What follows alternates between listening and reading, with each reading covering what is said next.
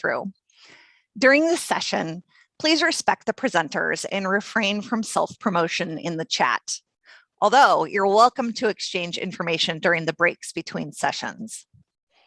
If you have questions for the presenters, please drop them in the chat. Due to time constraints, we may not be able to get to all of the questions, but we will certainly do our best. And all sessions will be recorded and archived on Wacom's YouTube channel. To see the full lineup of presentations, activities, product giveaways, and more brought to you by Wacom during this year's LightBox Expo, please visit lightbox.wacom.com. Please be sure to attend our keynote with Sam Yang of Sam Does Art as he shares launching an art career by building a social media presence. Sam's presentation is tomorrow, September 11th at noon Pacific time. And for those of you who are still wondering how our name is pronounced, it comes from two words, wa, which means harmony in Japanese, and com, as in computer, so Wacom. But hey, we always answer to Wacom or Wacom, however you say it. And Wacom works with a wide range of software partners to bring you the highest levels of compatibility and integration. Our Lightbox efforts would not be possible without our partners, Toon Boom, Clip Studio Paint, Adobe, MSI, and Magma Studio. I'm very excited to share with everyone our new partnership with Magma Studio. While Magma has always been optimized for Wacom, with our new partnership, we are offering 3 months of the pro version of their software when you purchase and register a Wacom One drawing display. Speaking of Wacom One, I wanted to let you know that we are offering some show specials on Wacom One, as well as Cintiq Pro 16 and Intuos Pro on our e-store. Visit our e-store and use the code LightBox21 for 10% off. That offer is valid for the US only. And for any of you who might be in search of Wacom products for your studio, your company, or your school, you can always get help from our enterprise team at wacom.com/en-us/education. And now it's my honor to hand the mic over to our fantastic artists. We are so thrilled to have the Women in Animation group here today, and I'll hand it over to Jenna Olson from WIA to introduce the group. Hey everyone, thanks for joining us today. My name is Jenna Olson. I am the Director of Operations for WIA, Women in Animation.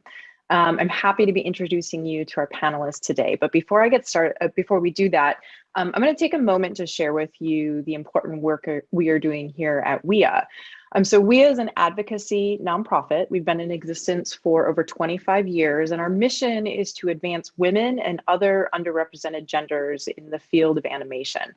In short, we're working towards a world where all genders share equally in the creation, production, and rewards of animation. It's a big, big thing. And our major goal is to reach gender parity in the animation workforce by 2025. We've got a lot of different programs to help us get there, and I'll explain a bit about them. But for more information and to learn how to get involved and support WIA, I definitely encourage you to go to womeninanimation.org to learn more. So a bit about our programs. Our most well-known program is our mentorship circles, where we pair motivated, hardworking, dedicated students and professionals looking to advance their career in animation, wherever you are, at whichever stage in life you are, whichever stage you are at work. You can be mentored by established animation professionals over the course of 6 weeks. It's a really great opportunity. Some other things we've got going on, we recently released our WIA talent database.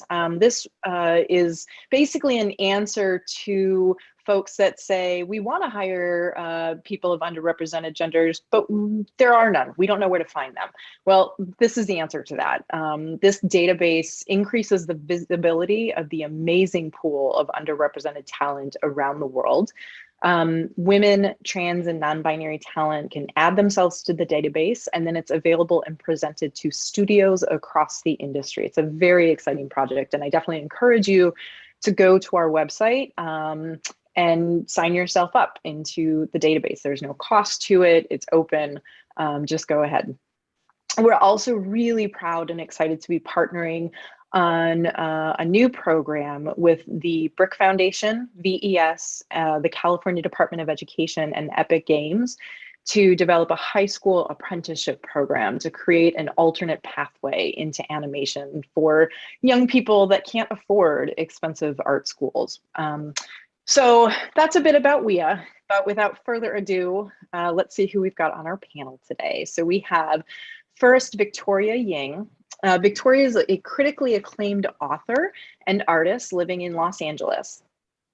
Her film credits include Tangled, Wreck-It Ralph, Frozen, Paperman, Big Hero 6, and Moana.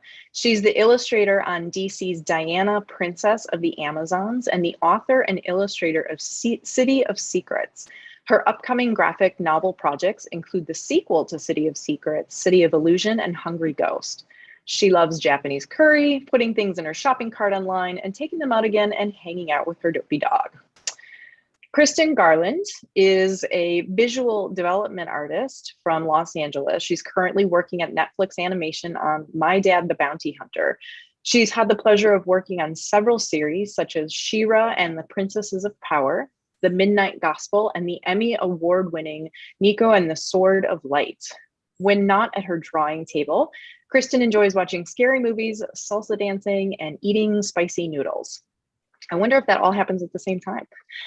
Claire Keane is an illustrator and visual development artist who contributed to the Disney films Enchanted, Tangled, Wreck-It Ralph, and Frozen. She's the daughter of Disney animator Glenn Keane and the granddaughter of Thelma Keane and cartoonist Bill Keane, creator of the comic strip The Family Circus. Gabby Zapata is from sunny Los Angeles, California. After graduating from the Ringling College of Art and Design with a BFA in computer animation, she worked at Digital Domain Studios in Port St. Lucie, Florida, as a visual development artist for their feature-length animation film, The Legend of Tembo. Fast forward to today, she's working at Disney as a lead visual development artist, providing art direction for their social media department, managing and creating original artwork content for various brand platforms. And then our moderator for today is Allison Mann. She's a talent manager and co-president of Fourth Wall Animation at Fourth Wall Management. In her role, Mann is responsible for managing talent and strategizing the development and talent for the feature film, international and series-based projects, collaborating with business affairs, recruiting, and the creative team to foster new relationships with key creatives in the animation industry. Mann is also the co-founder and CEO of the Brick Foundation, an organization set up to solve how to create new access points for women and people from underrepresented groups so they can excel at creative leadership and to enable culture change through engaging and empowering talent. Mann is passionate about storytelling and identifying and working with inspiring creators that can continue to elevate the animation industry. So, Allison, I leave it to you. Yes.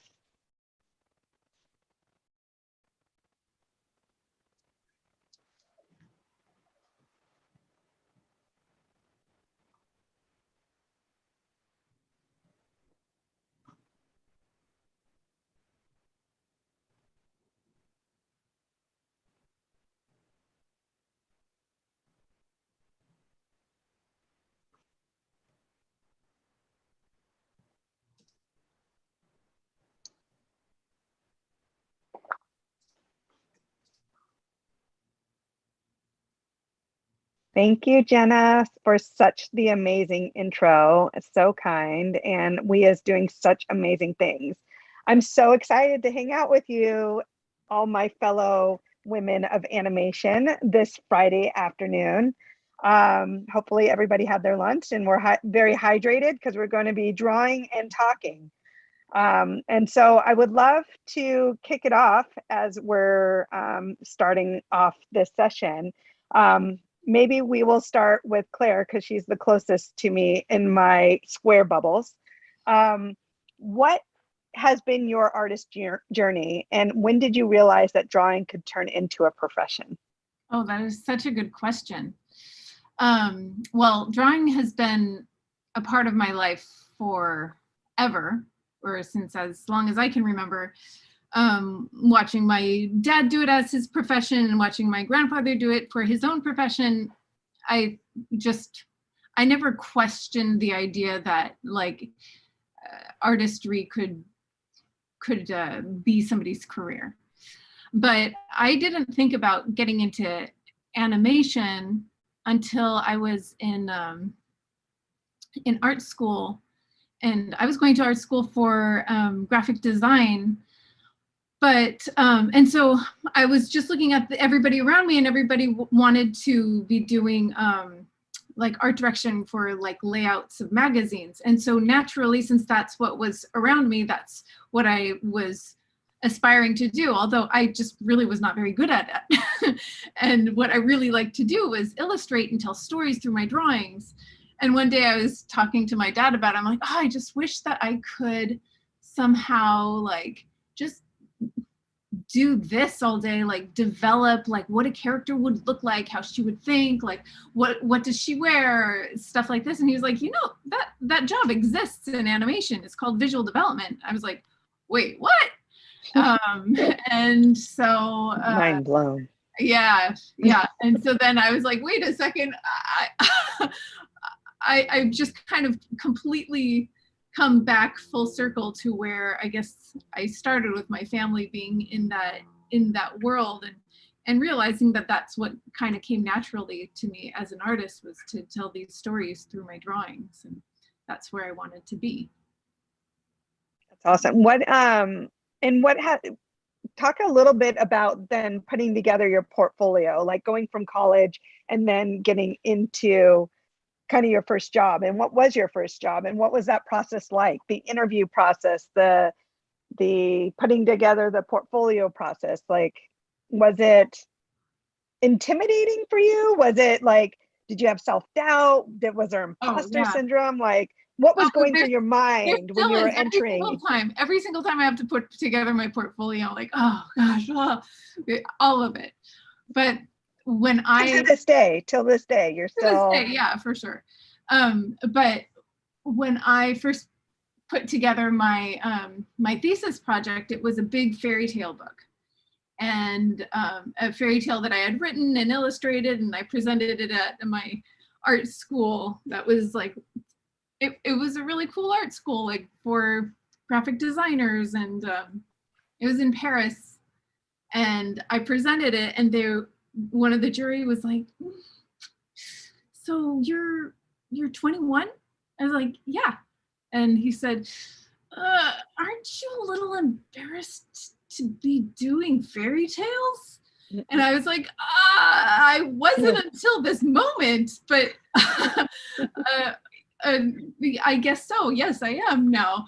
But then I realized, like, I really love doing this. And I don't care if that's embarrassing, like, I just kind of want to do it.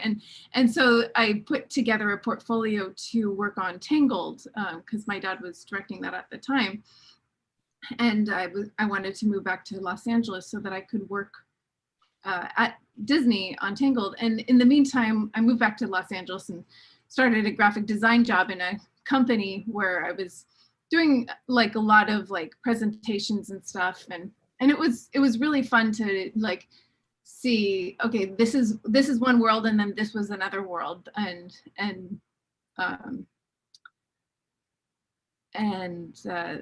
so once I started at Disney, it was just eye-opening to see, oh, these people just live and breathe this, like, this space that I feel so natural in.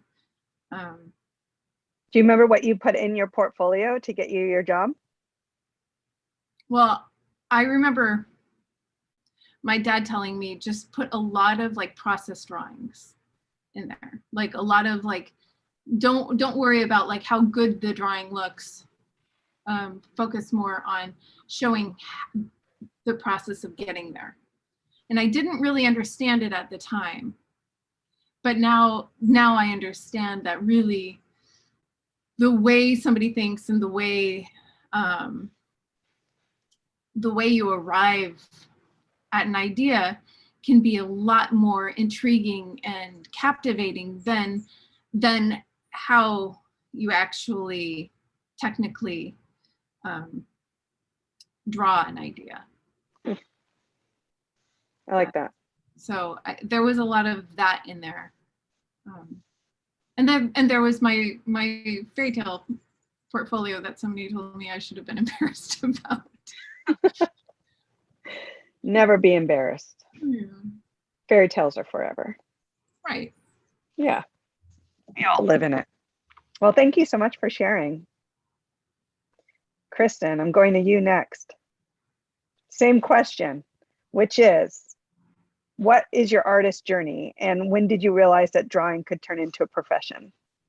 Oh gosh. I feel like my journey was very much all over the place. I always drew ever since I was little, and it was very much my parents realized they could just give me a sketchbook and I would entertain myself. And I always knew I wanted to draw professionally, but I didn't really know what that would look like. At the time, I was really into reading comics and manga. So I thought like, oh yeah, maybe I'll make my own comic one day. And that would be super cool.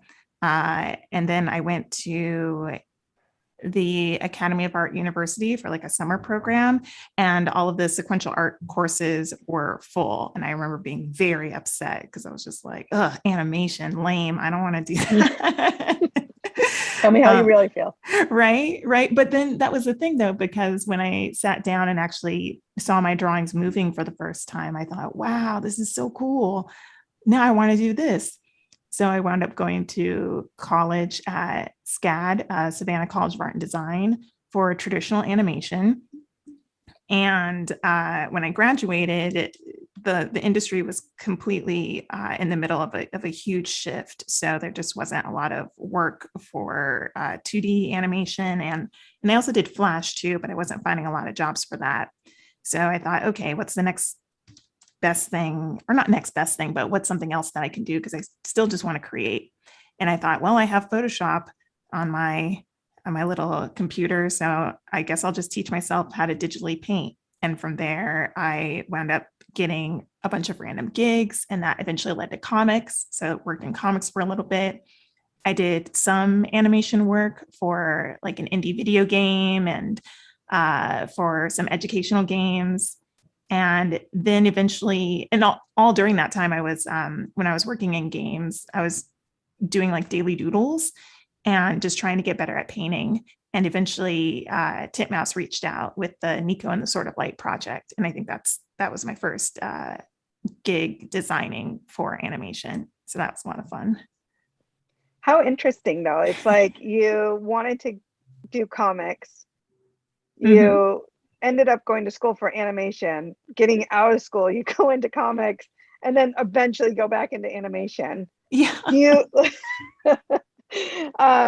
so do you like what do you feel like that experience kind of teaches you, or advice you would give individuals? Do you feel like it matters what you major in ultimately, or do you feel like you got enough foundation even in the animation space where you felt comfortable doing sequential art or working on comics, whether it's doing color or the sequences?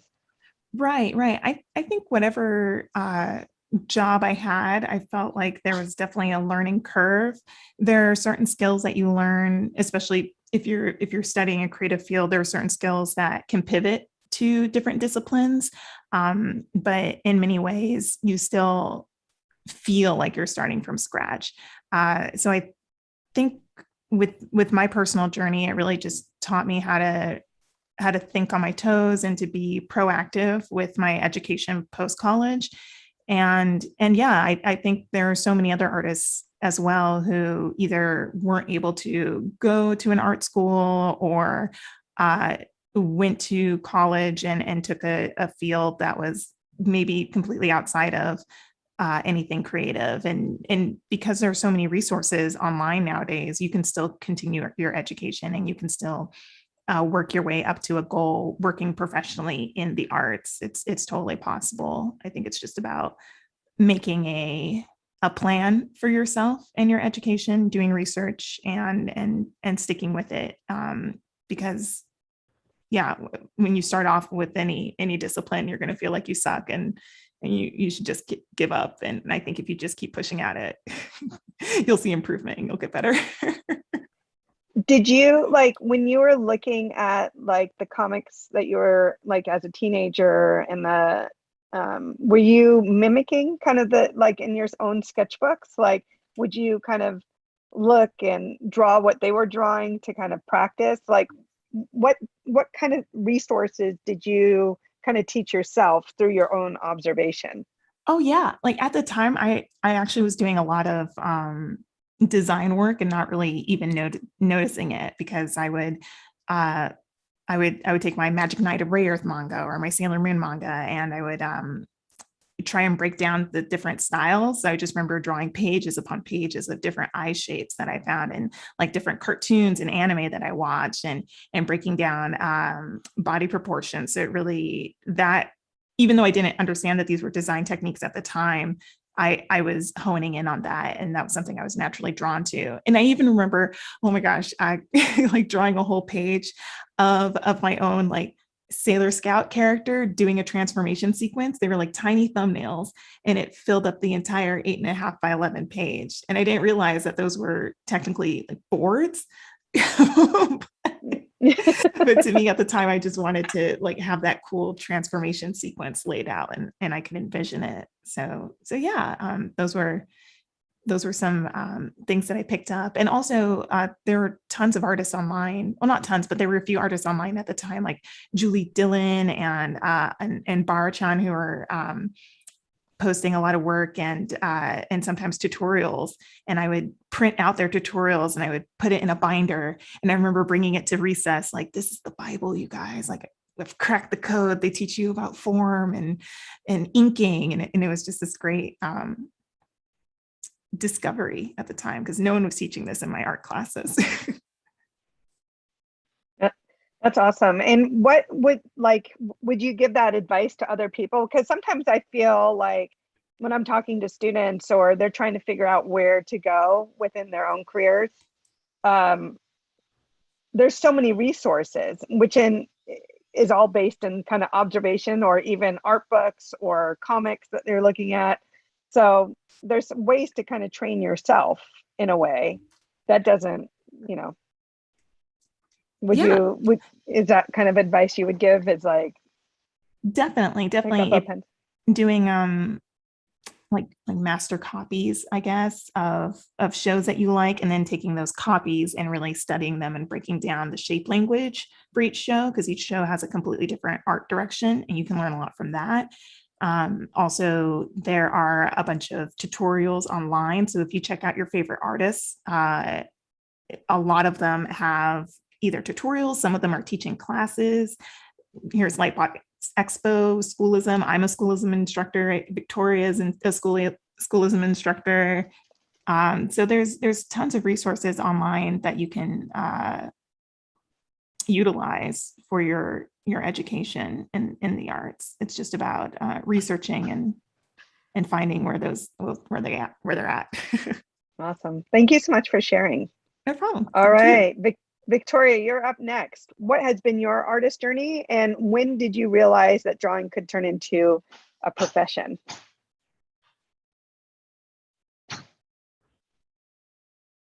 Sorry, I just realized I was muted. Yeah, I actually I echo a lot of like what Kristen said, because I had a lot of the same experiences where I, grew up with manga and anime, and that was really my first exposure to art as a profession and something that was, created by adults. I think you don't really think about it until you're much older. But my first manga was Ranma 1/2, which is like a comedy action manga written by a woman. And, just seeing her and seeing like her name as the only name on that comic book made me feel like, oh my God, that's so cool. She wrote and illustrated this, and I want to do that. So like, that was definitely my goal. In my 8th grade yearbook, it says that I want to move to Japan and become a mangaka. And, you know, I moved away from that because all through high school, all through middle school, I wanted to draw comics. But when I got to art school, because I focused so much on the art side of things, you know, someone told me, they're like, hey, you know, there's like no money in comics, right? And I was like, what?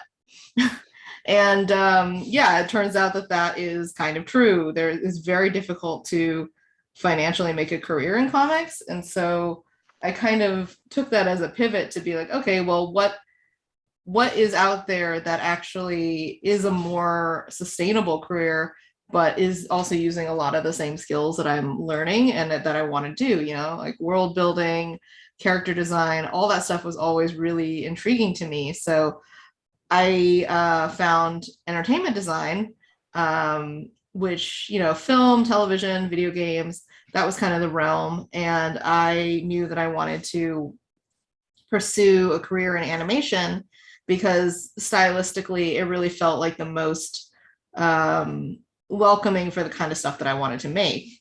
So I went to Disney and I started as an apprentice there. Claire was actually my mentor during that time, which was very cool. I got to learn a lot from all the people who worked there. And, you know, I really grew a lot as an artist. I was there for 8 years before I kind of, you know, I was at Disney for a long time. And then I realized that like I'd really forgotten the storytelling side of myself. And I ended up like taking a leave and going to publishing because I realized that even though I was doing a lot of the stuff that I wanted to do with character design and stuff, I wasn't doing the storytelling side. So I switched over to publishing and now I write graphic novels. So that, you know, that wish in my 8th grade yearbook actually ended up coming true. You manifested that. That's right. Is there anything about, like, would you go back into the animation industry?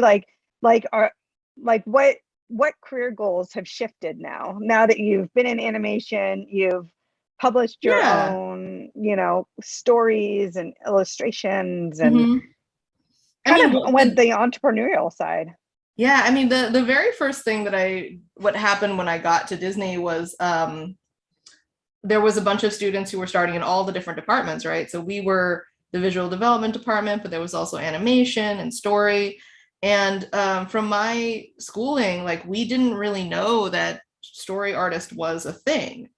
Like we had a storyboarding class, but our storyboarding class was very much like feature animation storyboarding, which meant like you were just taking a script and directly translating it, which didn't feel like what I wanted to do. But, you know, once I got to Disney and I was like, oh my God, that's a job. But it was already like a little too late because I was already in the visual development department. So like story writing, like those are kind of the fields that I'm more interested in terms of like returning to full-time animation work. I still freelance. I still do a lot of like development and biz dev stuff for studios that reach out to me.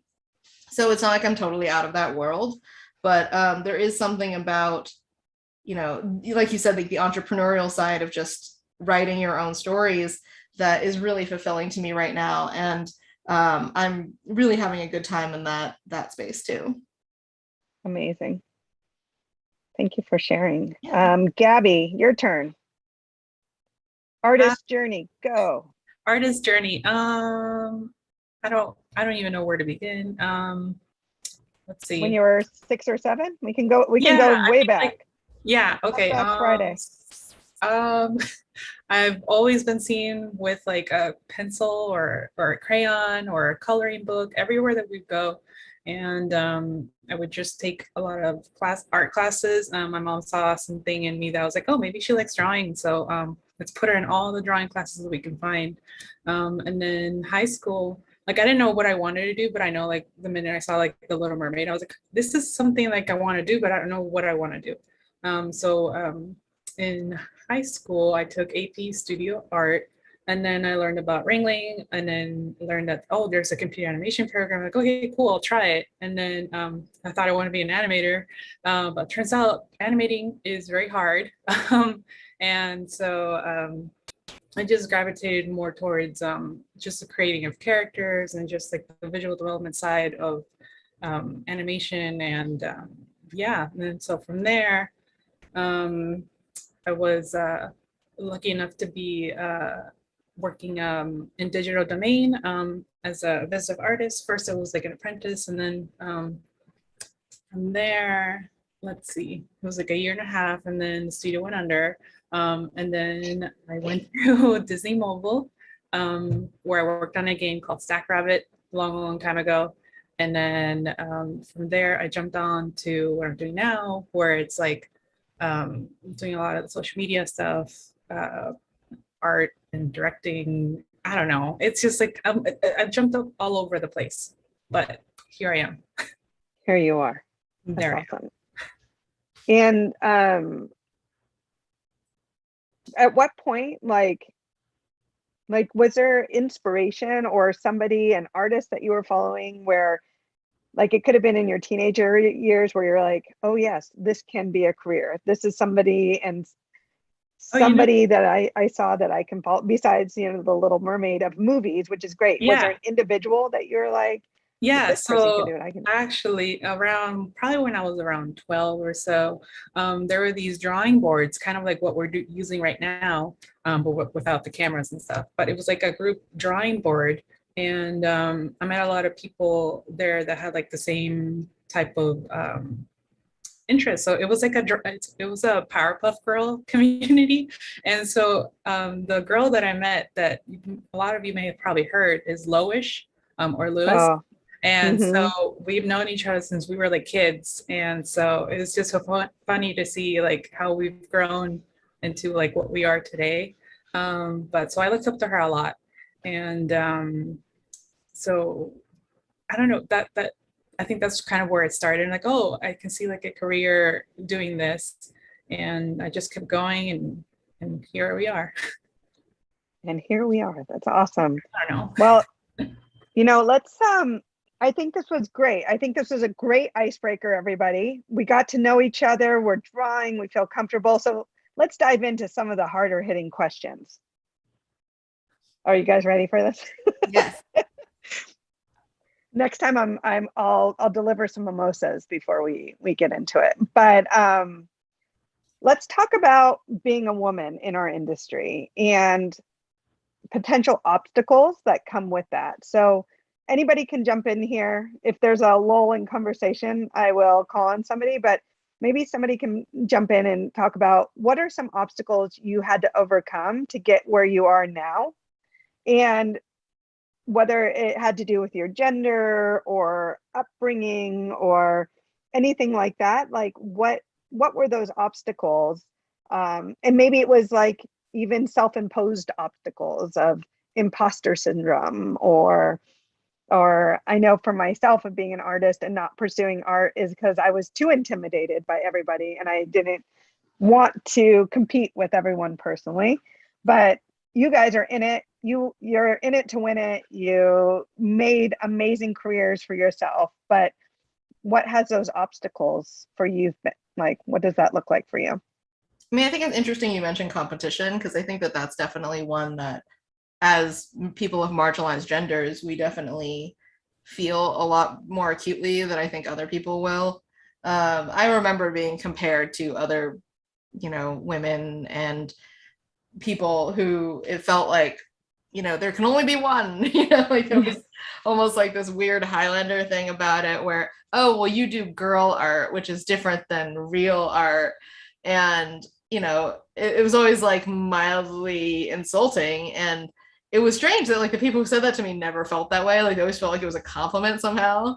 And yeah, like I think that that's something that was interesting to overcome, because you don't know how to address it in that moment. You're like, but what do you mean I draw like a girl?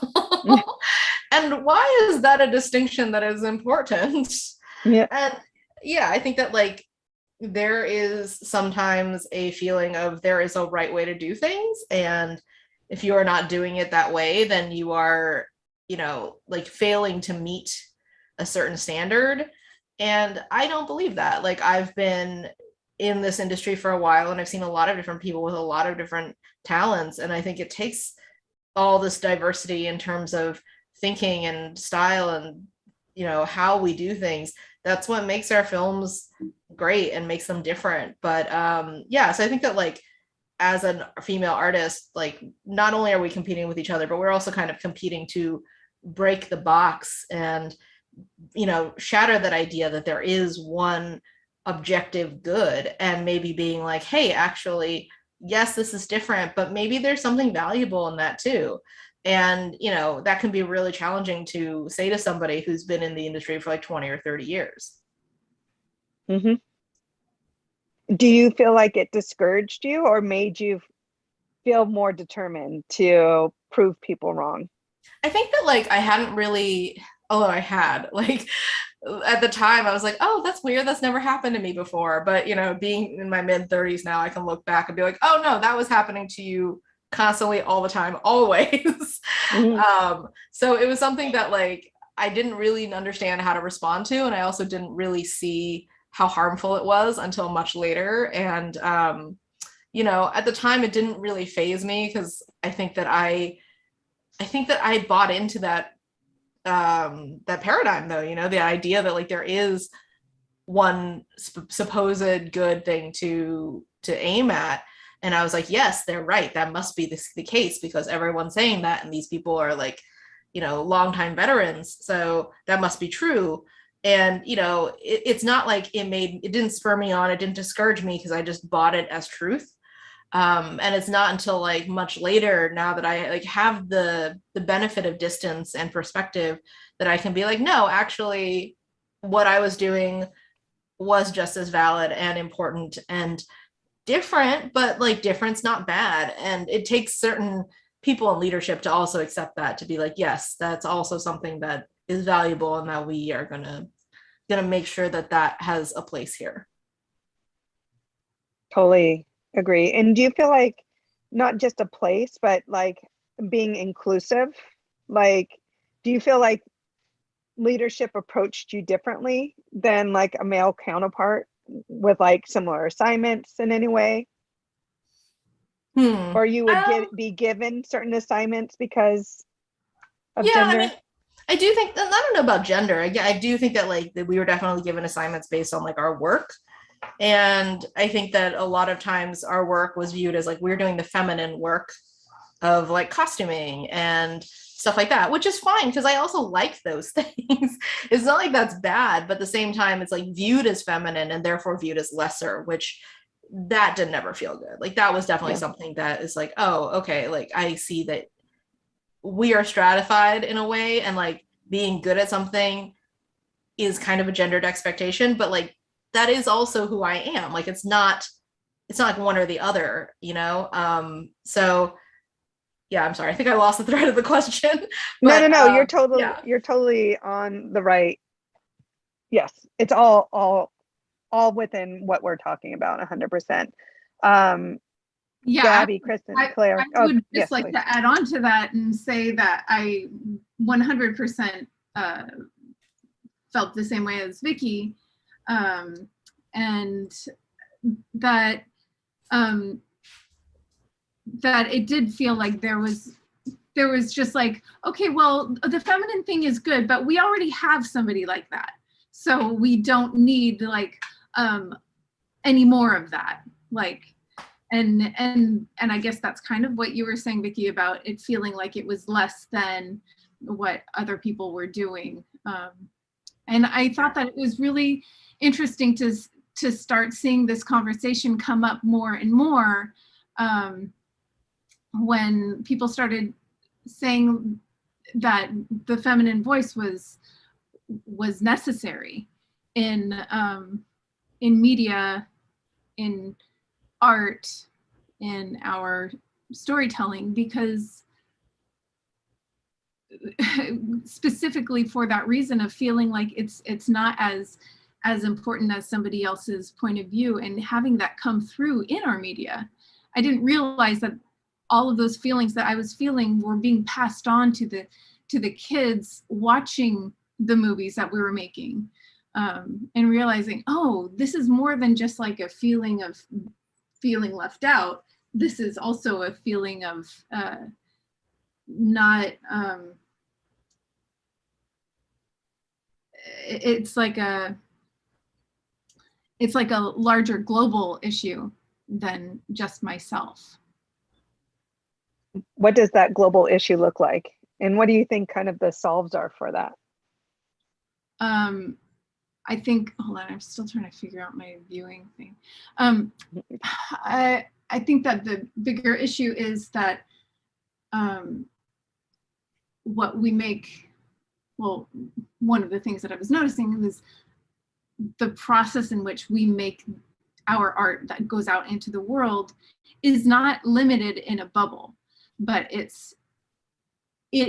is what gets projected out into the world. And even if we're saying like really inclusive things, the actual actions of making those stories really come through larger than what our overall peaceful message of the movie is, and the fact that women's voices in animation or in media in general are useful in order to get a different point of view across. Having that feminine point of view. Why is feminine? Why does it have to feel less important? Why does it have to feel frivolous? Looking at Greta Gerwig's movies, I'm always just like, oh, this is wonderful, and it feels so feminine, and it feels so important, and I would love to see more stuff like that that's celebrated. Yeah, I agree with you. Yeah, I feel like women's art often, sorry, go ahead. go. Go. Oh, I was just saying, I feel like especially in school, like we were kind of told that women's art tends to be decorative, and decorative as in a bad thing, as if like we can't be cerebral about it, but also like what's wrong with decorative? Most folk art is, pushed aside as feminine because it is the type of art that people make in their homes, like quilting and all other types of various folk art. And I think that for years and years, feminine art has always been kind of looked down on as something that is not true high art, because it's not as like, I don't know, it's perceived as less thoughtful. But I think there's nothing wrong with being decorative, especially because like we as a society and as humans have always responded to the decorative. Like that's why we've always drawn on walls and stuff, because it looks interesting and there's nothing wrong with that. Yeah, well, I also believe, like, from a psychological perspective, there's a lot that is communicated through art that we can't put words to. And there's a reason why certain paintings really, really resonate with people and others don't. And I think that the decorative art is equally very much that importance of we're not always completely aware of everything that's being communicated, but it's important to communicate it anyway, even if it's just through art. Totally agree. Gabby, Kristen, do you have any? This one's a tough one. I don't know. I'm just thinking about how the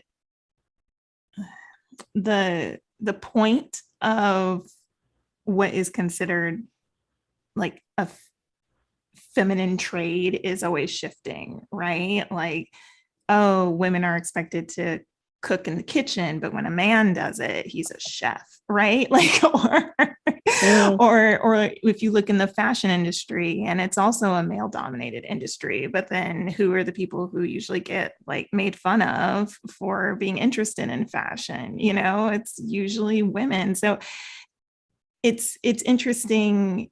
I think it all just boils down to sexism, and there's and women aren't a monolith, and the feminine art, I feel like what even is that, everyone's capable of drawing in different styles, and we're so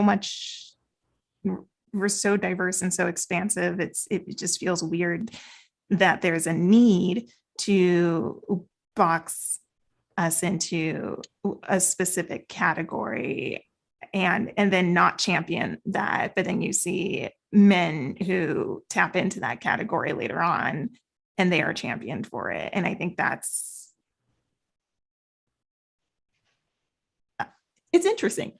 It's interesting to watch. Because it's not just our field where this is an issue. So Yeah.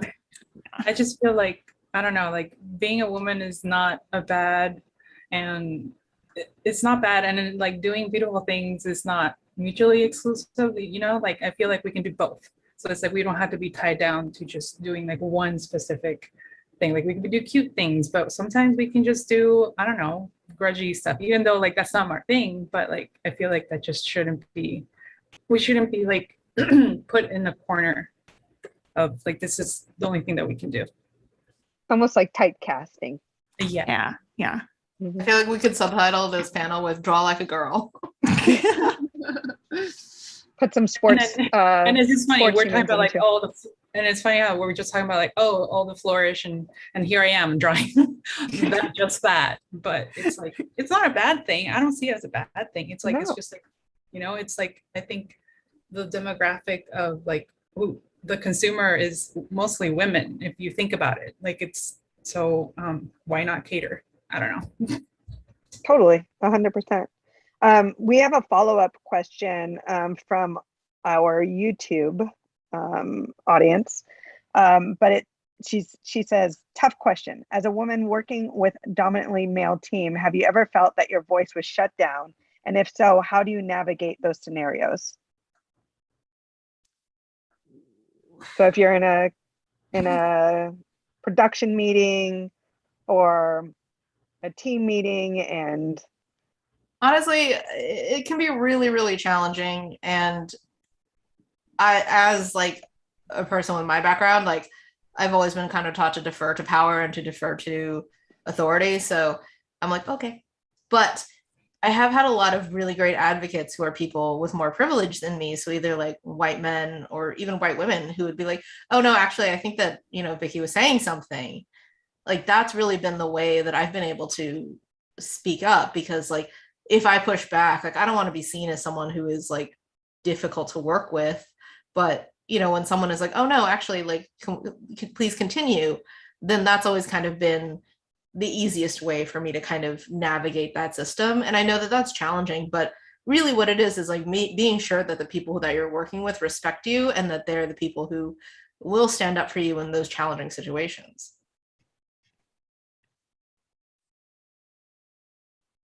yeah, I think advocates are super important in like allyships, especially in these times. And it is interesting because if a male speaks up, it's looked as empowered, right? Powerful and great presence and leader. But when we do it, it can be looked at as being difficult or challenging. And so it is an interesting balance. It's not right in any means. But I think the more that there's advocates and people in the room that can make sure our voices are heard, I think that I love that you've been surrounded by individuals like that. Yeah, I think I've been really lucky. Like I've definitely had a lot of art directors who have valued like the things that I want to say and who want me to like present my own work. Of course, that has gone the opposite direction at times too. Like, you know, I think that we look at these studios and we think that they're all like this one little cohesive universe, but like every show is its own little universe. And every time you got to like restart and you got to relearn people and relearn whatever their stuff is, you know, who likes what and what kind of system are you working in. And, you know, actually the most challenging times are always when like those people didn't get along, and it's not anything to do with you. Like so much of it is outside of your control. But if you can go into a system where everyone, even like if you just have like one advocate, someone who like really, really believes in you. And I think that that's what was so great about like the Disney mentorship is that like we always went in with someone who had our back. You know, it was always like, you always had your mentor behind you who's always going to be like, oh, actually, here's the work that my mentee did. And here's kind of like, and you would help you, you know, so you didn't feel as alone and you didn't feel as like powerless, as really you are, like when you're a trainee, like you really have nothing, right? Like you're the lowest tier, but having that mentor who's there to like lift you up and really help be that advocate for you has really been like how I've been able to work that system. Love that. Claire, Gabby, Kristen. I think it really depends on the situation, because some people don't realize that they're steamrolling. And sometimes a simple conversation like with them, if you feel comfortable doing that, could help. Or it could be just, if you're feeling uncomfortable within meetings, just practicing speaking out more. But then there are other situations where I feel like when you can tell ego's involved, sometimes I'll just sit back and let it fly. It's one of those things where you really have to decide for yourself if it's worth the battle and if it's worth the friction. And I hate saying that, but yeah.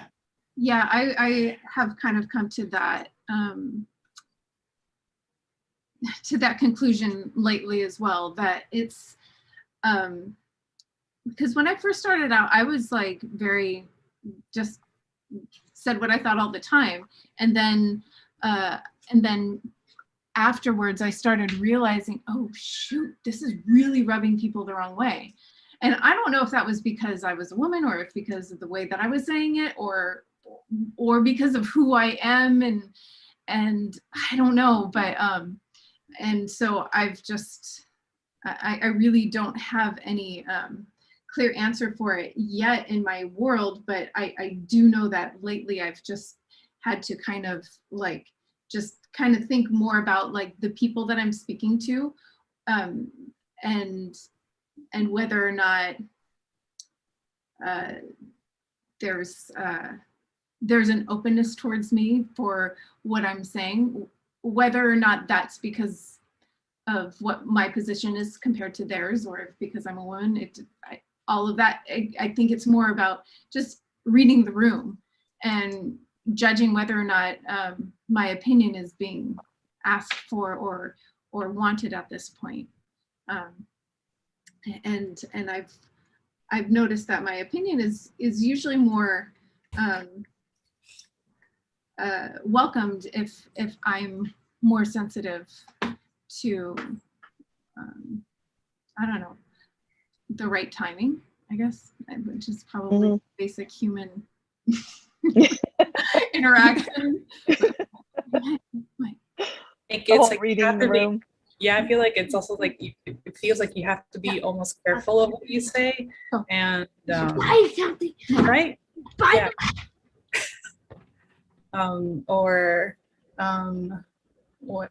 What's the situation? Or like they're thinking about like something male driven, but then like, oh, did you ever think about it being, including more? I don't know. It's hard to talk about this particular project, but yeah, I don't know. I lost my train of thought. I think it's just a fine line. Like you want to be able to stand up for yourself, and you want to be able to express your opinions, but depending on your position, 9 times out of 10, like for me, for example, I'm deferring to other people for the final, like yes or no on an assignment. So I usually just, even if I disagree with my art director or an executive note, I'm kind of just like, well, whatever, that's the way it is.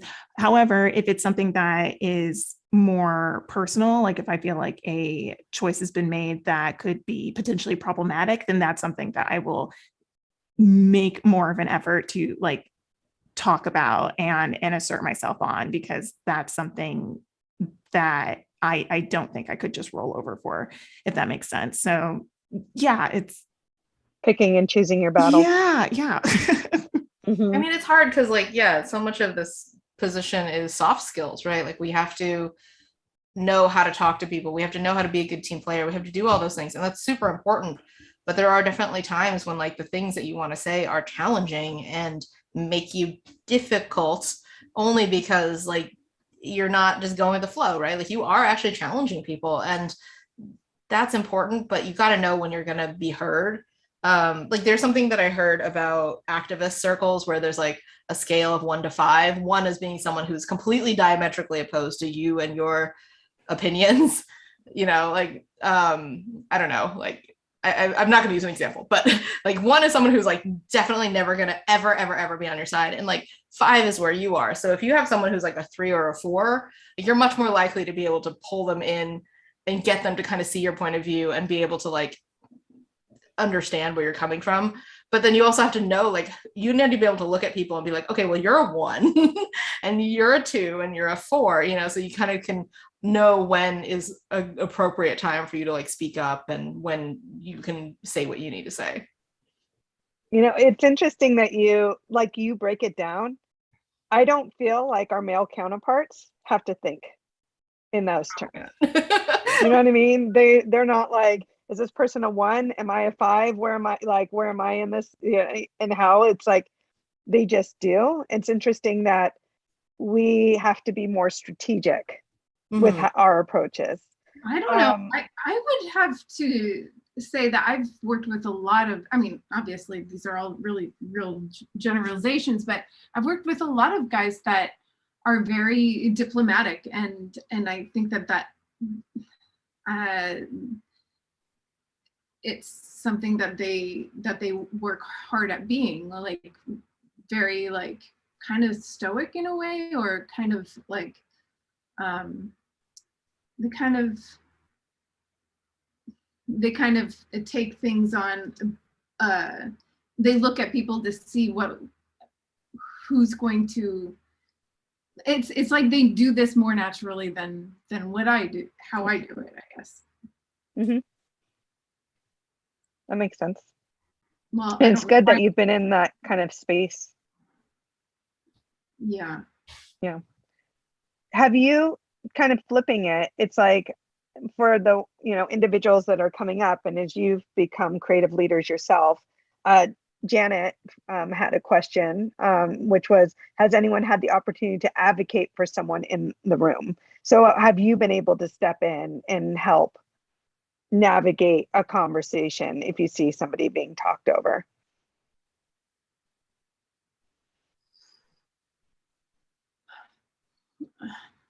I don't think I've ever witnessed it necessarily. Okay. I've never. Did I ever stand up for you in a meeting? I think you did. Yeah, I definitely think that, like, as you know, you were the one who was advocating for my work very early on, because like we had a really different system back then when we could actually work on the films as trainees, which you can't do anymore. And yeah, like you would help present my work for me, and really you modeled for me how to present, which I think was really important too. Even if it wasn't necessarily like, no one was talking over me necessarily, but still, like, you were definitely always there as kind of like an advocate and someone who made sure that like my work got seen and understood by people who were in the room. But was there ever a moment where you felt like somebody wasn't listening to you and you had to not really on that show, not really on Tangled. I think that, like, generally speaking, that when we worked together on that, for a number of reasons, but yeah, like those guys were really great about hearing us and really like wanting to know my opinion, and, you know, really directing the conversation towards me instead of just like not. And it was a really good experience for that reason. Like, that's one of my favorite films that I worked on because everyone was so great about it. But yeah, like I think in subsequent projects things didn't go quite as well as they did, and I'm not calling anyone out. Like, you know, things are just different all the time. But yeah, I think that Tangled in particular, we had a really good group of people who were all really great at being able to like help advocate for me. And I think that also helped set the tone for the rest of my career, because that was my first project. So I got to kind of see like, oh, okay, like this is an ideal version of what that looks like. So yeah. That's great. And then Deanna kind of has another question, or has a question, which feels like it kind of fits in this wheelhouse, which was, have you ever offered an idea and it was rejected at first, but then later down the line of production, they took that idea without giving you credit. It's so hard because like these things are so collaborative, and like ideas are all just kind of churned through this big weird kaleidoscope, and then you're like, what comes from where and who says what, you know? So like I've definitely seen like bits of my rejected ideas go into final products, but I don't necessarily think that it's done with malice or really intent of any kind. It's just kind of the process. Nature of the beast. Yeah. And I also think that like ego and needing that is really, really harmful for anyone who wants to be in this environment, because it is so collaborative, and like every single thing is touched by like 90 different people, and it's really, really hard to trace back who did what. So, you know, that's why like in the credits, it's not like, you know, Victoria Ying responsible for like these 6 things. It's like Victoria Ying worked on this film, because that's how it is. You know, it's like, it's really, really hard to like nail down who said what, who did what. I know that there are definitely times when that has happened to other people. But it is really, really challenging, because the viz dev artist, I think that your main job is to have ideas that get thrown out. That is like most of what you do. Most of your ideas go straight into the garbage, and that's fine, because that's your job. You're here to like give the wrong answer so they can find the right answer. And so, you know, it's hard to kind of know like what came from where, who heard something, and like kind of mash it all together into the thing that it is. And then, you know, like that's the product. And, you know, I think that, I don't know, that's probably all I have to say about it. Yeah. No, that makes complete sense. Yeah. Yeah, that makes sense. And I also have kind of started taking it the opposite way, that like, I noticed that a lot of people, like I'll throw out an idea, and then, and people will be like, oh, and then somebody else will be like, what about this? I'm like, well, that was totally the idea that I just said. But it's like, it's almost as if, and they didn't know that they just like reiterated what I had just said, but it's like, oh, but that's still really good, because that means that we're both tapping into this like deeper well of some more collaborative thing that we want to say. And if that person's tapping into the same thing that I'm tapping into, then that's a really good sign. And I should just like take that as a win rather than as a slight or something that has to be overcome. I think that's really important. To believe in good intentions too, right? Like everybody's probably working a million miles a minute. They like hear things. Maybe it's not even the idea might not have been right in that exact moment, right? And then as the project evolves, then that idea becomes like, oh, actually that does fit with what we're doing. Yeah. So it's, you know, it's very possible that like your one idea was like not quite right, and then someone else kind of rewords it in a way where it strikes a chord with the director. Because what we're doing as viz dev artists, and everyone who's in this production, is you're like playing this game of mind reader, and you are a team, and you're all doing this together. So, you know, if someone can kind of crack the code by using what you made, or like what you said, it's hard to be like, well, that was my idea, because like the whole job is about like, how can we all kind of develop this thing together? So yeah. Yeah, you just hope that like at the end of the day, like you resonate as somebody who like can tap into that larger idea easily, and you're always right there, and that people can recognize that, and just have good vibes about you.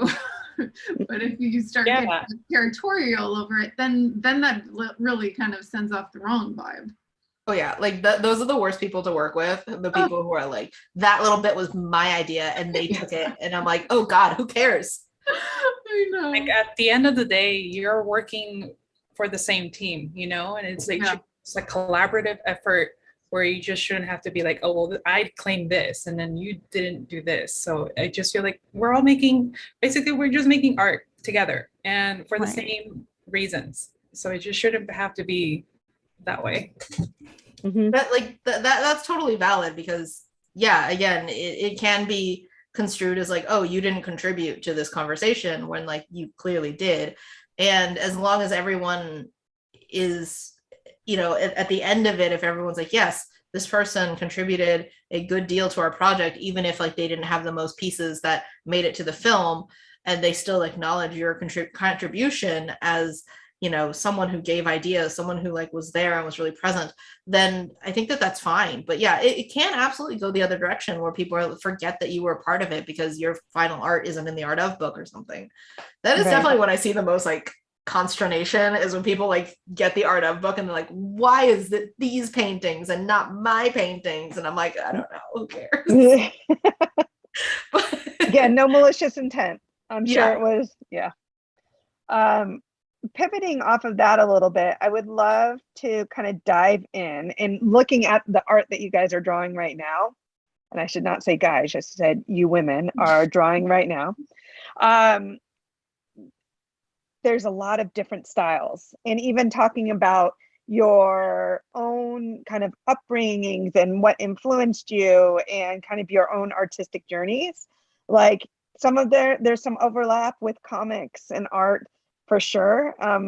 But I would love to hear how your own experiences impacted the development of your art style, and any advice for people who are looking to develop their own style. Like, how do you figure out what your point of view is as an artist? And also when it comes to that casting, we talked about casting of like kind of that feminine quality to kind of the illustrations, which looking at your artwork, I feel it's just your brand. Like, as far as this is your art, I don't see necessarily gender in it, but I see just amazing artwork. So like, how do you find your voice as an artist and your develop and your artistic style?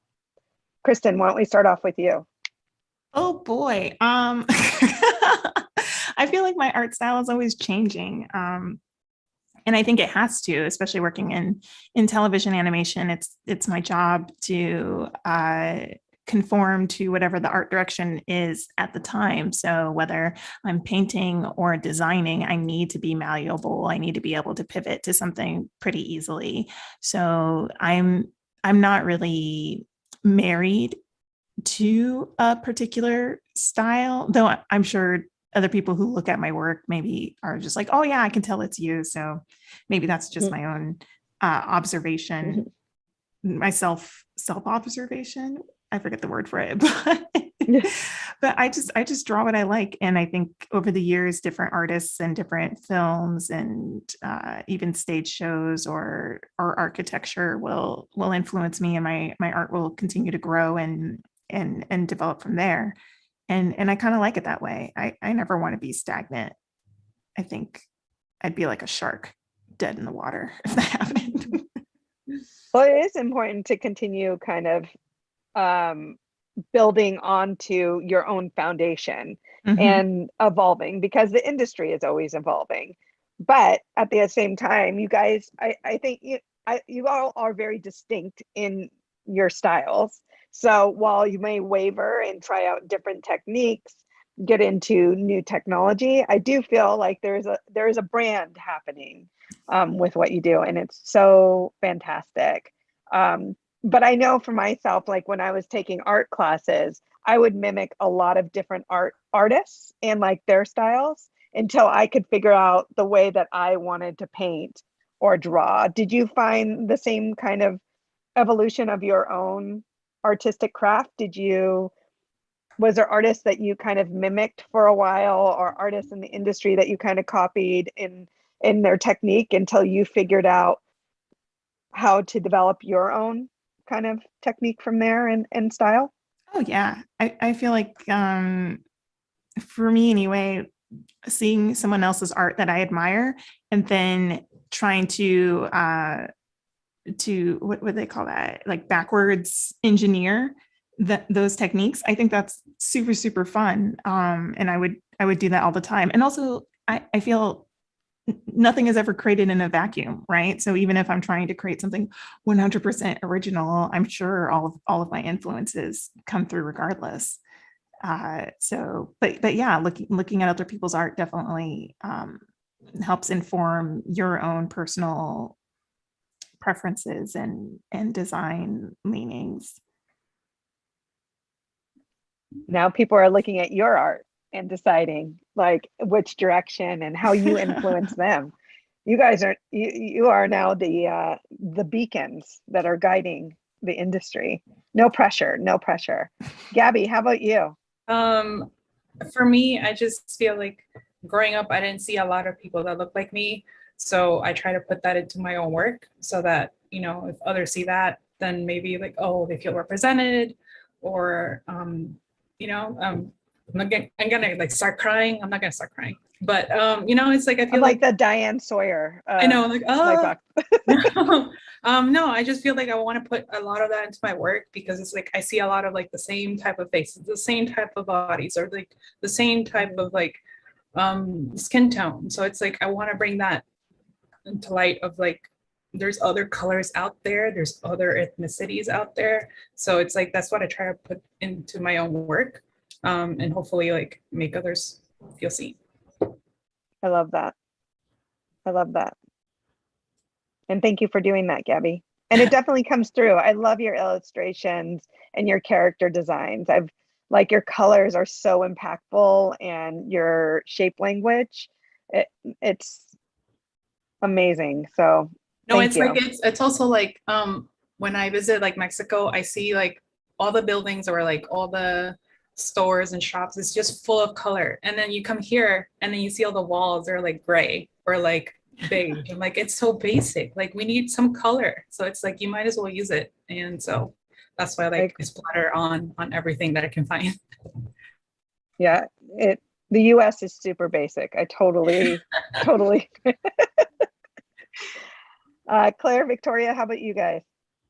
I think like style has always been an interesting question because I feel like I also don't have a style because I've been very production oriented, but also like I'm very bored easily. Like things, I want to try new things. Like doing a comic book that's like 250 pages and every page has to look the same. Like that's really hard for me. But one thing that you find is that like you don't find your style finds you. You are your influences. What you draw, what you make kind of comes out of your own voice and the stuff that you like. So like I think that people shouldn't stress so much about finding their own style because you probably have one already. And the more you draw, the more that's going to kind of come out of you. And it's just going to be like, what comes natural to you? What do you like drawing? Like, that's really what style is. And yeah, I think the more that you like kind of focus on it, the like less likely you're really going to be able to like tap into it because I think that like, yeah, you kind of need to relax sometimes when it comes to those types of issues. Yeah, I agree that the style is just within you. You just need to kind of practice getting it out, and the more you can just get comfortable drawing, the more that style is going to just start coming out naturally. Even if that means that you're copying somebody else's style in order to just learn something, if that's where you are being called to like really kind of take in your own to learn on your own or something like that, like then eventually your style is going to come out even if you're being influenced by somebody else. Oftentimes people, because I have lots of different styles that I use or different techniques, and for different things. So I often think that I don't really have a style. And sometimes people will be like, oh, I totally saw that was your stuff up there. And I was like, how would you know that I've never used a technique like that before? And I realized afterwards that what they're picking up on is like just some kind of what I was talking about before, like that unspoken thing that people pick up on, that just comes through in somebody's artwork that isn't necessarily spoken, but it's just there. And I think the style is very much that world. That makes sense.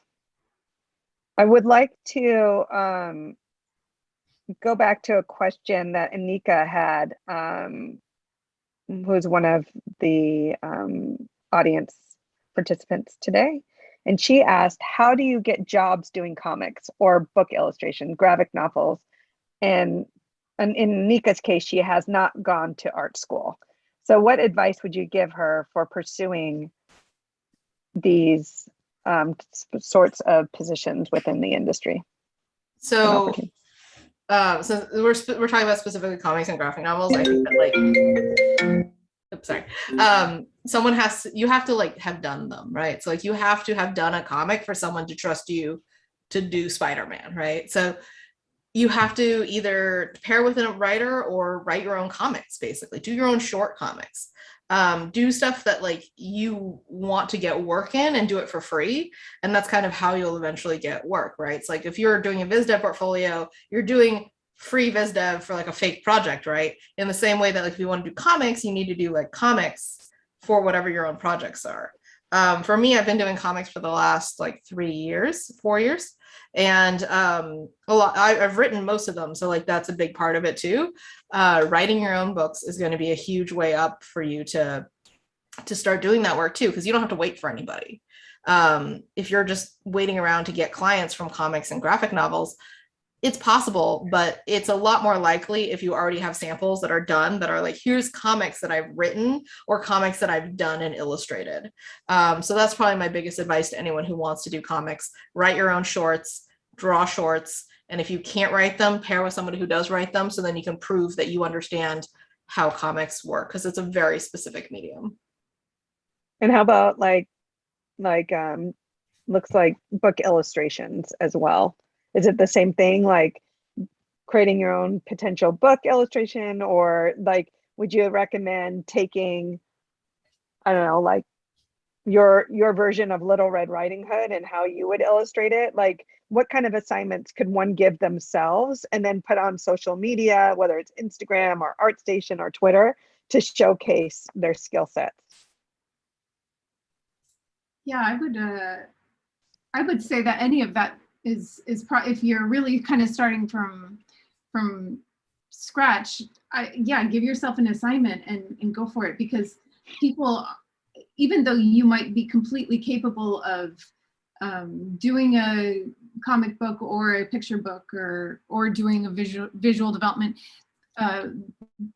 people won't be able to just jump to that conclusion unless they actually see that you've done it. Yeah, like if you have a portfolio full of figure drawings, no one's going to know that you can do character design. So you need to actually show that you can do the job that you're applying for, even if you've never done it before. Yeah. Is there outside of looking on Instagram, looking at like children's books and graphic novels that are already been created, is there any other resources that you get that anyone can recommend that could be useful? For children's books and graphic novels, you know, the Society of Children's Books Writers and Illustrators, SCBWI, is really good. I highly recommend like checking out their website and seeing their events and stuff. I think that that's really good.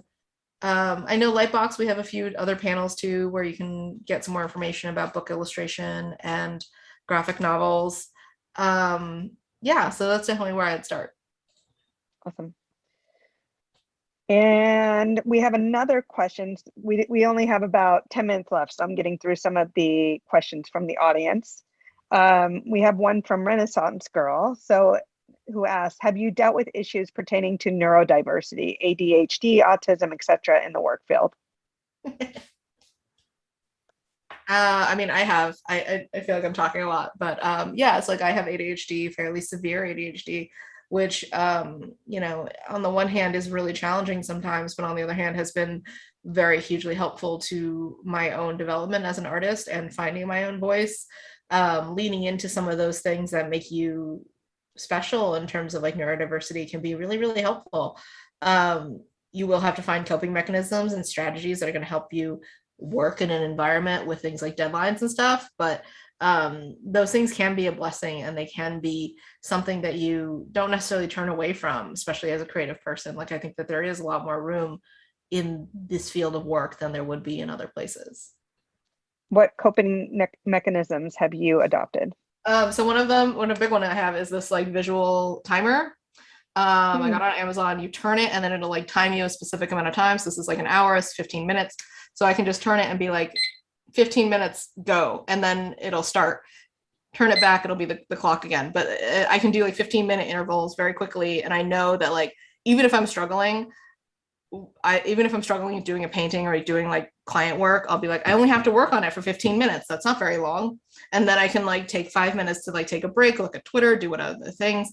And then like at the end of the day, you realize that you actually got a lot of work done because you really sat down and focused. Because I think for a lot of ADHD people, the idea of like this expanse of time can be really, really challenging because we can't really understand the passage of time. So this timer, even if I'm not using it to block out my time like a Pomodoro, it can still help me rhythm out my time. So then I'm like, okay, like 15 minutes has passed. Okay, great. At least now I know that. And that is still helpful.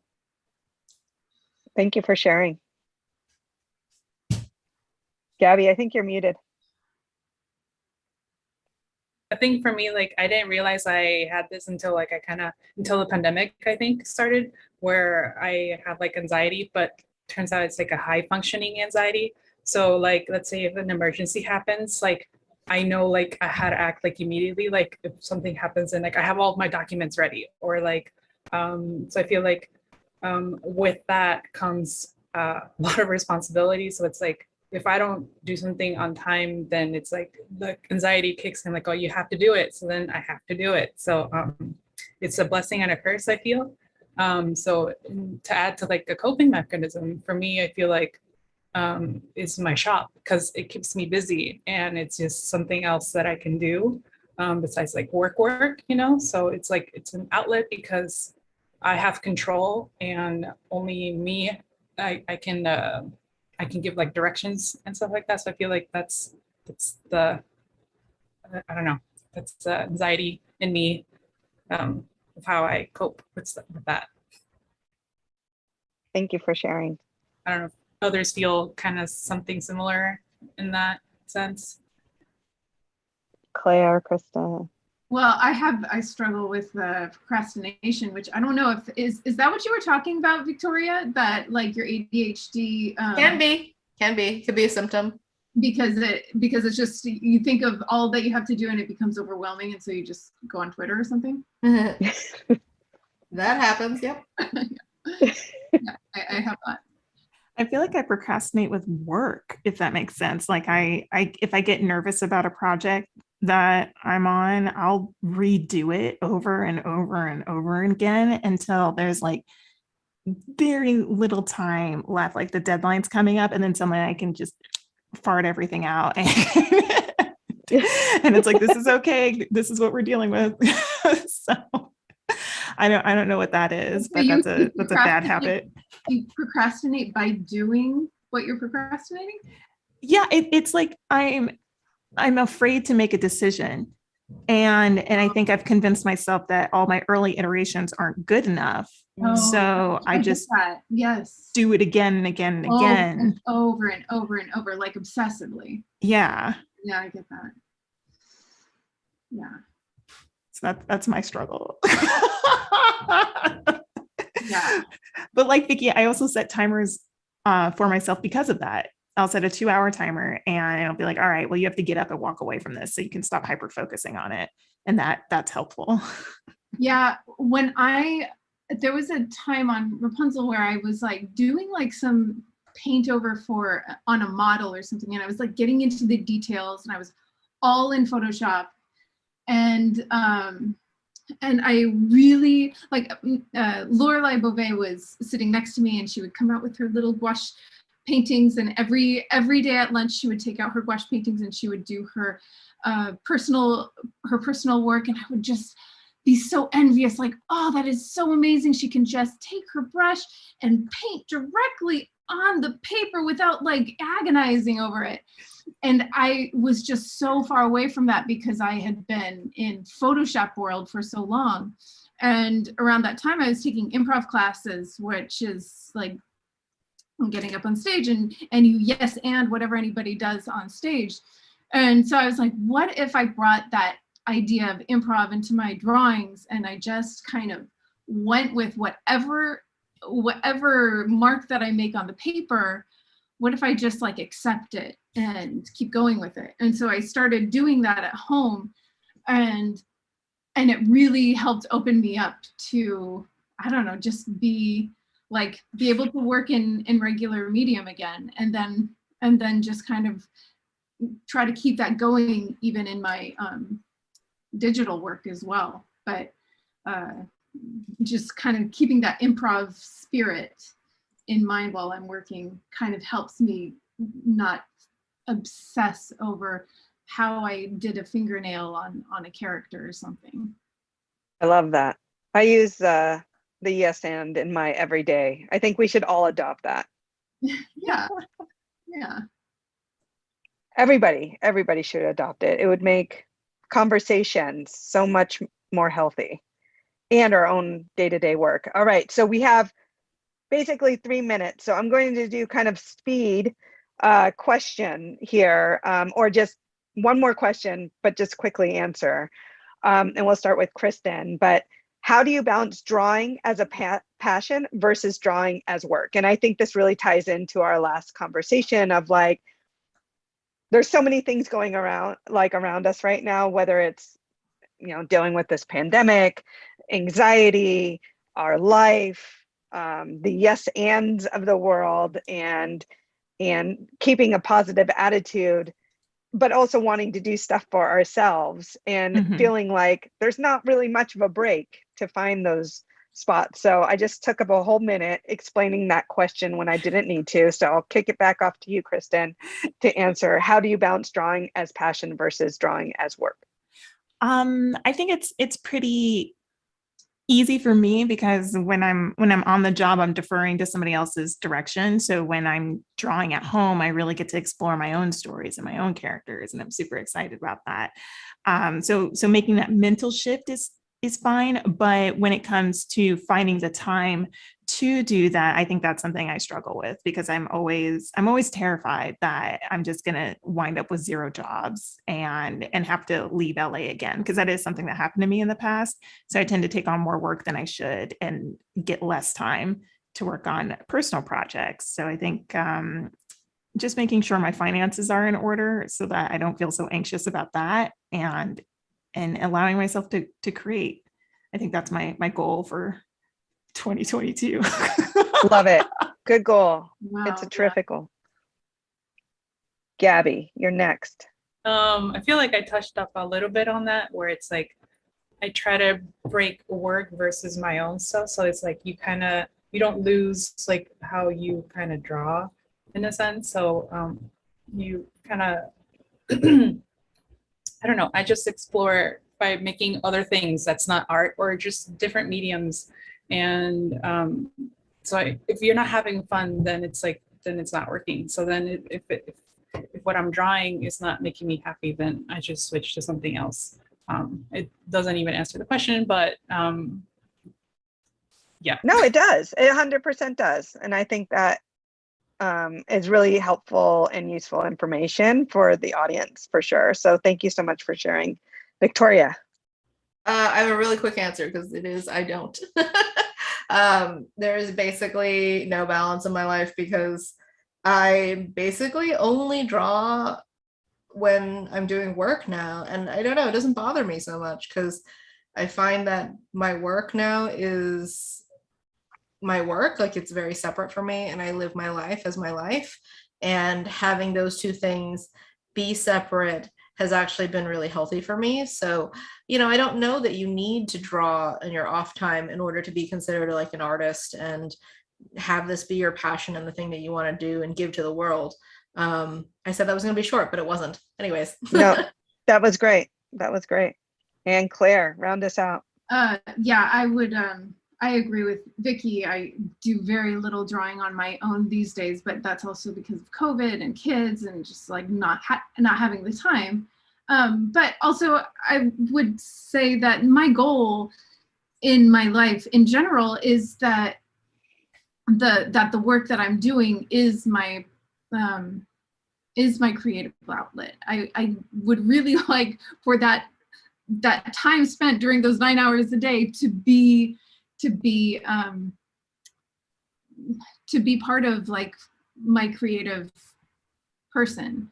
And I don't have time to do personal stuff after work. So that's kind of, and just to like go back to Vicky, I feel like what you've been doing, you just came out with your comic book, your second comic book that you wrote. Yeah. And that's pretty personal. That's true. Yeah. Not just like doing your work and just like separating your life from your work. That's like fully integrated, and that's where I want to be. Yeah. Thanks, sir. I like that shout out. I love women supporting women. This has been an amazing panel, great combo. It was a perfect, at least for me personally, a great way to spend my Friday afternoon. And I want to thank everyone, Kristen, Gabby, Victoria, Claire, for hanging out with us. Wacom LightBox Expo, we thank you so much for hosting us. And Erin, we're going to kick it back over to you for any additional closing remarks. Thank you, Allison. I agree. That was an amazing session. And I know I related to a lot of the discussion. And so I hope all of our audience benefited from the time together as well. If you want to collaborate or host an art jam like these amazing artists just did, pick up a Wacom One and get 3 months of Magma Studio Pro along with some other, some other sweet creative software. Don't forget Wacom One, Cintiq Pro 16, and Intuos Pro are 10% off with the code LightBox21 at the Wacom eStore. And I also wanted to let you know that we have our biggest event of the year coming soon. Keep the creativity going and join us for Connected Inc. on November 16th and 17th. Connected Inc. explores new directions for art, human expression, and education, and the technology that supports it all. On this 27-hour journey, we seek out new inspirations and new perspectives in creative chaos with creatives and thinkers from various cultures and industries. On the web and on stages in Tokyo, Beijing, Dusseldorf, and Portland. You can find details at connectedinc.wacom.com. And our next session is in 1 hour. Manuel Lopez, aka Manu Mercurial, is going to be hosting an animation crash course for illustrators at 2:30 Pacific right here on our YouTube channel. During our break, we'll be featuring art from our amazing community live on the screen. So for a chance to be featured, use hashtag #WacomLBX on Twitter with only one image in your tweet. We hope to see and help you share your amazing art. See you in the next session. Bye, everyone. Bye, thank you. Bye.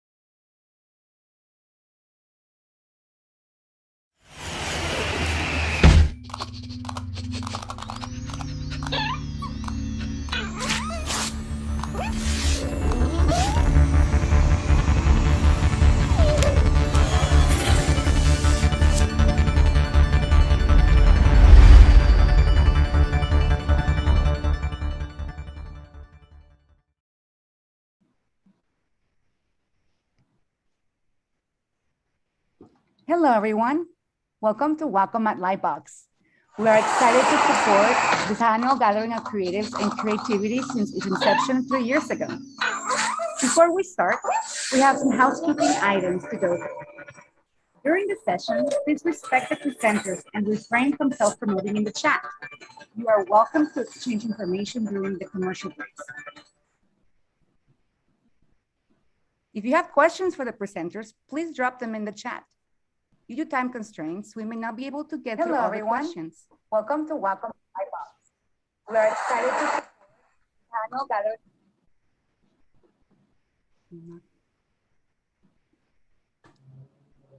Wacom works with a wide range of software partners to bring you the highest level of compatibility and integration. Our LightBox efforts would not be possible without our partners, Magma Studio, Toon Boom, Play Studio Paint, Adobe, and MSI.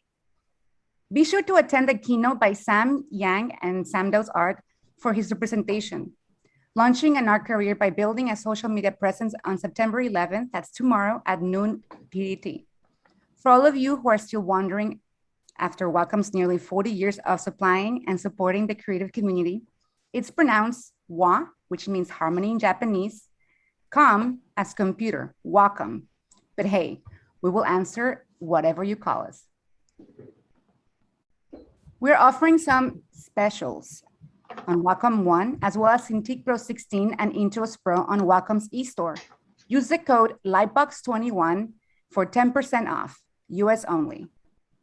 For any of you who might be in search of our larger numbers of Wacom products for your studio, company, or school, you can always get help from Wacom's enterprise team at wacom.com/en-US-education.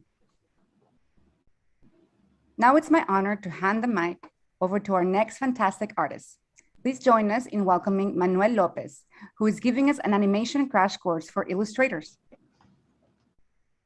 Thank you so much, Elizabeth.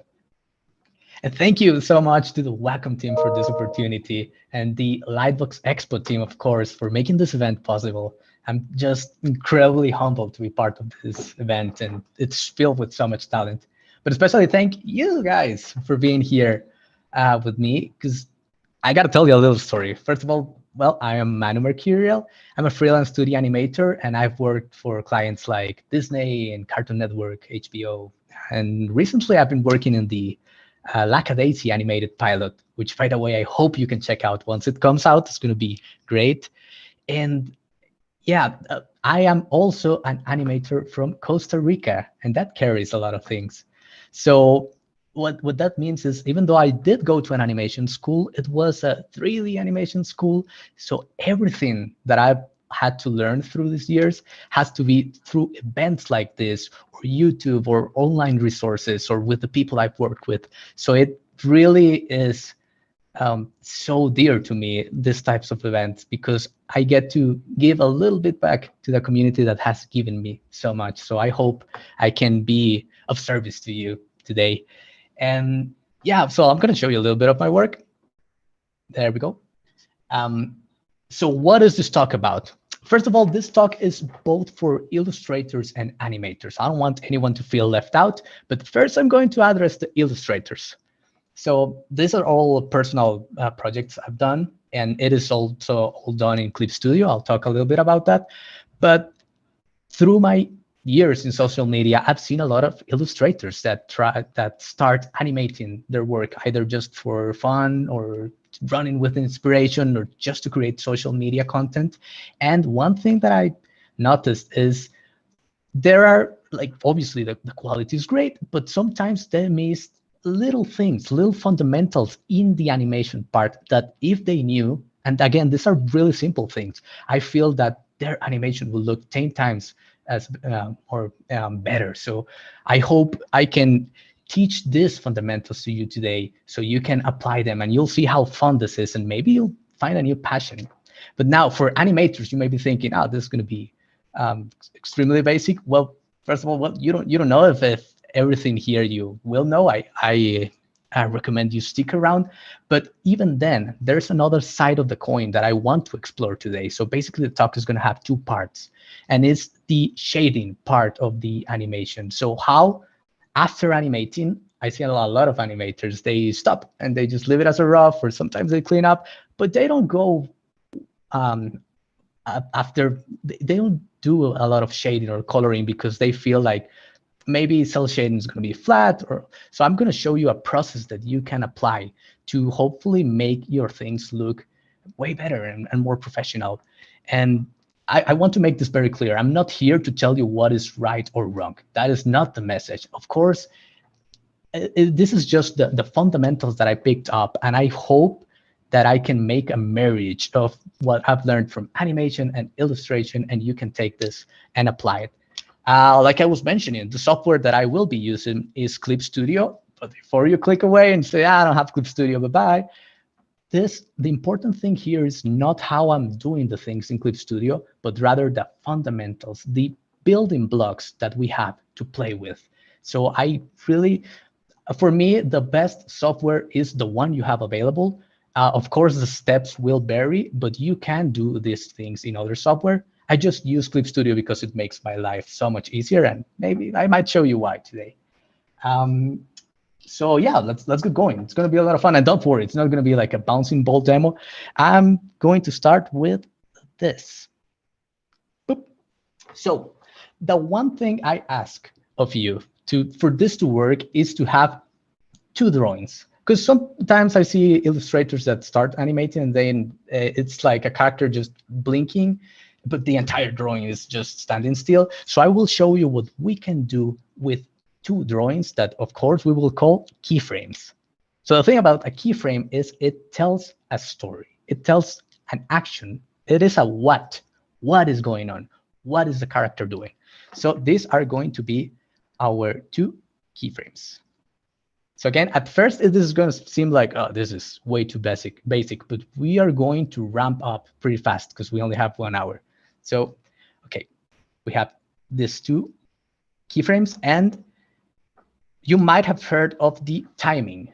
Timing animation is made out of timing and spacing. And for this talk to work, I want you to really understand the difference between the 2. So timing is literally how long does the action takes, which can be translated to how many frames or seconds is taken to go from one drawing to the next, right? So this is what I see a lot of animators do.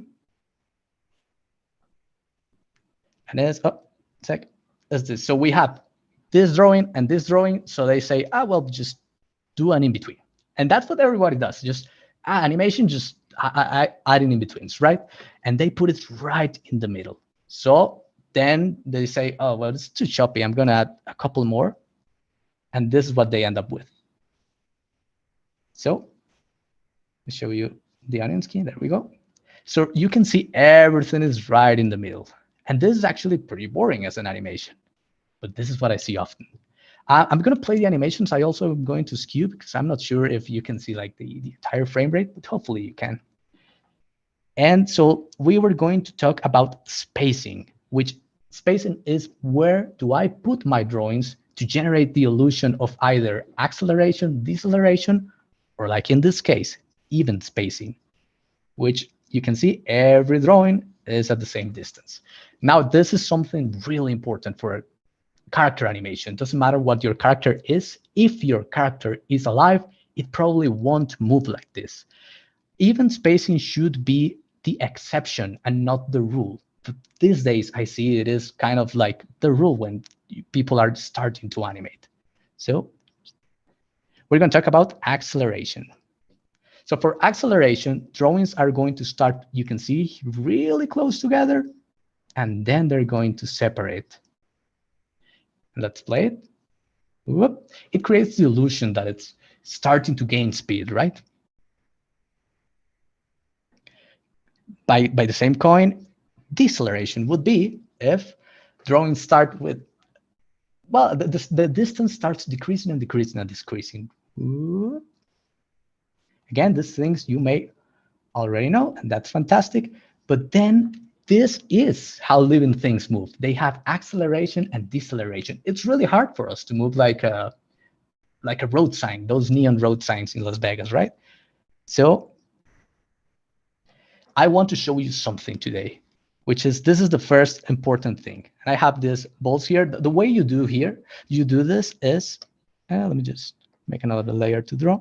Okay. So if this is your keyframe 1, this is your keyframe 2, and this is your first in between, and you want to create deceleration when then you do this in between first, right? And then you would create this one, right? Because it's in the middle of those two. But I want to propose something to you. If you do it this way, you are actually not creating deceleration, because these distances are exactly the same. So I know this is weird, but I want you to push this one drawing and get it closer to this one. So this way, look what's happening. Go here. The distance are getting smaller and smaller and smaller. Now this is deceleration. So I want you to not be afraid of having drawings almost one on top of the other, because this is actually going to push your spacing. And we're going to start talking about that. Okay. So let's do the same with an in-between. If we have this, right, this is right in the middle, and this is right in the middle, then we would do, let me go in here. Okay. Right, so this in between, I'm going to do them fairly fast just to fill in. This in between, you would do right in the middle. You can see this is a key aspect when you are in between. It pays if you are careful with how you're drawing. So this is right in the middle. Let's do the eye. Let's do the other eye. And then the smile. And let's not forget a bit of the ears. So this is right in the middle. And then we have to do the final one, which will be here. So this is what I want to convey. Don't draw this one right in the middle too, because then between this one and this one, all the distances will be the same. So we actually want to push this one and be way closer to the green one. Actually, I'm going to show you a little cheat that we can do, which is instead of drawing the thing from the start, we are going to use the final one. I'm going to rename it. And then we can just move it a little bit. Again, and we can, like, if I want the nose to move a little bit, then we can correct it. But by doing this, it's going to feel like real deceleration. It's really, it fits in. Otherwise, it will feel too even. Okay. So what happens when we have both acceleration and deceleration? This is a safe way of animating. So you can see here, the drawings at first are close together. See, they start really close together, then they start separating, then they get close together again. This is how living things move. So if you don't know what spacing to use, this is a great option. Okay, but I want to show you something.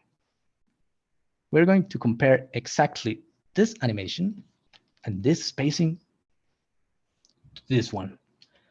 So let me hide this at first. So what's the difference that you can notice here?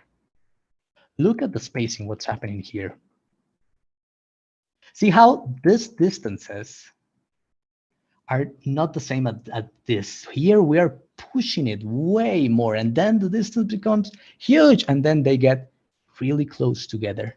This is what we animators mean when we say push your spacing, and this is going to give you a more natural effect. You might think, oh no, this is going to be too snappy, but actually it's not. This feels more natural. I'm going to play both. And the thing is, even though we can objectively see these drawings are closer, and here they are closer, it all feels like even spacing, because animation is the illusion of movement. So it's how it feels like it's moving. Look how this feels more natural, right? I'm going to skew slowly. So again, I really suggest that you are not afraid of having your drawings be really close together. Okay. Moving on. Well, I'm not going to do the in-betweens again. You understood, but it's instead of doing this, It's basically try and do this if you can. I'm not saying, I want to make this very clear. I'm not saying this is wrong. This is not wrong. But if you want it to be like it feel extremely clear, then try to push them like this. So basically don't draw in the middle. I know it sounds weird to in between.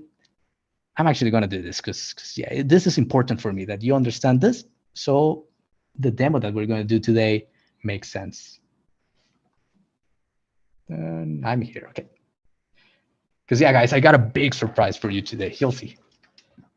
So again, we're trying to do this. So if you're going to in between this, we are not going to draw right in the middle, but actually try to get it closer to the green one.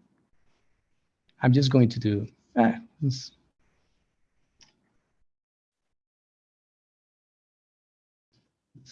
Here,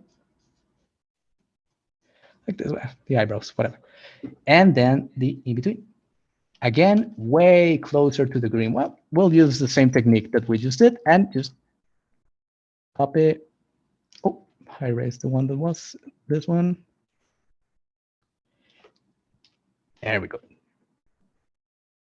And move it a little bit, tiny bit, so it's also closer to this one at the end, and then we can like correct things if something that's moving. But okay. This way, the acceleration is way clearer. If you just draw everything in the middle, it's going to feel a little stiff. It's going to be a little unnatural. Okay. So then the question comes up, how do I know what to do with the spacing? When do I need acceleration? When do I need deceleration? I promise I wasn't going to do a bouncing ball, but this is the best example that we can get. It always goes back to a bouncing ball. So I'm going to duplicate some drawings here. Start moving. When a bouncing ball is moving,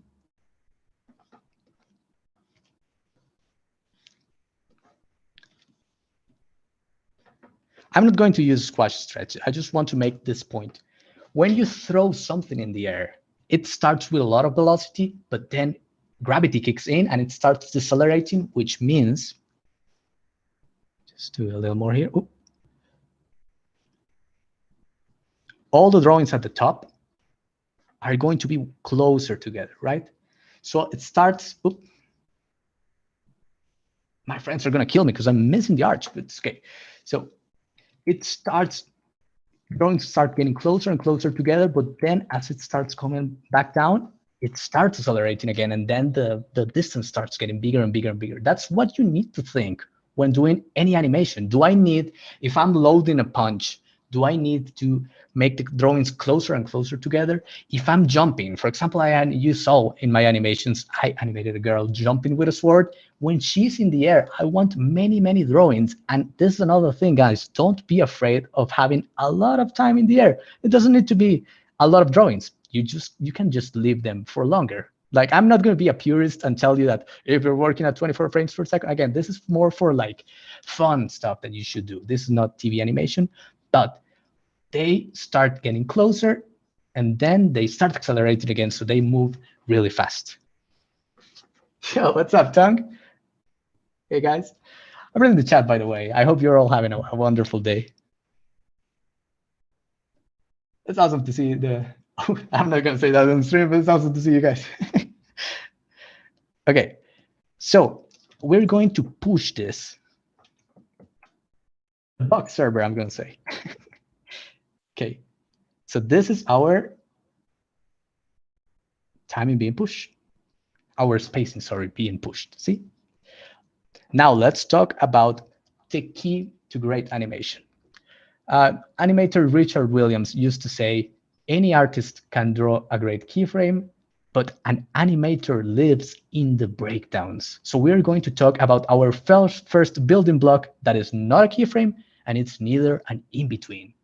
And it is a breakdown. So you can see we have the same spacing twice. The animation starts with acceleration and then ends with deceleration. But we are going to change one drawing in the middle, which is this one. Hey, what's up, Hazu? And look at the illusion that it creates. Whoop. I'm going to go slowly through it so you can see it. Whoop. We just changed this one drawing, so it feels like the hand is doing this, right? It's not moving stiff like a branch, but it's doing this by changing one drawing, and we generate the illusion of what we call drag. So this is a breakdown. Why is it called a breakdown? Because it is a drawing that tells us how the action happens. It is not what the action, it's always he lifts his arm, but it's how he lifts his arm. And we can do anything we want with this. So let me show you a little bit. I'm gonna wait on this. So this is the first one we had, whoop, right? Just changing this drawing to drag. We can also lead with the arm, which instead of having it, I'm gonna show you the onion skin actually.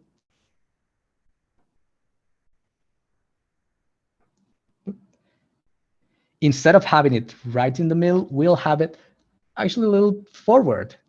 So it's almost at the end, and see what happens. Feels whoop, like the character is leading with the arm. Again, all we're doing is changing one drawing with acceleration and deceleration. Then we're just gonna do something crazy and add 2 breakdowns. So we will have this one. It's going from here to here. And for this one to work, we do need to change a little bit of this in between. So from here, it's going back, but then it moves and it stretches out and does like an arch. Look at what happens. So again, the action's the same. It's just going up. But by using breakdowns, you get to tell us how that's happening. So what I want you to take home is that breakdowns give us overlap, which overlap in animation means not everything gets to the endpoint at the same time. And that's how living things move. But it gives us acting. This is an acting show. You might be thinking, oh, but aren't the keyframes what tells us what the action is? Of course. But how the action is happening is in the breakdowns. And it's that drawing that you change to give a different illusion. Okay, let's also talk about another building block, which is an anticipation.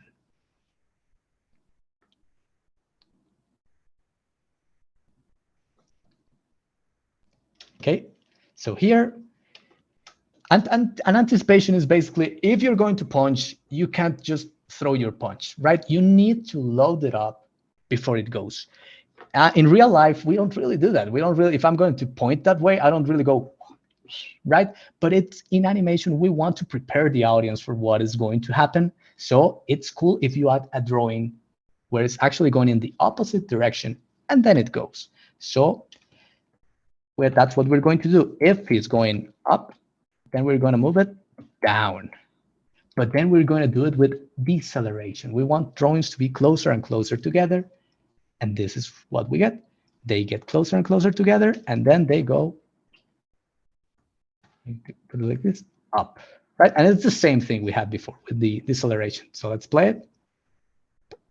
Just gives strength, and then it goes. But it feels weird when it stops, right? So one other thing we could have is an overshoot and then a settle. So we're going to start again. Ooh. There we go. With the normal arm going up, but then instead of going here, we're actually going to go way beyond and then go back, then settle back. Right? So it's like this. And with a spacing of deceleration to settle back in. So one important thing that I want you to take into account with both anticipations and overshoots is we need enough time for them to happen. You don't know how many times I see like they do add an anticipation, but it's just one drawing and then it goes. The anticipation is the one responsible for the energy of the action. Doesn't matter how fast you move your punch, if it doesn't have enough anticipation, it might feel weak.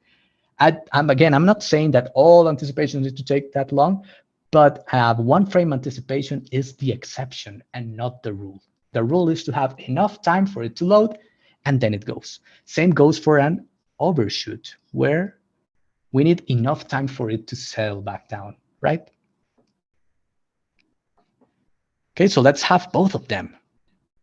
Recording Look at the stopped. chart. Again, we only have this drawing in the middle. And what we're going to have is deceleration for the anticipation. And then it goes through the middle and an overshoot and settles back to the second keyframe. So, whoop. See how now we're creating something different? Recording in This is the great progress. thing about these building blocks. Now you're not just going from one drawing to the other with an acceleration, deceleration, but you can actually anticipate, overshoot, and then settle back in. So let's add to the mix. Remember how we could change one drawing in the middle? Let's add a breakdown in the middle. So again, we have anticipation, breakdown, overshoot, and it settles back down. And look at what happens. This feels so different from what we had before, right? This is the key to animating. And I'm not like, it's the same drawings you were going to do. I'm just telling you which pieces you should use so it actually feels like it's animated, right? We're going to go, like I told you, we're going to ramp it up. We're going to get more complex and more complex. So I hope you're paying attention. So now we are going to add a breakdown between the first key and the anticipation. So we're going to make it drag a little bit. You can see the hand drags a little bit, goes through the breakdown, and then again, goes to the overshoot and drags a little bit. You can see it here, right? So you can use more breakdowns between your overshoot and anticipations. So look at what we're doing. Again, it's the same drawings you would do.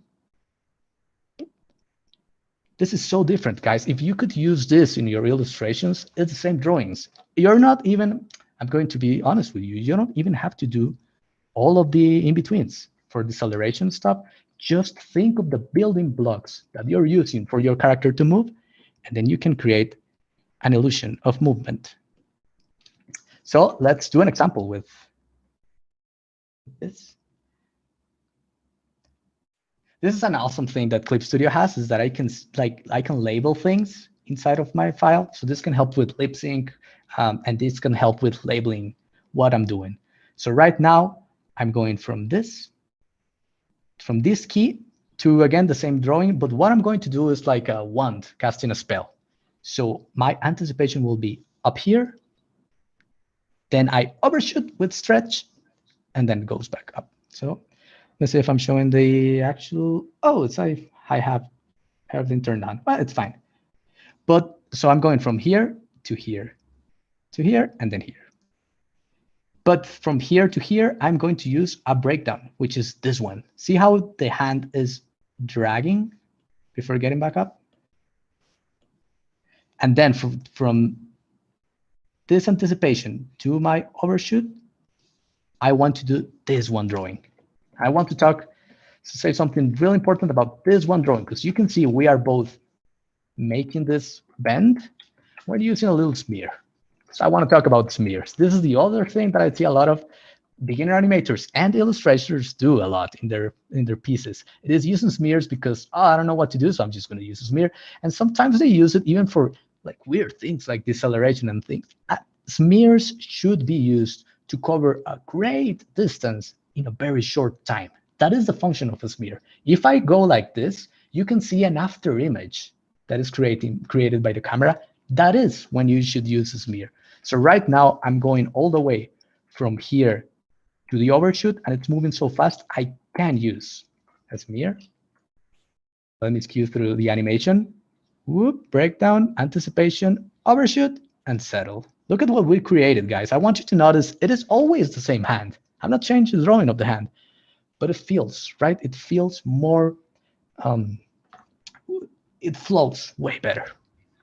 Alrighty, guys. And yeah, we're right in time to get to the demo today. I hope this was clear.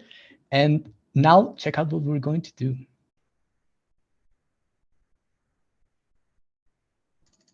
So for today's demo, I did something very, very special with the help of a friend. I want to shout him out. So these are two illustrations by the great Sebania.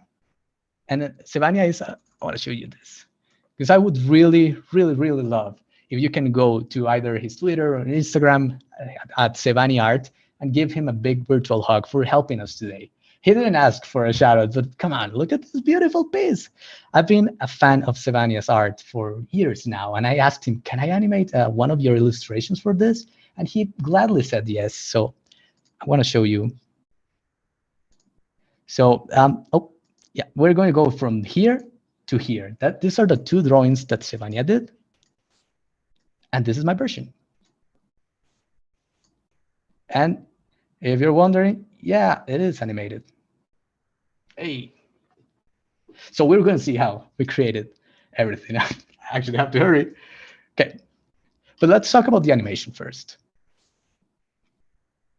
Don't worry, we're going to cover it all.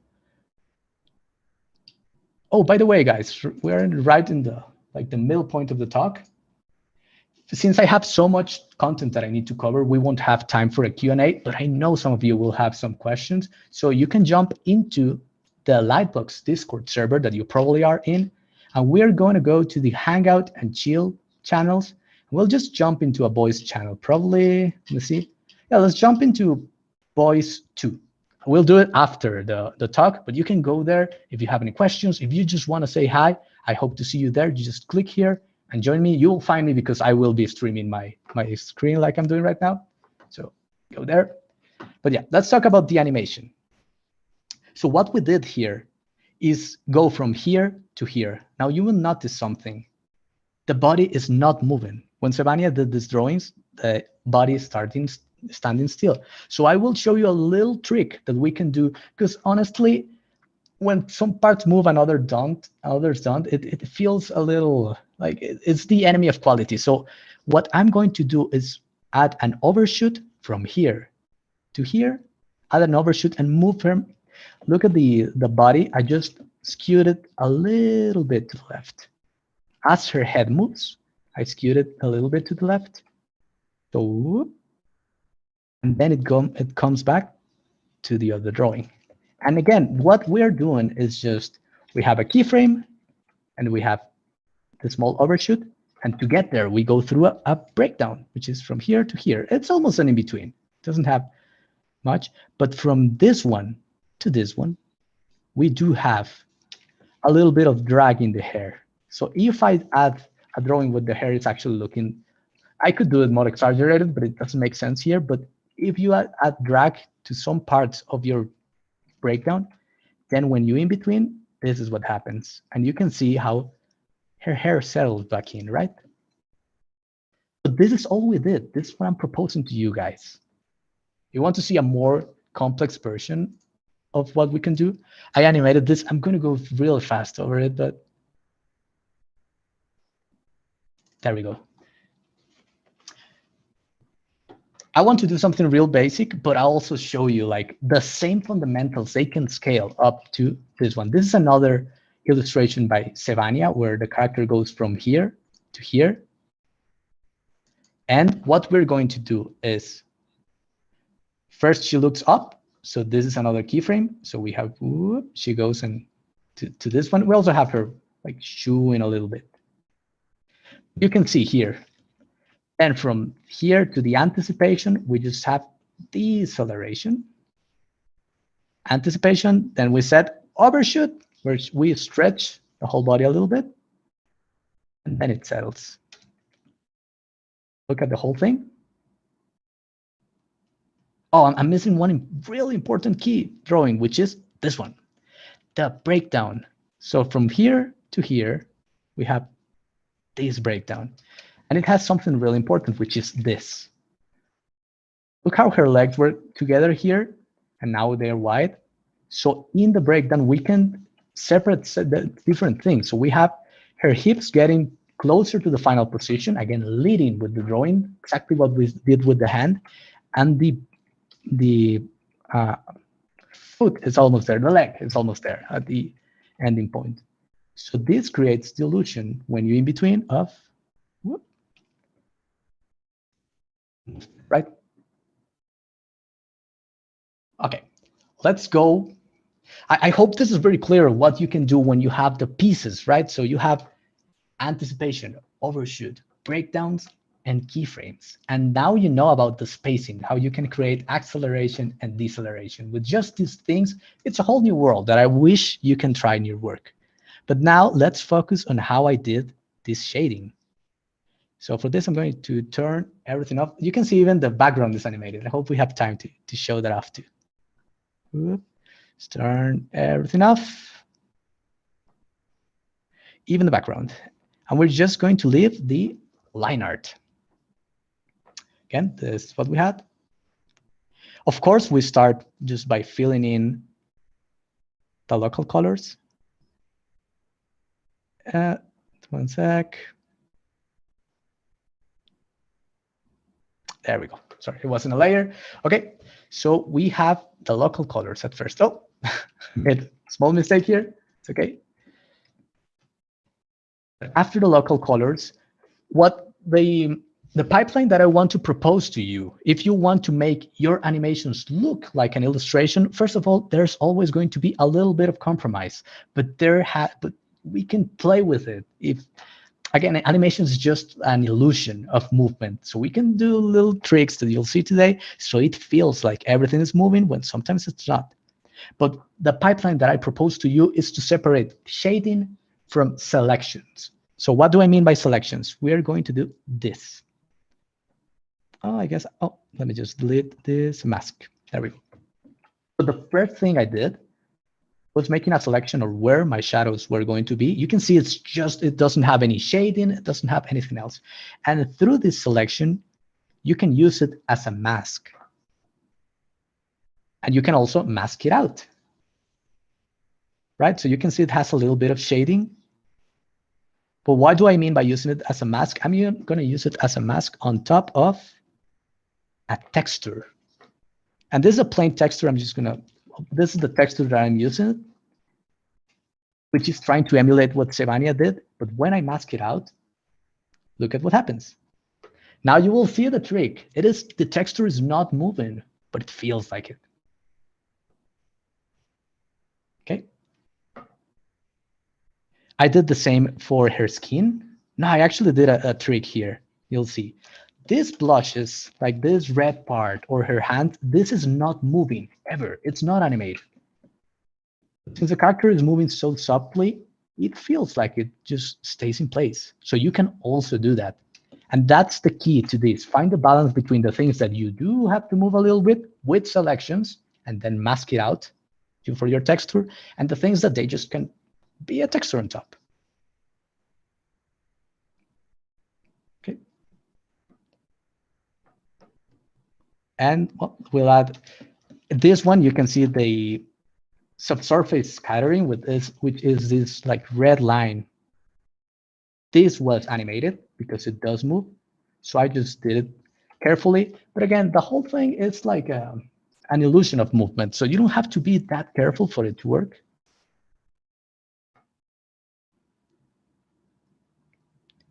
Okay.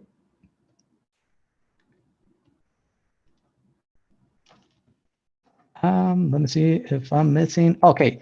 Yeah. So like, again, there are certain parts, like for example, this texture is just on top of everything and it doesn't move. So you can see the texture of the pillow. If you pay close attention, it does not move, but it's just an illusion. For things like the hat, I believe I did have to move it. So yeah, then there's no escape, but it's the same thing that you were using. If you have your, if you have your spacing charts, which tells you how, like first the drawings are going to be together, then separate, and then close again, you can do the same with any piece in the scene. That's going to work. Again, it doesn't have to be perfect. It's just the illusion of movement. And then for these highlights, this one were a little bit animated too.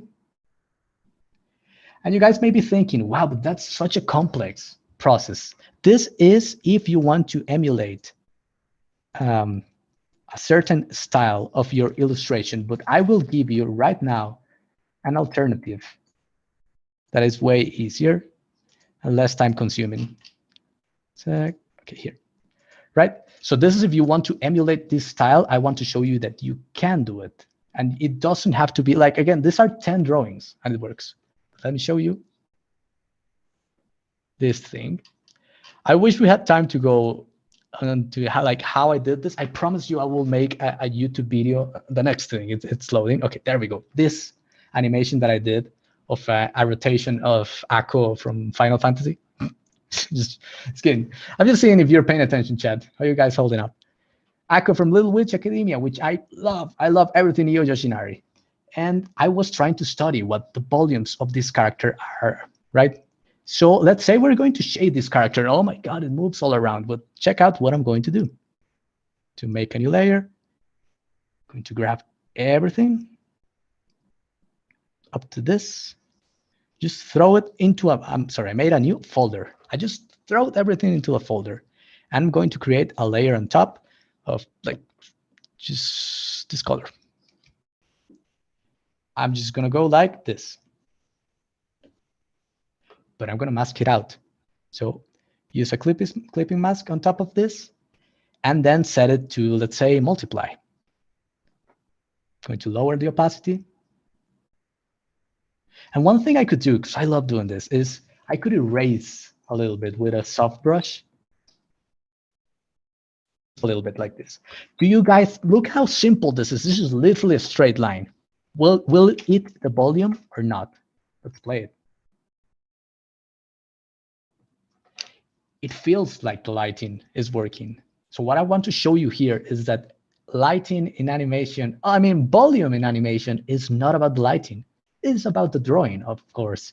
So you can use pretty simple. Let's just do another like this. Oh. Oh.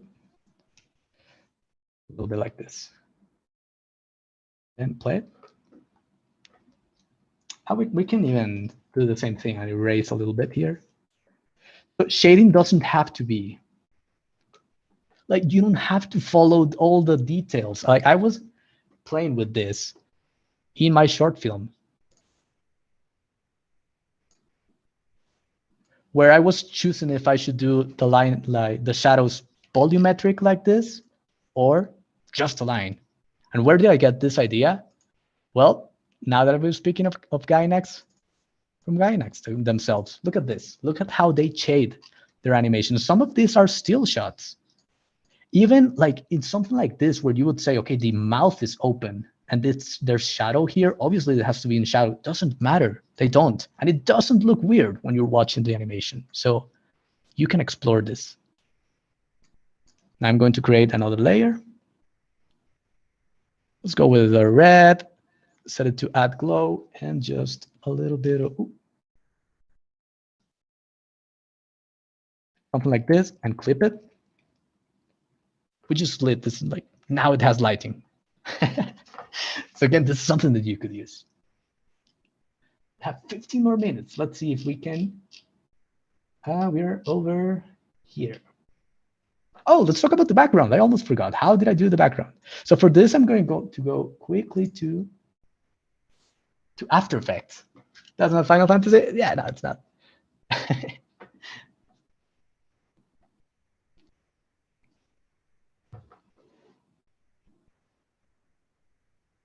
Okay, it's opening up. Oh, I should show you. Yeah, I should show you a file. One sec.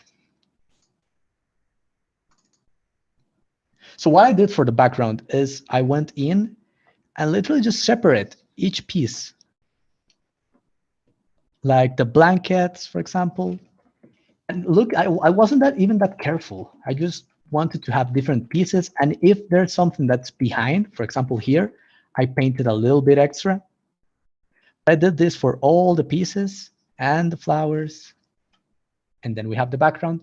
And I went to After Effects for this. I am using After Effects because I believe this is the only program that can do it. But there's an amazing tool, which, by the way, if you press U, you can see the keyframes on anything. I want to show you the tool in action, which is this one. Where it is here. The puppet position, just some like little tags that you can put on an image. Look, I'm just going to do it with this one. Doesn't matter. And then you can go further and you can move it. Oh, well, it broke. But let Let me just show you the ones that I already have with this one.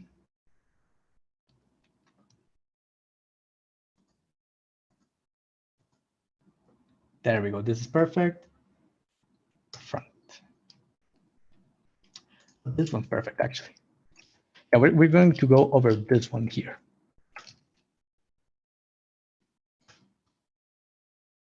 Okay, so to move this like this, I'm going to lower the resolution so it's not that. We just put some tags on top of it, and then we can move them. Sorry. See? And we can set keyframes, but these keyframes will have the same fundamentals that we just saw. So like it will have start slow, then get here, come back down. And I did that for everything. You can see the flowers. I was using tags to just move them a little bit. And then you can just export this. Either as a video, I prefer an image sequence, and mount it back up into Clip Studio.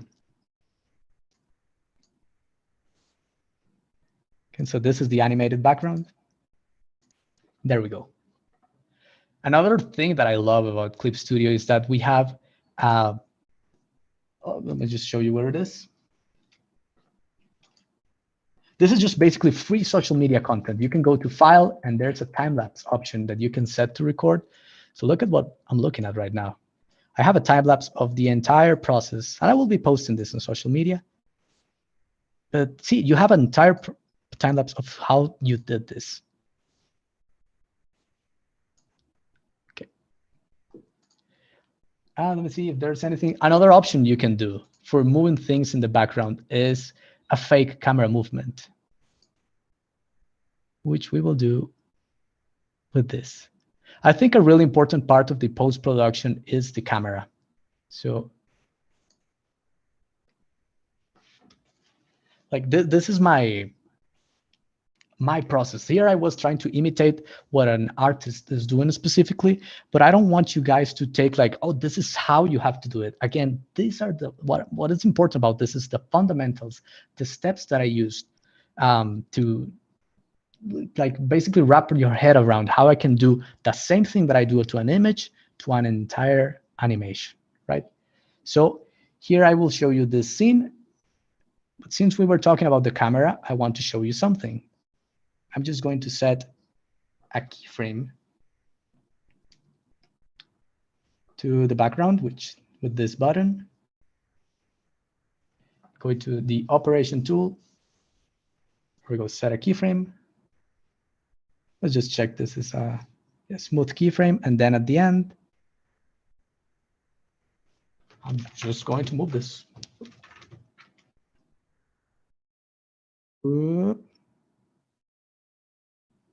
So by calling it smooth, it means it has acceleration and deceleration. Look at what happens. It now feels like the camera is rotating. So you can do stuff like that. I always want you to think about when you're moving the camera of the story that you're trying to tell with the camera. And the reason I'm showing you all of this is because for the final touch for this, yeah, we have everything. What I did was do a little bit of a zoom in. And for that, I throw everything in a folder. Let me turn back the keyframes on.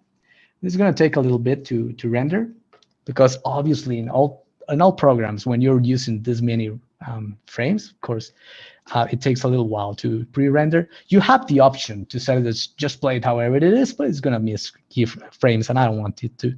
But again, guys, the important thing with everything that you do, how you're lighting it, how you are animating it, is what is the story that you want to tell? That is the question that should guide you, because the problem is not that you don't know what to do.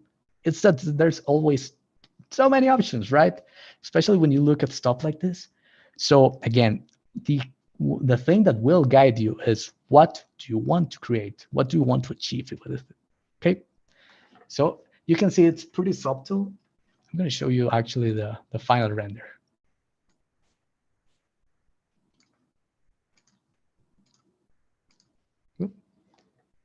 And you can see it has a little bit of a zoom in. And it's great. You have to think about how like moving in or moving out or moving to the side, all these things help you to tell a story. I actually have some examples of other things that you can do with the camera that do not require you to animate anything. Okay, so I have this.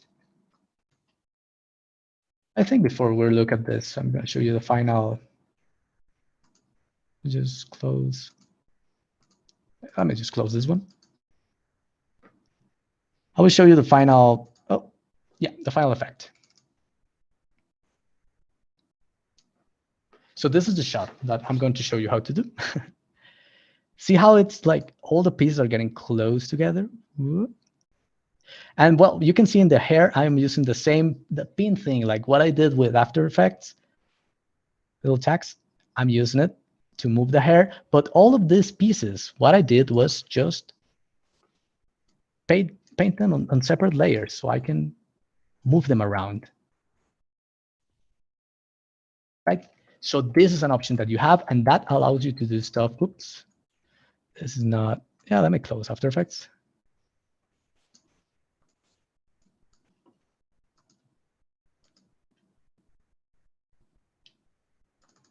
Like this one.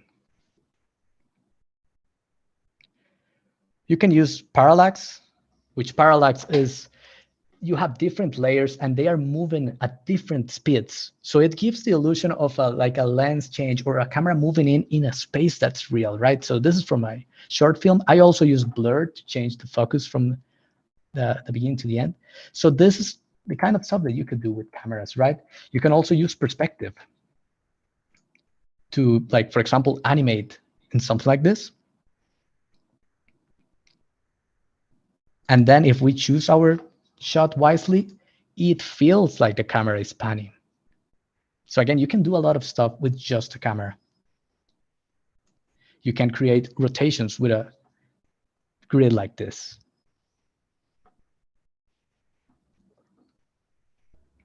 So here's how it looks. It's the same principle, what I just showed you, like the 360 kind of perspective grid, but it can show you again. But the thing is, don't do this only because you can do it, but rather because it helps you tell a story. Okay, we have 4 minutes left. So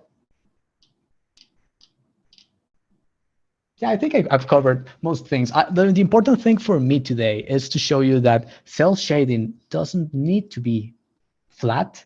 It doesn't need to be extremely complicated. I know this seems like, because I was going fast, like there's many steps, but again, it's just having a selection and then having a shading, or thinking of what your lighting is doing. And now you know that if you animate it and it feels volumetric in the animation, you can just throw a line on top of it, like a suggestion of where the lighting is, and it will work, because that's how it works. I think the last thing I can leave you with is a little bit of color, of what to do with color. And I will show you this concept art that I did for fun. This is from the project I'm working in, but again, I just did it for fun. But this same drawing with different lightings. And you may be thinking like, oh man, how do I create, like, make it so it feels like it's in this lighting? Well, I want to tell you a really quick story, which is, here it is. I was doing a study from J.C. Leyendecker, which is an amazing artist, one of the old masters. And this is the painting that I did. And I wasn't using a color picker, and I was having a terrible time because I was trying to figure out like what sort of green hues, and purple and orange and red, and basically all the colors. And I was thinking like, hey, this is insane. And he did it traditionally, so it is insane. But how do we even know all the colors that we have to use? But then I thought of just putting in black and white. And look at what's happening right now. The thing that I discovered is the source of lighting is very clear here. The values are very clear here. So if your values are working up front, you can use any colors that you want and it will work. And that's what I've tried applying in my works. Let me show you this. So that's why I'm not afraid to use like greens and blues and like really saturated colors and reds. It works. If your values are working together, you can use any color that you want and it will work. And yeah, I guess I'm sorry for like going so fast. Again, we are going to have a Q&A session in the Discord server. We're jumping, I think I told you, we're going to boys 2, right? So you go into that LightBox Discord server. I think the guys at production have the link for it. I would appreciate if you can paste it. And then we go into the voice chat. You can type in here and you join the voice channel. So you can hear me and I will be streaming. Just give me like 10 minutes to wrap up in here, but I will join there and we can talk. If you just want to say hi, or if you have any questions, we can meet up there. And yeah, guys, I hope you really enjoy this event. Last year was fantastic, and this year is promising to be even better. Like I've been having so much fun. And guys, don't be afraid of engaging with people and conversations and just jump into chats. Oh, dang. So I see a friend of mine here. Did I say boys 4 before? Well, I'm not sure. Well, we're going into boys 2 because there's nobody. So, oh, well, it's fun now, but there wasn't anyone before. So we'll go there so we don't interrupt. Yeah, guys, so just thank you so much for your time here. I hope this was useful. Again, I'm going to play this small animation. Just turn this off. Okay. Yeah, thank you so much to the Wacom team. Thank you so much, LightBox Expo, for both of you for this opportunity. I just had a lot of fun. I know this was like, it goes by really fast, but yeah, hopefully I keep posting things like this so I can help you in your journey to share all that I've learned through events like this and online resources just like you are right now. And yeah, guys, keep being awesome. Keep on being people that want to help others out and that are not afraid to keep learning. That's going to take you really far. Thank you, guys. I think that's it for me. Thank you. Thank you so much, Manu. That was a wonderful session. Before Thank you so much. Yeah. Before we go, don't forget to check out our special promotion for 10% off Cintiq Pro 16, Intuos Pro, and Wacom One with the code LightBox21 at the Wacom eStore, US only. And we have our biggest event of the year happening soon. Keep the creativity going in November. Join us for Connected Ink. Connected Ink explores new directions for art, human expression, and education, and the technology that supports it all. On a 27-hour journey, we seek out inspiration and new perspectives in the creative chaos. Join creatives and thinkers from various cultures and industries on November 16th through the 17th on the web and on stages in Tokyo, Beijing, Dusseldorf, and Portland. You can find details at connectedink.wacom.com. Our next section is Jump into Sketching Ideas Digitally with Spencer Nugent and Renee Cherri at 4 p.m. During our break, we'll be featuring art from our amazing community live on the screen.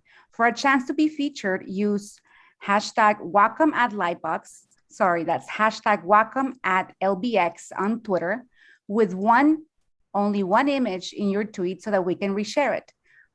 We hope to see and help share your lovely work with our community. See you in the next session. Thank you so much.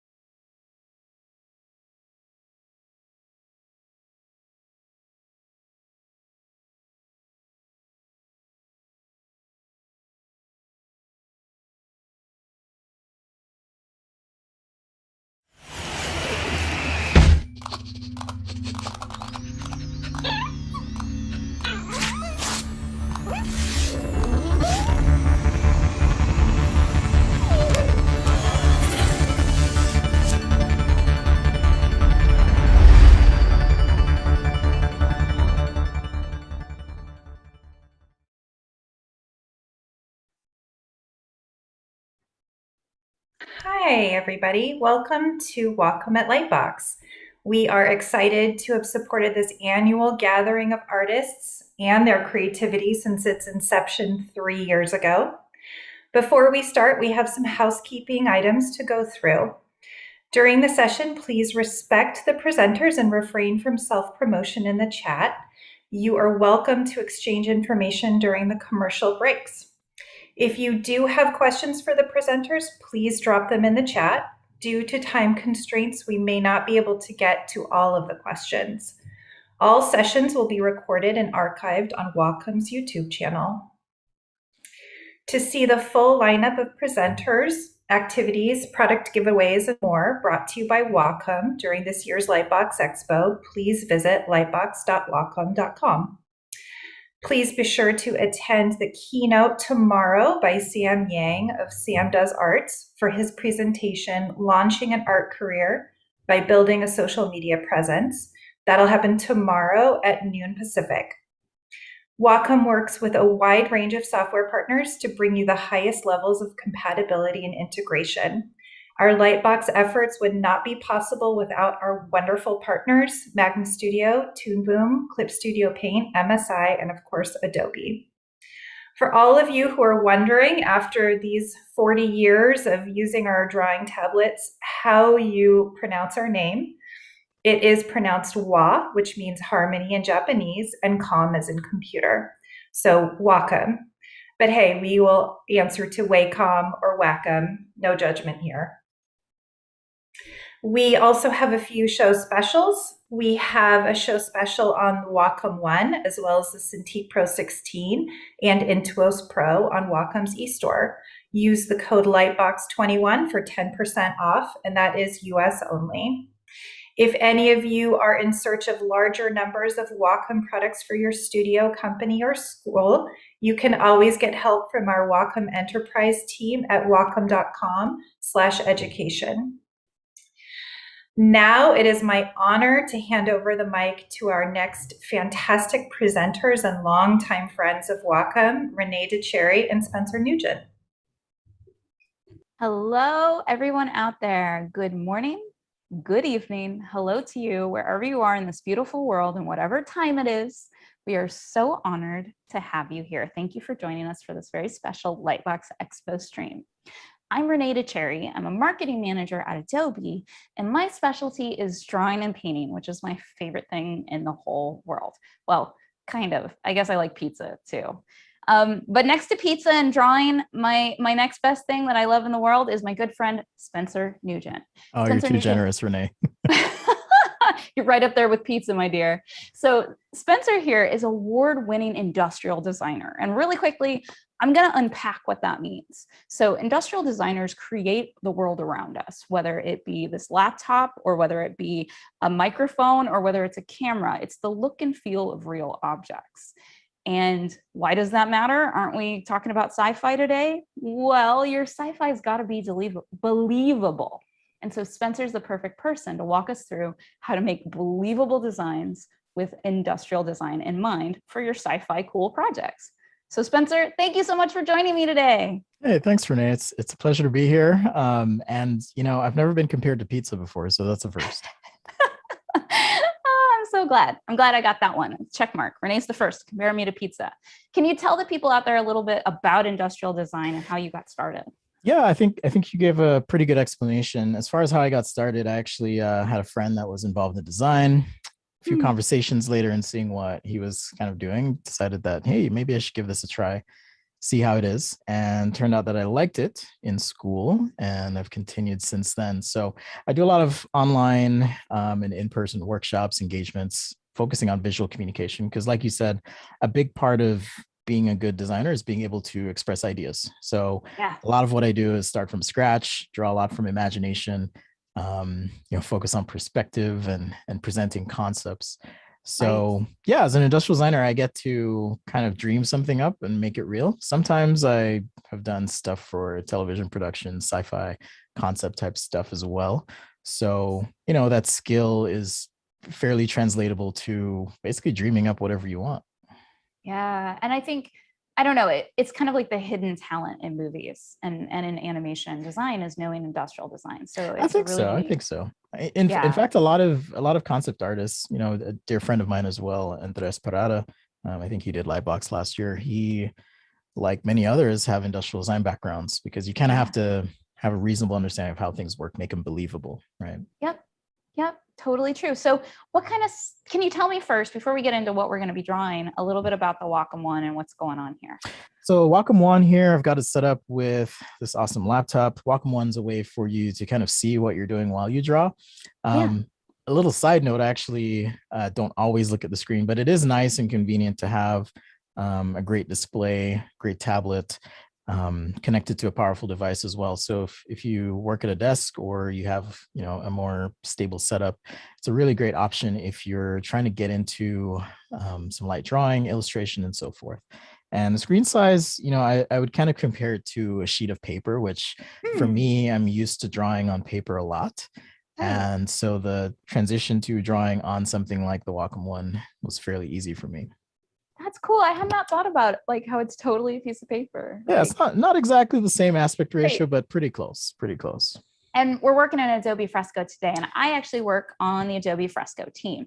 And so my little pitch for Fresco is like, imagine if we tore out Photoshop, just the drawing and painting, just all that stuff, and made it its own app. That's Fresco. And we're on Windows today, but you can actually access it on other devices as well. So Fresco goes across devices so that we use cloud documents, which are magical. So you can go back and forth between devices and Photoshop without moving files. So it's super sweet.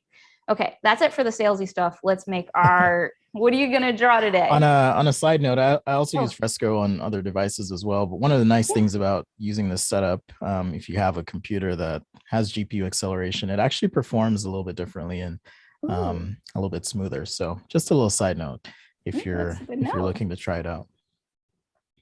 Cool. All right. I didn't know that actually. Yep, just a little behind the scenes.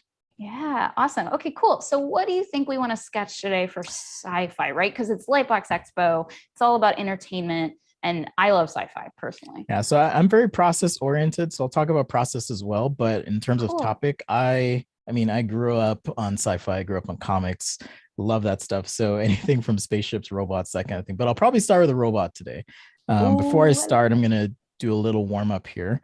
And it'll be real quick. It just involves kind of sketching some straight lines. And, you know, I kind of like to typically fill up a page, but I'm not going to bore you all with that. And then do some circles here. And I'm just using the default brush in Fresco. Right. And this is actually literally to warm up your muscles. Just to warm up my muscles so that, you know, especially if you're like me, we were talking about ADD before, or ADHD before the session started here.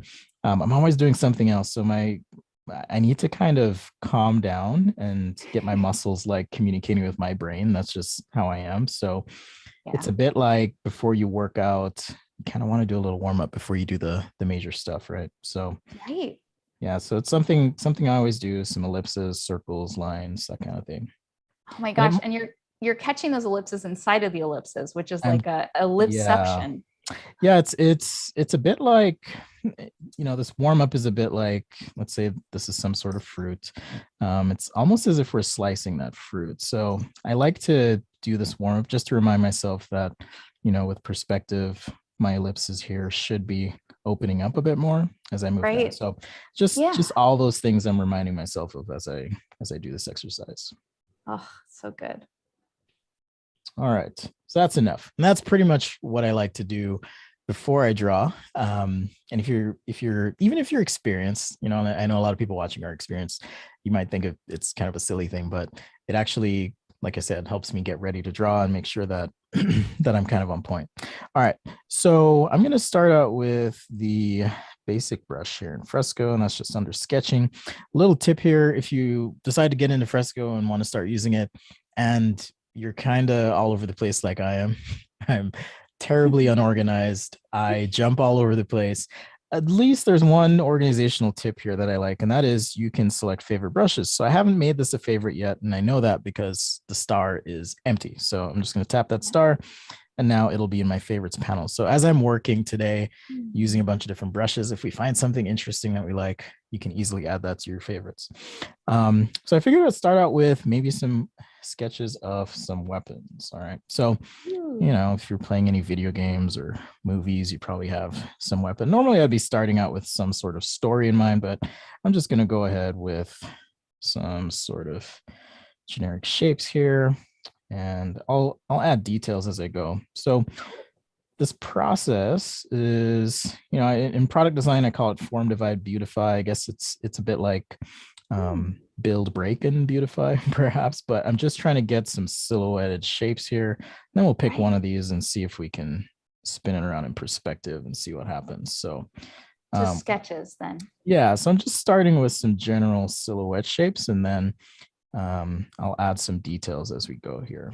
And the reason I like doing it this way is kind of helps me just focus on overall shape and presence before I commit to having all my details in place, right? Because it takes a lot of time, especially if you're starting from scratch, to really figure everything out. Yeah. So I kind of like to take some time.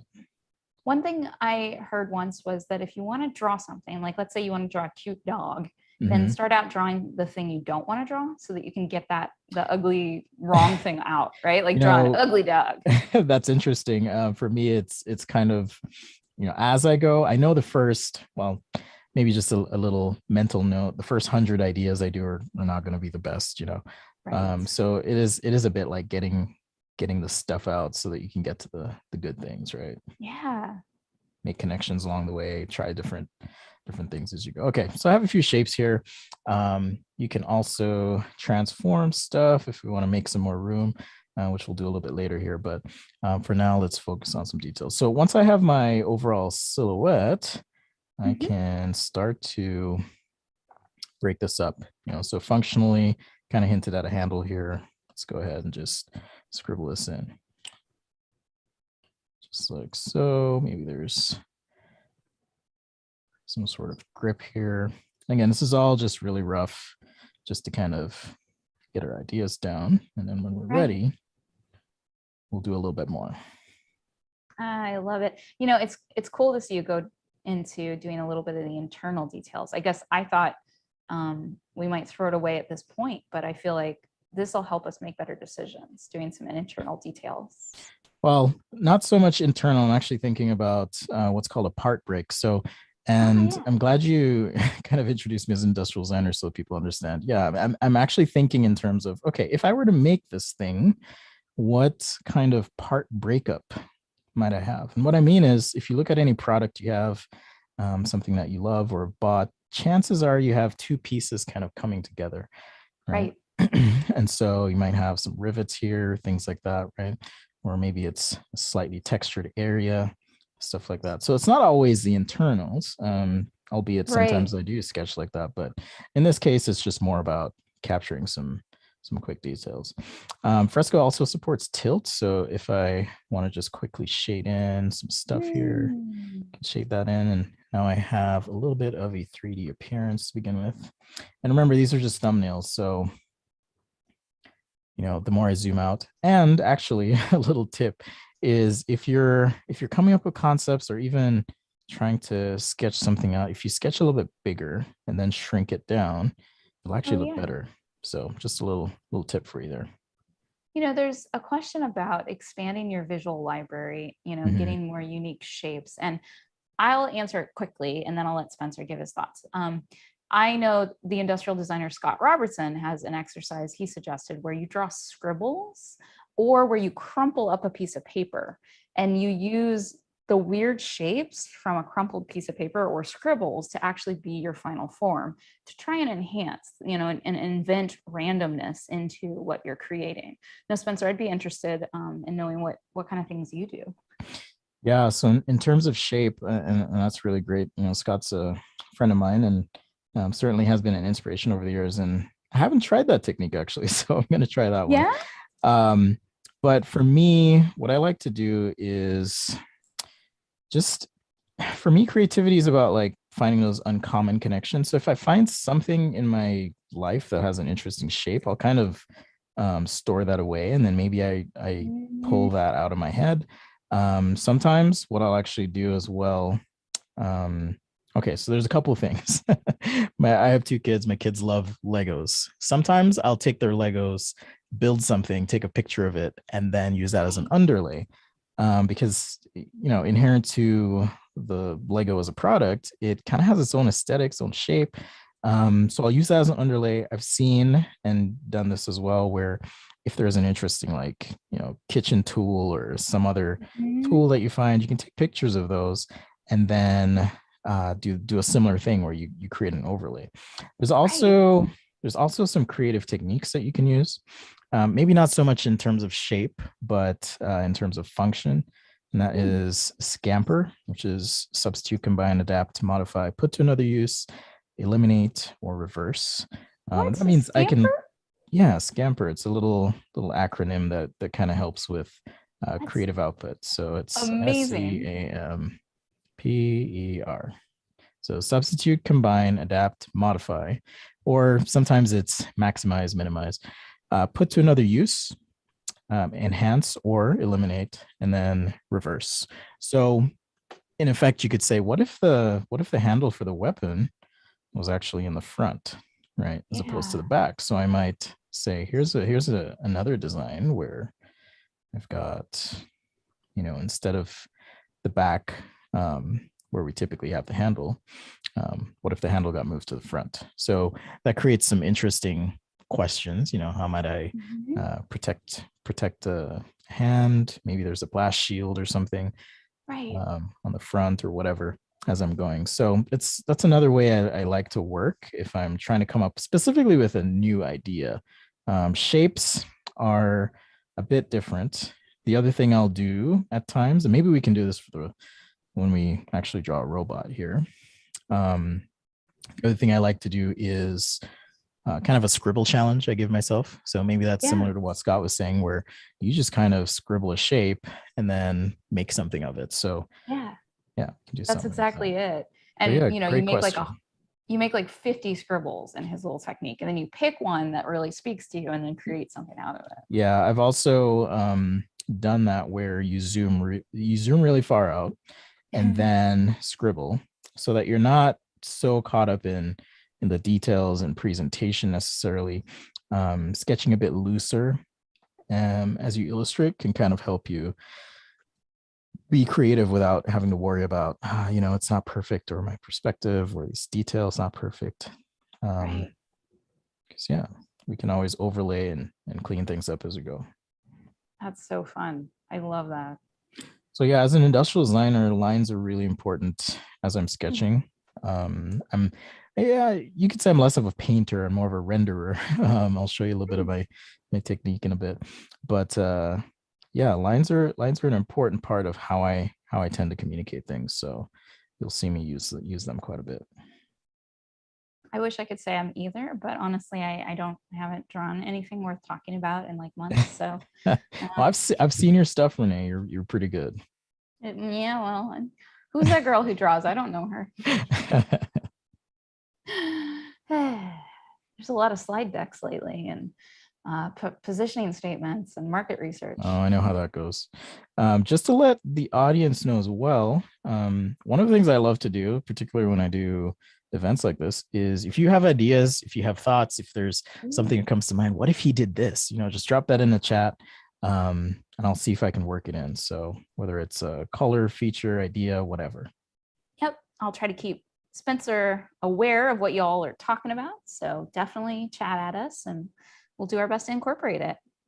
Renee is like my digital bouncer. That's right. I'm the pizza, you're the bouncer. Yeah, that's right. That's right. We're at our sci-fi pizza shop. There's actually a really cool club here in San Francisco called the DNA Lounge, which is like a sci-fi pizza shop. So, oh, really? Yeah, it's really cool. Next time you're in town, come on in. Next week, they're doing a hackers showing. So we're all going to see hackers. Ooh. Masked and vaccinated. Thank you very much, just for the crowd out there. Like white hat, red hat, or black hat, sorry?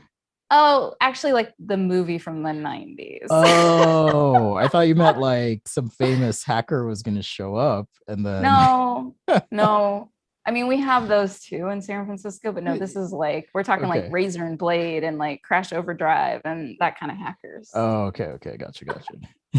Sorry. Getting you all confused here. No, but That's all Hackers right. the movie is amazing. And I mean, it's sad that Hackers the movie has more diversity in it than the tech industry. And I'm sorry, I got on a soapbox for a second, but I'm just saying it out loud. If you watch that movie, I've never actually seen it. Really? Oh, you Yeah. gotta see it. I mean, never it's seen goofy it. as heck, but yeah. Is it all dial-up modems? Yes, they're on dial-up. Okay, now everyone knows how old we are if we're talking about dial-up modems. Yeah. It's okay. We look great for our age. So. Yeah, I love those memes where they're like, if you use the dial-up modem,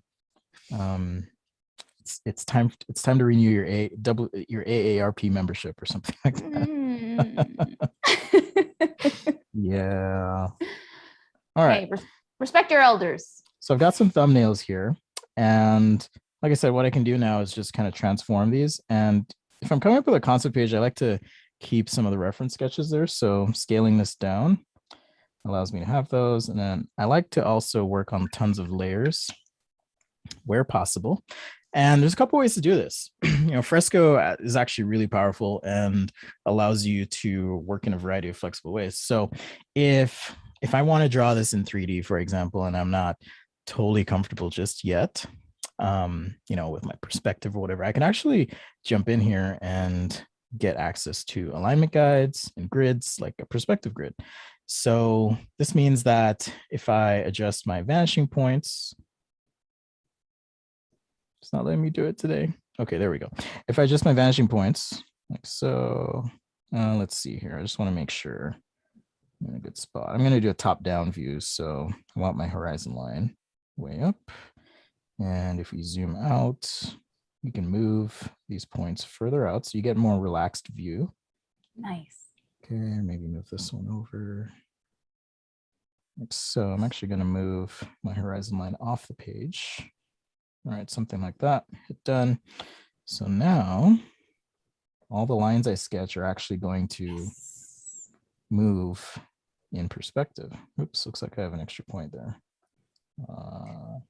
And actually, for y'all out there in TV land, you should know that perspective grids are not out yet. So this is the pre-release version, which is awesome. We want you to sneak this, Spencer, because the team doesn't hide stuff. And thanks for pointing out it's the pre-release version, because I'm actually not going to use them right now. But just to let you know, if you are kind of unsure about perspective, that's a tool that will be available to you very soon. Yes, very and soon. I did check with the team. They said I could mention it. So yes. Okay. We're good. All right, but good. I don't want people downloading Fresco and then being like, where's the perspective grid? So good point. TBD, it's coming out soon, we promise. And if you're really excited, you can join the pre-release and get extra sweet features before everybody else, just like Spencer. That's right. Okay. Here's my thumbnail sketches. Got my main sketch here. So just kind of sketched up a rough rectangle here to represent the main body of this thing. So like I said, how I like to work typically is kind of build it out, right? So build a form and then kind of break that up. And that just means, function. What does the thing do? And then beautify, which is going to be all our details and colors and all that juicy stuff, right? So kind of a three-step process there. So this is kind of the beginning of our form. So now we get to decide which one of these we want to do. Do you have any favorites? Any favorite of the the thumbnails? Yeah, I'll zoom in for you. Yeah, ooh, this is hard. I really like number 2 because I like that big circle thing. Okay. But, I also really like the trigger in the front. Like, what's that? The FNP90. That's a really this one right here. Gun. Yeah, and so I kind of love the FNP90 look, and I also love the other one. So I don't know. I'm confused, okay, but maybe let's do 4. 4 is interesting. Okay, cool. Let's do 4. Okay. Oops. I like guns that look like space guns, but they're real. Like that P90 is just a sweet gun. Sorry. Sorry for you out there that aren't gun lovers. It's a tool. We should all have responsible behavior. So I'm gonna Okay, put so what I'm doing is kind of looking at this now and seeing, okay, we've got some major breaks here. So I'm gonna kind of rough these out like so.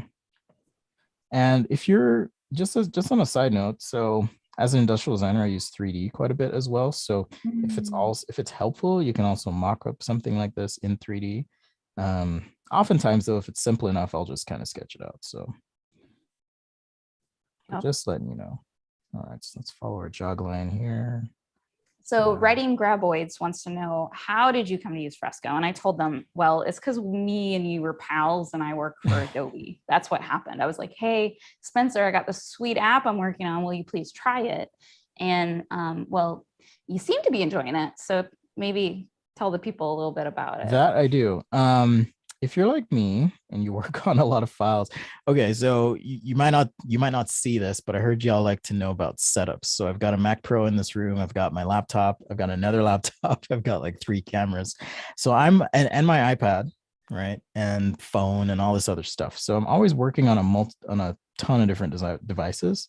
So one thing I really love about Fresco actually is that it is a part of the Creative Cloud ecosystem. So if you like using Adobe Creative Cloud, it plays really nicely. In fact, one of the things I really, really love, and this has probably happened to many of you before, you're working along and then you forget to save your file. Fresco actually saves your work as you go, and it does it in the cloud. So it makes it a lot easier if something goes wrong for me to actually recover. The brush engine is fantastic.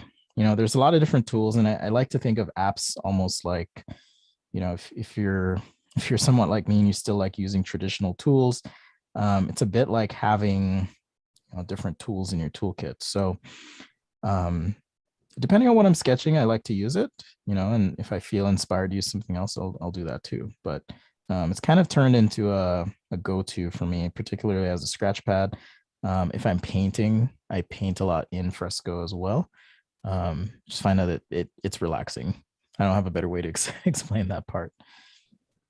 And I feel the same way. People will ask, I work for Adobe clearly, and so I'm here to talk about Adobe apps, but I'm also a traditional artist. And when I see somebody drawing with watercolors or painting with watercolors or drawing with colored pencils, it's not like I come over and I'm like, slap them out of their hands and go, you should be using markers, like that's not, I'm an artist too. I know that's not real. So use what works for you in whatever situation you're in. Yeah, and as a product designer, I'm designing lots of stuff. It's toys, or it might be consumer electronics. It might be something like a backpack. I know there's a backpack image on the promo, but what I find is that depending on what I'm drawing, I like to use a different tool. So particularly with creativity, it's like sometimes ideas just flow better if you're using a different app or a different tool, and it's okay to switch things up if you're feeling like, maybe I'm stuck here, or let's try a different tool and see if it makes you think a little differently about your concept even. That's right. This looks really cool. All right. So I'm kind of just in this breakup phase here. So we did our main form, and now I'm kind of just thinking about, okay, what are the parts that may be making this up? Is there some sort of Picatinny rail here? Maybe this surface actually comes out and then returns in, stuff like that.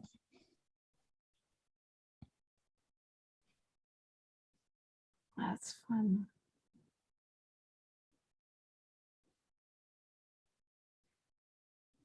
Dakota wants to know if you have any books in specific for drawing weapons, because it's a little tricky. It is tricky. My advice would be, if you're drawing weapons, you kind of have to look at a weapon to kind of get an idea at least of the basic structure. And I'm certainly taking liberties here with my interpretation of a few things, but generally speaking, if you want to draw something, draw from observation so that you can draw from your imagination. And it's a lot like learning any other language, where the more you use it, the better you get. So the more you're speaking that language, or in effect drawing things in real life, it's going to help you understand how to draw things from imagination. I'll take a look at construction equipment often because I like drawing robots. We'll get to that next. And that tends to help me kind of have an idea of, what I might need to include in my design. Man, I can't believe it's only been 30 minutes. You've got such a sweet design. Oh, to me, this is the hard part, actually. Really? You're all probably excited to see color, but the hard part for me is actually, kind of figuring out what I want to do first. I'm going to add a little pop-up window here.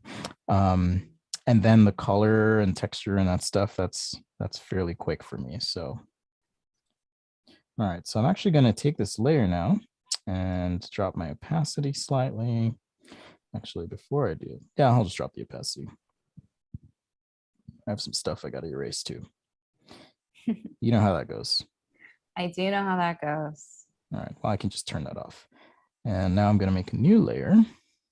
And we'll just kind of take these gestural lines that we had, and now I can kind of sketch over, add details. Again, I'm just using the default pencil here in Fresco. It's actually really great. Yeah, I agree. Like, I actually kind of paint with the pencil. Don't tell anybody, but don't tell anybody, hundreds of people. I'm going to tell the dev team. It's just a good brush. Yeah, I agree. And actually, the default pencil, a little Fresco nerdery for you. It's one of the only brushes that isn't a stamp-based brush. It's got a stamp, clearly, but that stamp is randomized every single time that it makes a new stamp. It's actually like a... Really? I had no idea. Yeah, it's a procedural image. So it's not like one brush image that's in that. Oh, well, the more you know. More, the little stars flies across the screen. I know. Speaking of nostalgia, man. Speaking of showing our age. Reminds me of old G.I. Joe as well. Oh my gosh. Yes. And I've been watching also He-Man, Masters of the Universe. And it's the same thing. They have that like end where they're like, hey kids, friendship is important. I'm like, that's right. What's his name? Man at Arms. That's right. I know. Oh man. So good. So good. Yeah, I don't know if we want to get too much on a pop culture tangent or not, but man, there's some weird TV in the 80s. Yes. All of it, honestly. But I love it. Tom is in the chat and he says, middle age represent. It's nice to see you, Tommy. Virtually see you. I prefer the term elder millennial. Okay. Yes. Elder millennial. I had two older brothers and they're Gen X. And so I tend to have a lot of that Gen X because I had to be cool just like them. Right. Yes. So I was always chasing after what they like. I think we're about the same year, but I'll ask you offline so no one steals our identities. Here is my social security number. My blood type. So good. All right, so this process here is just kind of refining what we had before. So if I turn this down even more, I might change things along the way, clean things up, whatever. Then we'll add color here in a bit. It's adding some details for this kind of flip up screen. I know my background sketch here is kind of in the way, but shouldn't be a problem. It's looking great though. It's really unique. I like all the bits and bobs like going in and out. It's already got like a real style to it. Space Marine style. Yeah, I guess that would be a good way to put it. And I'm kind of starting blank slate here, blank page, but it's good you caught up on that reference. It's something I like to kind of do as well. If I'm doing something more alien though, I'll typically lean into that scribble method. Just to kind of get some different shapes. It's drawing in some ways it's an exercise in referencing what you know, and if all you know is really what's here on Earth, it's hard to always come up with something fresh. It is. I do love the weird alien designs that try hard, like Arrival, like the Oh yeah, septipods. Yeah. that was a great movie. Yes. It's What an is your even better short story. Do you have a favorite sci-fi movie at all? It's okay. Or Like, is that a cliche question? Probably. there's so many that it's really hard, right? I mean, I guess if we're talking I could novels, we could give themes. Space. okay. Space is great. We love space. We're super into the stars. Dune actually was always my favorite novel, and so I'm very excited for the new reboot. But I am a book person, and I've read the books, and I'm not joking, like 20 times. Like, and we're talking 1 through 6. Like, I 20 have times. not read those. Yeah, so I'm scared because I don't know if the Dune in my mind is gonna live up to the Dune in Denis Villeneuve's mind. I'm sorry, I butchered his last name. I did see some what's the word? Early commentary on the movie though, and it sounds like it's going to be amazing. So I also have been following that, so I'm very excited. I don't know if I'm going to dress up like a Fremen or a Bene Gesserit to the opening. We'll see. Oh wow. There will be costumes involved. For me, I'm freaking out about the new Matrix movie. Okay, so we do have to Like, talk about the new Matrix movie. I was losing my mind watching the trailer. Okay, go ahead. Yeah. Okay, so here's the thing about that. I live in San Francisco, and there's no way to see that trailer and not live in San Francisco and be like, oh yes, I live there. Like you can't, like, every San Franciscan is stoked about this. Let me tell you, because we all love our city, and seeing it like that in such beauty, forget about it.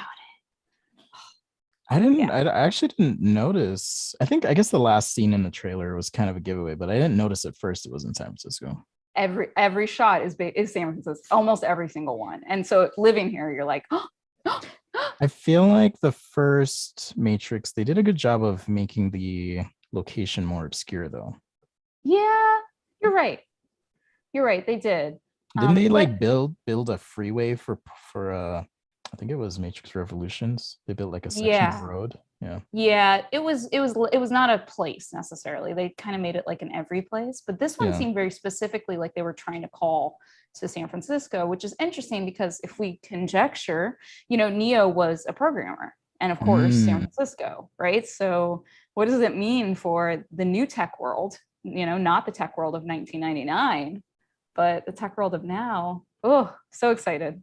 Yeah, I remember just watching that movie and having my mind completely blown first time. Wow. Yeah. Okay, so now I'm in a spot to apply some color here. So let's go for it. Should be pretty quick too. Got a layer here. Don't want visible. Do you ever play the layer select game? Layers? Oh yes. Which layer is the layer? Which one? Which layer? All day, dude. All day. Which layer is it? All right, so I got my sketch. I'm going to rotate slightly, get done. So a 3/4 view, the reason you do a 3/4 view typically is you want to kind of show a little bit more of the design. So this might not even be the only view I would do. I'd probably do another view, but given our time constraints today, I'm going to just roll with it. But if you are presenting a concept or you're thinking about doing something like this, you'd want to kind of show other views. All right, if y'all have any favorite colors as well, feel free to shout out or throw those out. Be happy to see if I can work that in. All right. What color should this gun be? And also to switch it up a little bit, we did have Patrick mention The Thing as his favorite. I'm sorry, as their favorite. I don't know your gender. Their favorite movie. So The Thing. What about those classic movies? Are you into the classic sci-fi? Well, how classic are we going? I mean, 20,000 Leagues Under the Sea, is that classic? Harryhausen, is that classic? I don't know. How far back do we go? I don't know how far. For me, Trip to the Moon, right? Voyage to the Moon. Yeah, now you're going like way far back for me. So, sorry, I'm trying to get out of this one mode here. Oh, what's up? Can I help? I can't get to my painting for some reason. There's a little blue thing here, so I may have to reboot. But yeah, if you maybe just save it and you can. Yeah, I'll just go back. So Patrick would also suggest orange and blue for this gun, which actually I totally like that idea. Oh, that's a good idea. Yeah. So orange and blue accents or something. Oops, wrong one there. Okay. All right, boom, back in business. Nice. Sometimes computers are against me.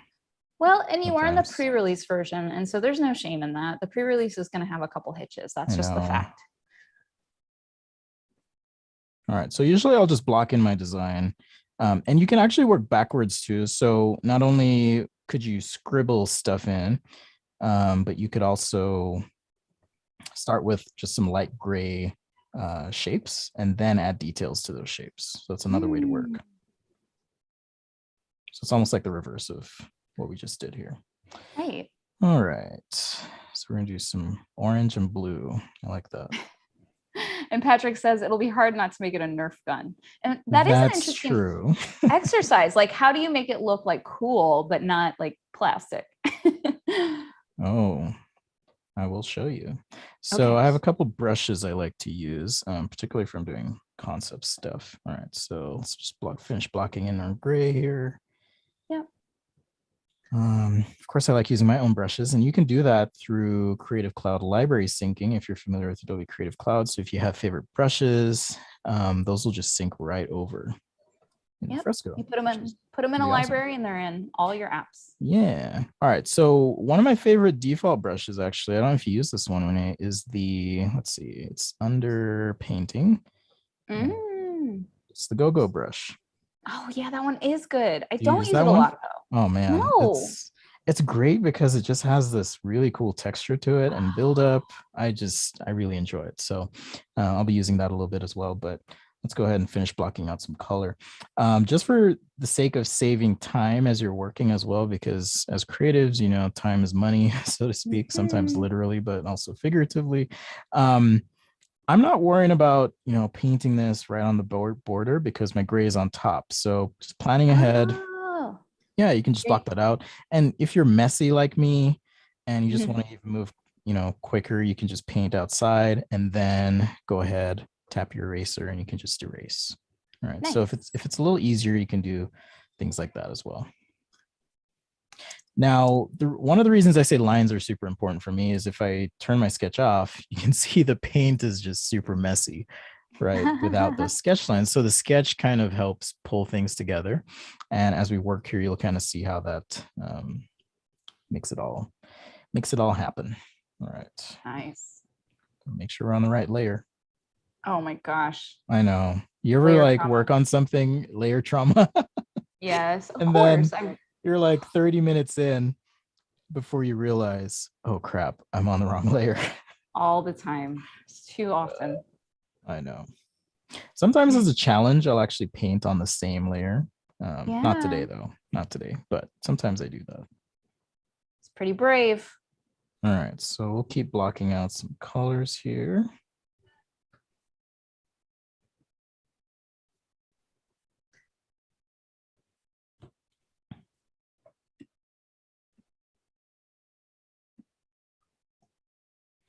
And maybe a couple more. I hope that's an okay blue.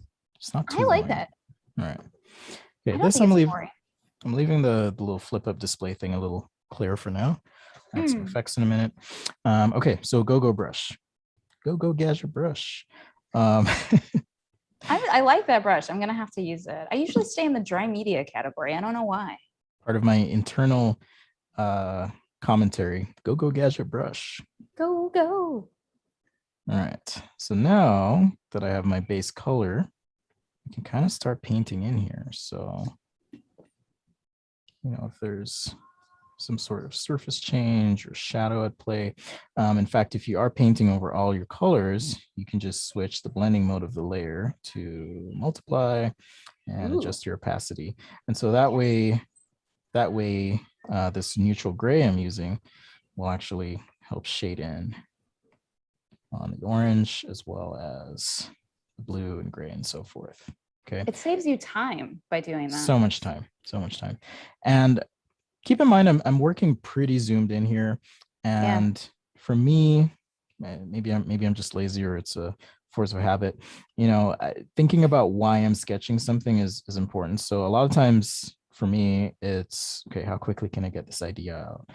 And so I tend to work very quickly with things like just being rough and loose with Right. with the sketches. Patrick's asking if there's a favorite section. And so yeah, Patrick, there's a favorites for brushes. So whenever he opens it up, Yep. You'll see there's a little Brushes. star. And then also by way of information, this color palette, which is pretty awesome. It'll actually save all your recent colors as well. So if you like to switch colors and you're working with a giant palette or something, it'll keep track of what colors you pick just to make it a little easier to select those. All right. So once I have my colors blocked in, add some shadows, okay, where we have surface transitions or anything like that. And if you're trying to get into getting better at your lighting, okay, again, you got to draw from observation. And Yes. that's a play on words, you know, pull from observation as well. So if you're in a room right now, hopefully you're in a room, not under a bridge, not under a bridge or something, but hey, props to you if you made that work. Take a look at the walls, and as the walls change direction in that room, you'll notice that the light changes as well. So where there is contrast, there is form. Okay. If you remind yourself of that, then you kind of know where to put things. So now, because I've changed the value of this blue, for example, you know, we have the line there to kind of inform what's happening as well, but now it's reinforced with that brush stroke. All the brushes work together, or the strokes work together rather. Yes, that's the idea. If you need to make something darker, so forth. So we can just keep building this up. All right, I'm not paying attention, Renee. How are we on time? We are doing A-OK on time. We're about 15 minutes in, so you got about 40 minutes left. Okay, we'll do a quick. Time always flies. We'll do a quick robot after this. This is doing so great. Don't worry too much because you've got about the same amount of time almost, right? You're just about 45 in, honestly. Okay. All right. And then you've got about 40, not a little bit less, but not too bad. It'll be good. And please pardon me. I'm actually making an Instagram story right now, so I apologize for having my phone. Oh, it's all good. I know, but I stole your awesome gun and I'm just posting on the gram about it. Nice. Gotta get Wacom in there. Well, thank you. Of course.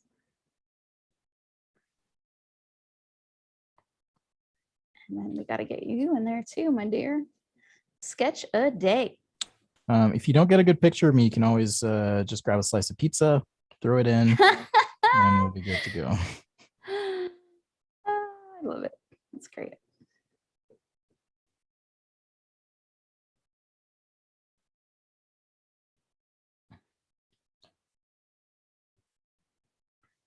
All right. I'll also say if I want to add more texture to this, like maybe it's more metallic or something, you can always find a picture online, throw it in on a layer similar to Photoshop. So like Renee said, this is kind of like taking the brush goodness of Photoshop and making it into a lightweight package that just really focuses on drawing. Okay. Yeah. Again, there's an example of value and how that can kind of affect how you perceive form. Okay, so I've just been working with blacks. So now I'm going to go to my whites and on a new layer. Let's make sure, there we go. Okay. Now I can zoom in. I'm actually going to use a different brush here. So I'm going to go back to all, I haven't saved this one yet. This is in my own brushes, Sketch Day brushes, and I'm going to use, let's see, the Spencil. So just a little digital pencil that I created. So again, if you have a favorite Illustrator or if you make your own brushes, you can always import those. Oh, that one's got nice crispiness to it. Yeah, a little crispy.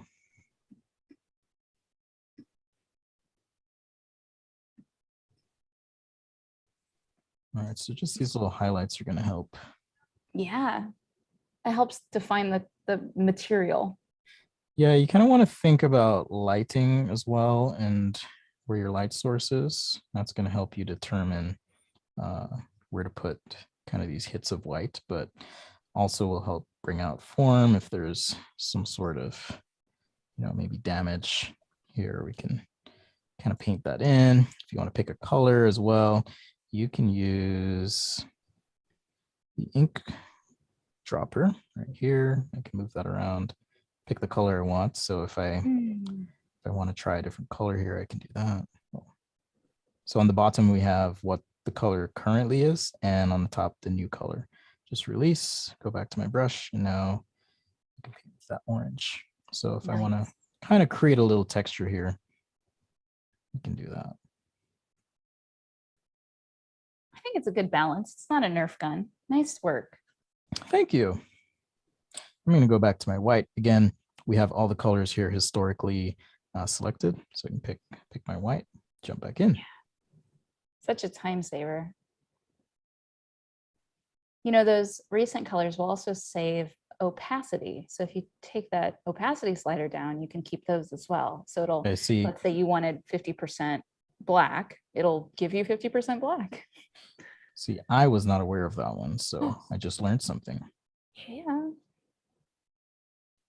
There's a lot of little hidden gems in this app. So It's almost, yeah. Do you remember those old school video games where you'd find all those Easter eggs and stuff? I guess video games nowadays still do, but Konami code, what up? up, down, down. Left, left, right, right. BA, BA.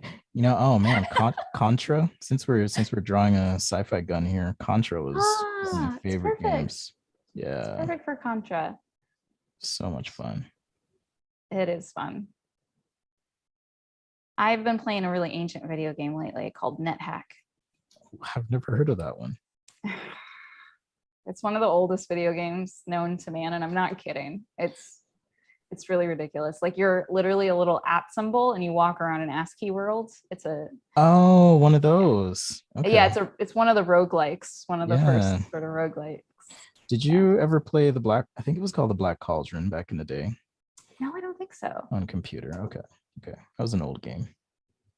That and I used to play Golden Axe quite a bit. Oh yeah. There's all sorts of. You remember that? I do remember Golden Axe. Very cool. Okay, I'm gonna add that one to my favorites. Let's go ahead. I also made some marker brushes here that are pretty nice. If you like using markers, it kind of has this nice flat stroke to it, and it'll actually follow the cursor as well. So if I want to, if I want a nice thick stroke this way and then back down to create some depth. Oops. Right. Some depth. So it knows which way it's going because well, not just the pen, but the Wacom One plus the brush engine in Fresco. Yeah. So that's great. So if I just want to add some highlights, I can do that. There's some talk of pizza toppings in the chat. Ooh. Yeah. Some prohibitive opinions about certain pizza toppings. Are we talking about pineapple or olives? Well, anchovies? Pineapple's one. Pineapple's one. Corn is another. Have you ever had corn on pizza? Oh man, I don't know what to say about that. I actually have. I have had it. How is it? It's fine. I don't know. I mean, you're eating pizza. It's fine. It's pizza. Come on. Yeah, truthfully, I've never met a pizza I didn't like. So. Yeah. So there's this festival in Portugal, and they have this pizza place where, and it's a crazy festival, and there's hundreds of thousands of people. It's probably thousands of people.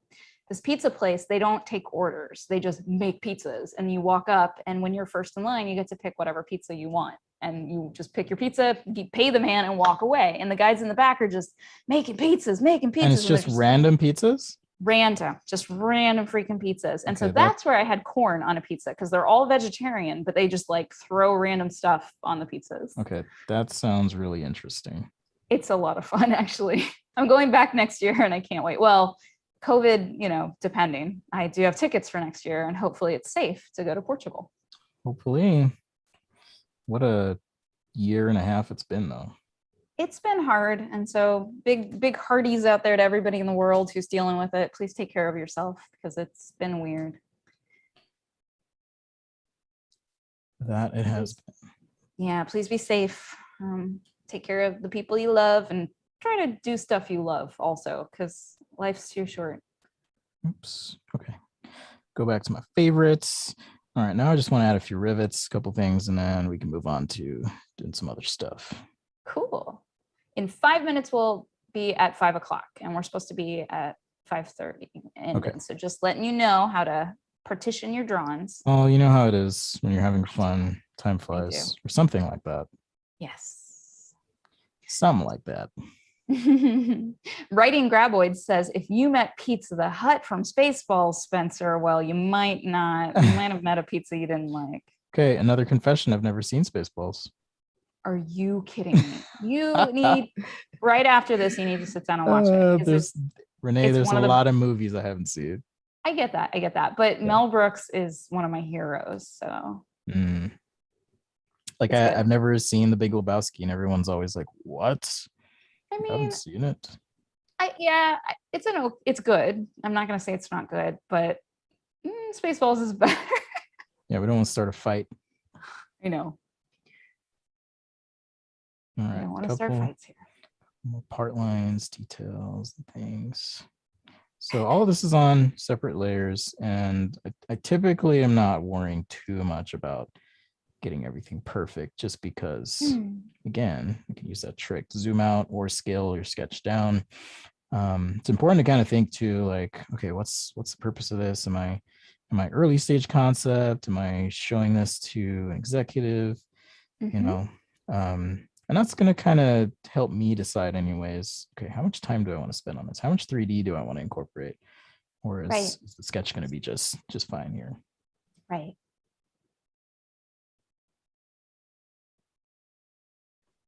There are some extreme reactions to your admission in the chat about the Big Lebowski.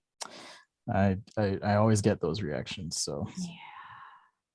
I get it. Talking sci-fi though, even though I love Dune, I love The Matrix, I mean, those are great. I love Blade Runner, who doesn't love it? I do want to give a big shout out to Pacific Rim for being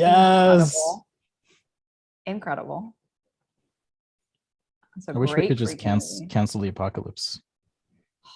So good. Seriously, such a good movie. And when it came out, it's just like it's a flawless movie, okay? And I mean, it's dumb, but it is good. It's not dumb, Spencer.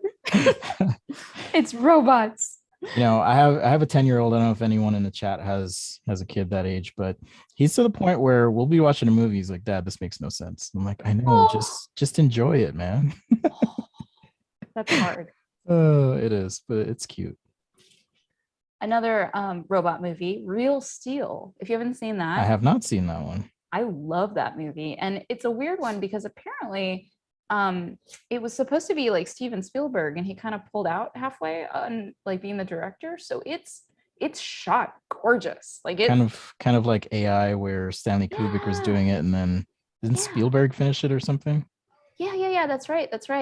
And so I forget, I'm sorry that I'm getting the details wrong. The Wikipedia has all the information, but it's just such a beautiful movie out of nowhere. And the story, again, I think your 10-year-old would be like, "Dad, what?" But it's got sweet robots and they fight.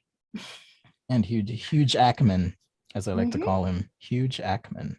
Huge Ackman. Please don't sue me. Okay. No. All right, that's enough for my little weapon concept here. But again, part of the reason I like to keep stuff on the page is to give a little bit of context. Let's just touch up my little display here. I'm going to use a pale gray green. Just kind of hit this there.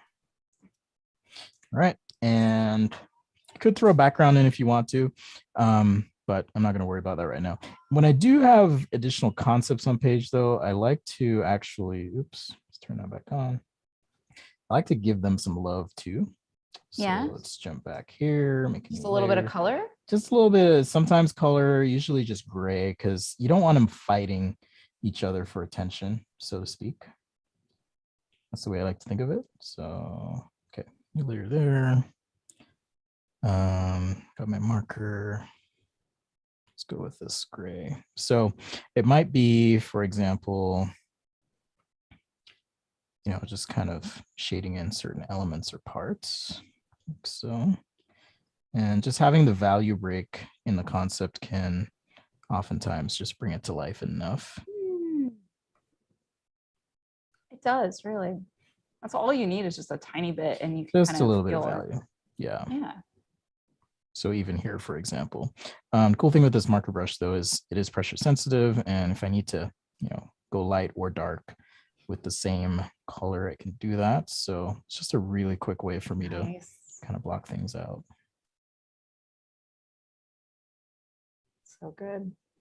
That traditional marker look. Yeah.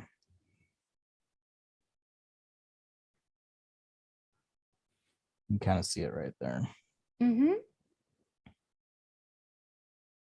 Writing Graboid says that this gun would work in Subnautica, but I don't know what that is. If it's a video game or a movie. Oh man, you know, I think I pull a lot of inspiration implicitly and subconsciously from District 9. That movie. Oh, ooh, yes. So good. So good. Oh my gosh. Yes, I love anything I'm gonna have Neil to watch Blomkamp that. does. Yes.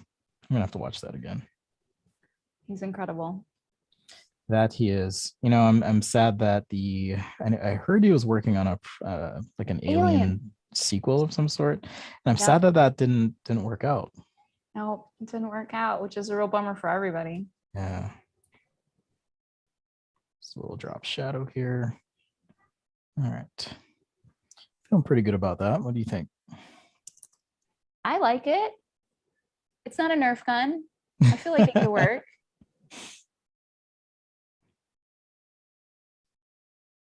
Okay. Now I'm showing one of my weaknesses, which is how do you know when to stop? Do you ever run into that problem? Oh, dude, like, all the time. Like, I think I'm done, and then you realize, oh, there's just one thing I want to do. I want to add a little texture, just a little bit. Dude, I never know when to stop. It's hard to be like, this drawing is now done, and I will walk away from it. What really happens is that I just abandon things for so long that I'm like, I guess it's done, and I'll post it. And I'll post it like seriously 9 months after I've abandoned it or finished it. And yeah. I think one of the things it took me a long time to realize is that art takes time.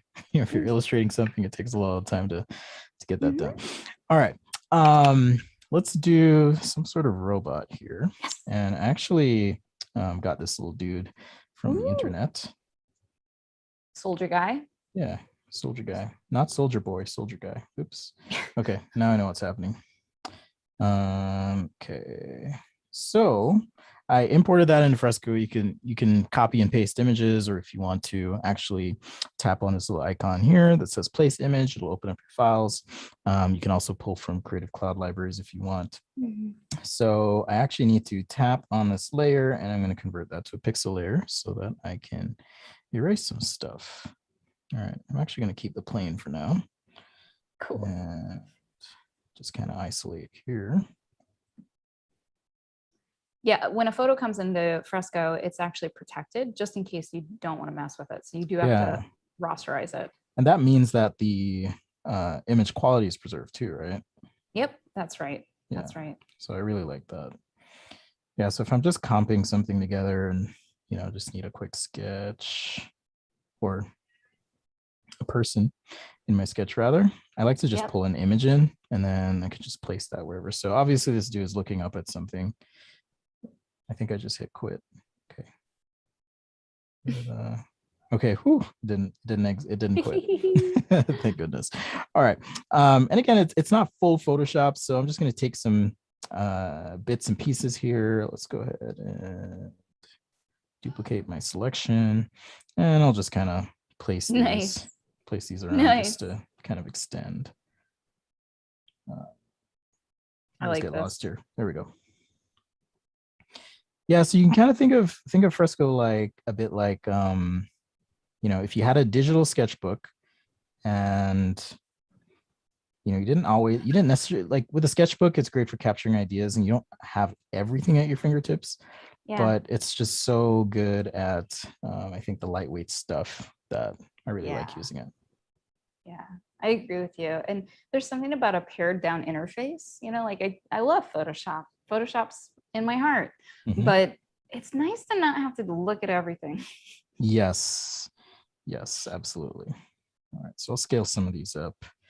And if you want to go to Photoshop, you can just, your cloud documents are already like in the cloud and they just appear. So that's right. I do, if you have a brush as well, that was something like this grass, for example, you could also, you could also use that if you wanted to.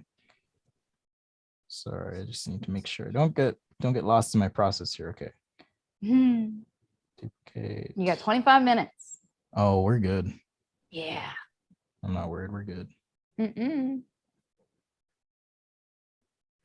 All right. Fresco keeps freaking out, and I'll explain that. It's just that my transforms here were a little bit off the canvas, so it's just making sure that.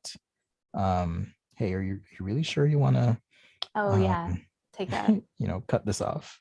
Yeah, Like, it's just making sure. Just worrying about you a little bit, just a little worry. Now, as you build the robot, Andre wants to know how you're going to figure out the visual library. So I guess, what shapes you choose. So I just want to throw that out there. Oh, gotcha. The shapes I use. So it depends on the theme, really. I think I'm going to go with something alien because we did mention that a little bit earlier, and I'll kind of show you the process there. Cool. But that's a great question too. So I'll just talk through that as I go. All right. Sounds so good. I got that. And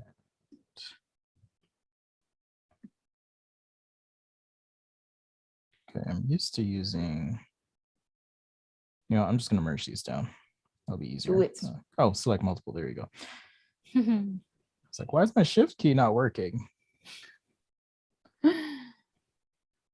And let's see. I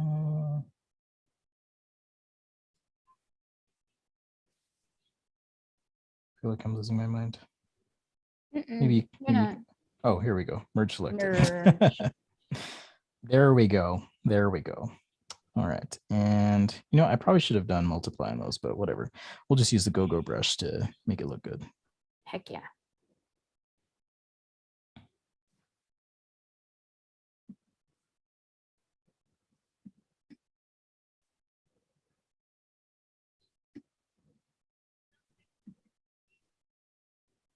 You know what tool I don't use very often that I think would come in handy here?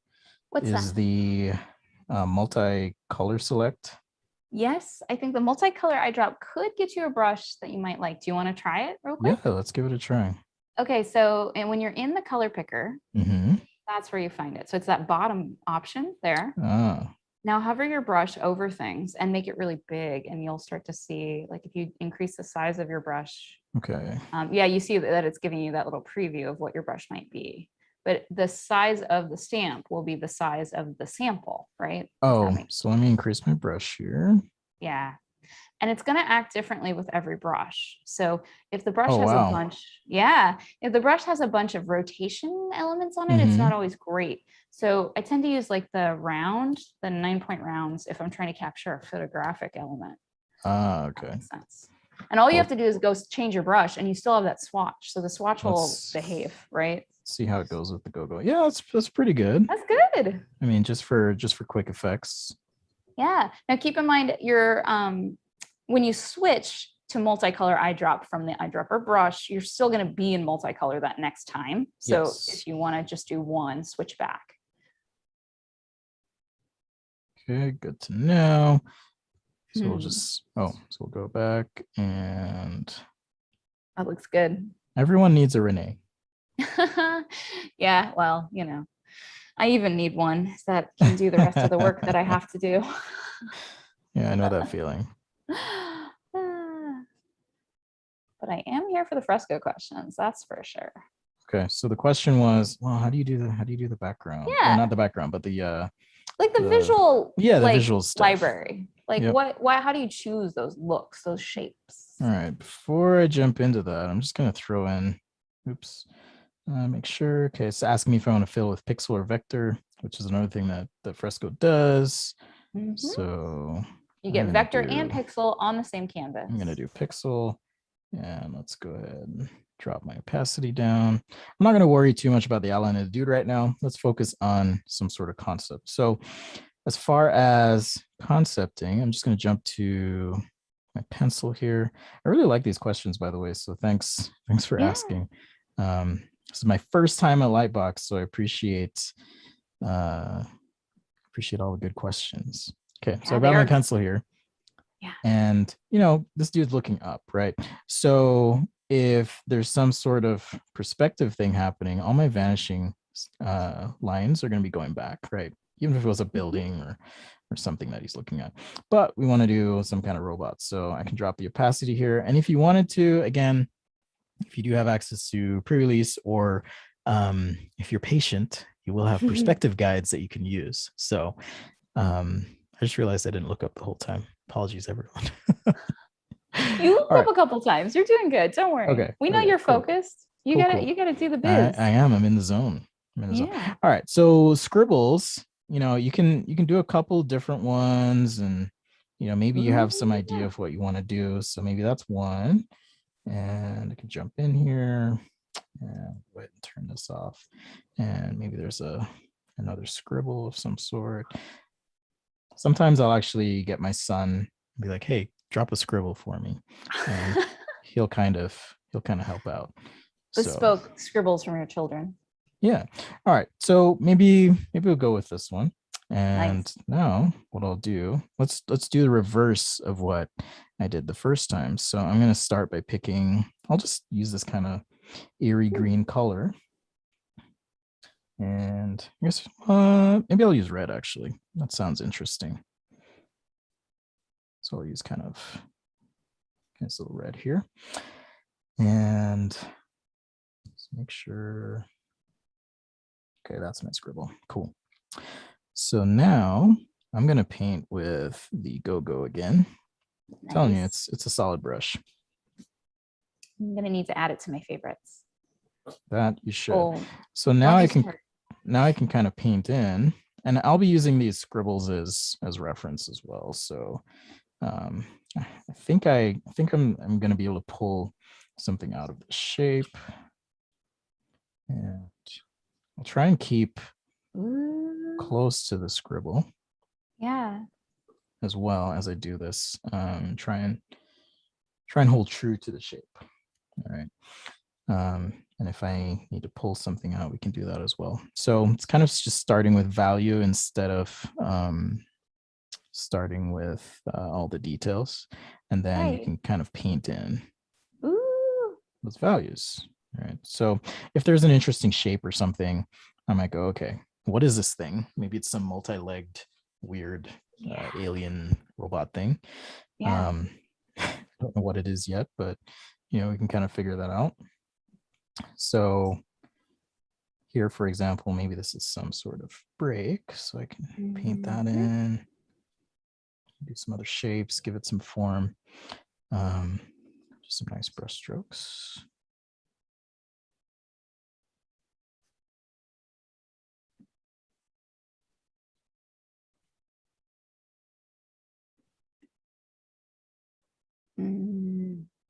In the chat, Writing in Graboid says, instead of lost in space, we're lost in process. That's right.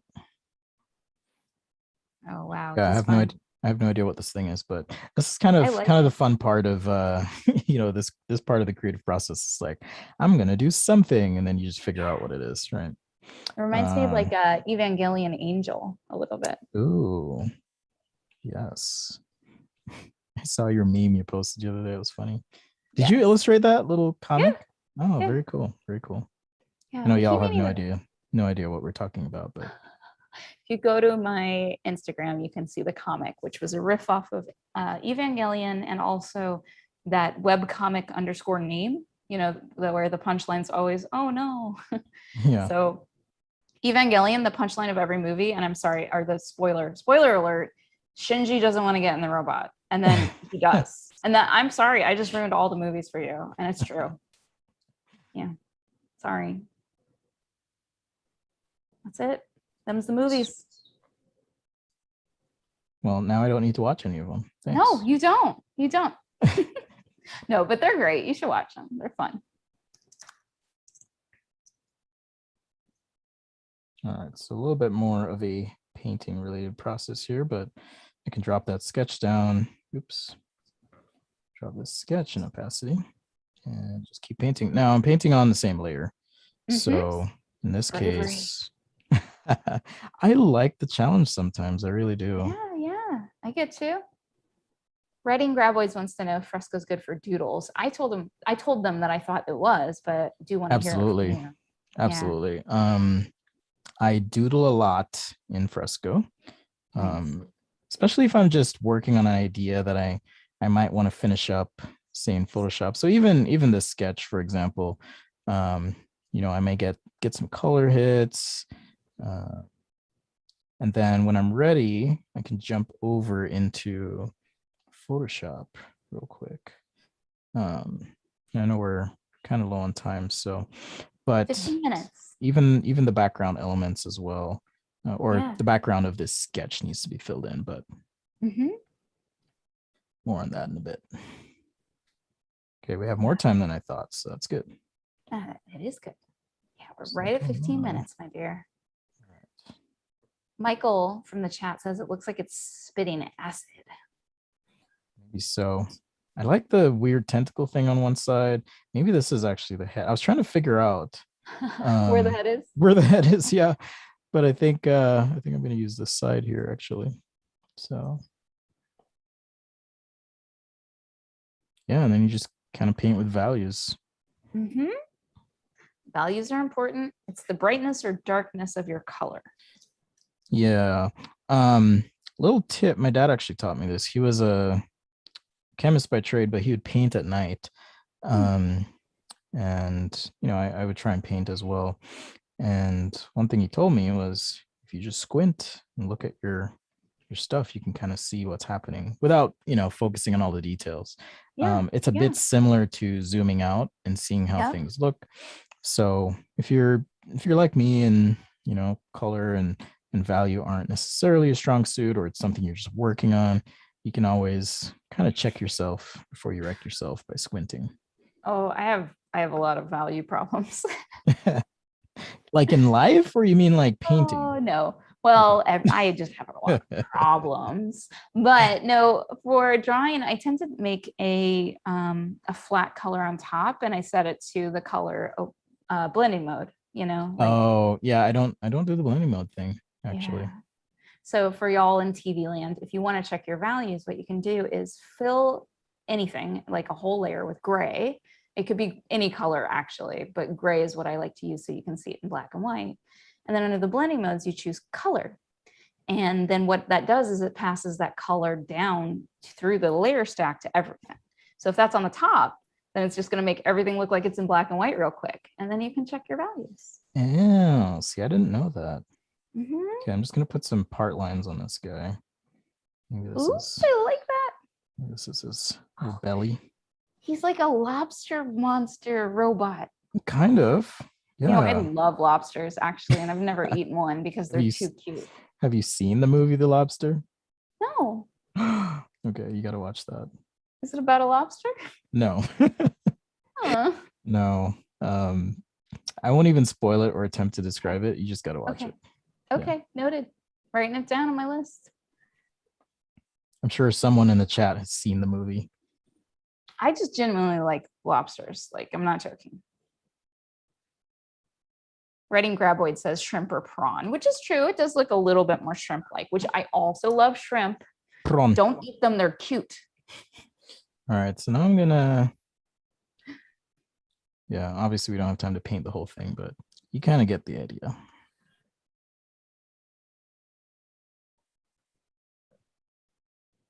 Pepe the King Prawn. That's his name. Be the king of prawns. The space prawn. Space prawn.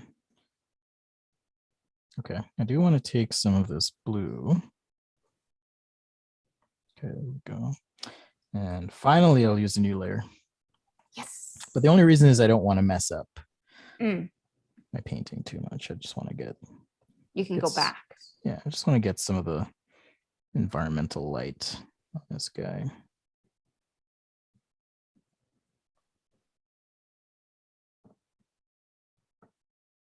Yeah, I'll have to try your value trick sometime. Yeah, give it a shot sometime. I think you'll like it. Blending modes is one of those things that's kind of been trial and error for me. I'm like, okay, I get multiply, I get screen. Yeah. What's happening with this linear dodge? I mean, that's how I roll with them too. Like, I even know, oops, sorry, my mic. I even know some of the equations behind them and what they're supposed to do. And no matter what, I still just roll through them. I just roll through. I don't care. Yeah, see, I knew they were mathematically based. I don't know the equations. Well, like multiply literally multiplies the colors, right? And that's why 1 is white. And so anything times 1 is itself, which means that it becomes transparent. And then screen is subtract. No, subtract is actually subtract. There's a literal subtract. And that does take every number value and subtract them from each other. And that's RGB, HSV, whatever. Yep. Or I guess it's RGB based. Huh. Yep. In Fresco, it's RGB, but in Photoshop, I think you can choose. So it would be whatever you're working in, whatever color space. Math nerds. Well, I was a math major, so I appreciate it. I like how he looks organic, you know, but also a robot. Like, that's such a fun mix. Thanks. That's kind of the idea there. Yeah, so he's alien. Yeah, I mean, it's something. I'm not super happy with the end here, so I'm gonna see if I can change some of these shapes. Sounds good. You got about 9 minutes, so we'll have to say goodbye to the good people out there. All right, do we have 9 or is it 4? And you need 5 at the end. I forget. 9. It's Adobe Live that like cuts us off in 5 minutes. We'll see what our dear Wacom friends tell us, if we can run right to 5:30 or when will the music start playing? Yeah, I know. When do they get the hooks and pull us off?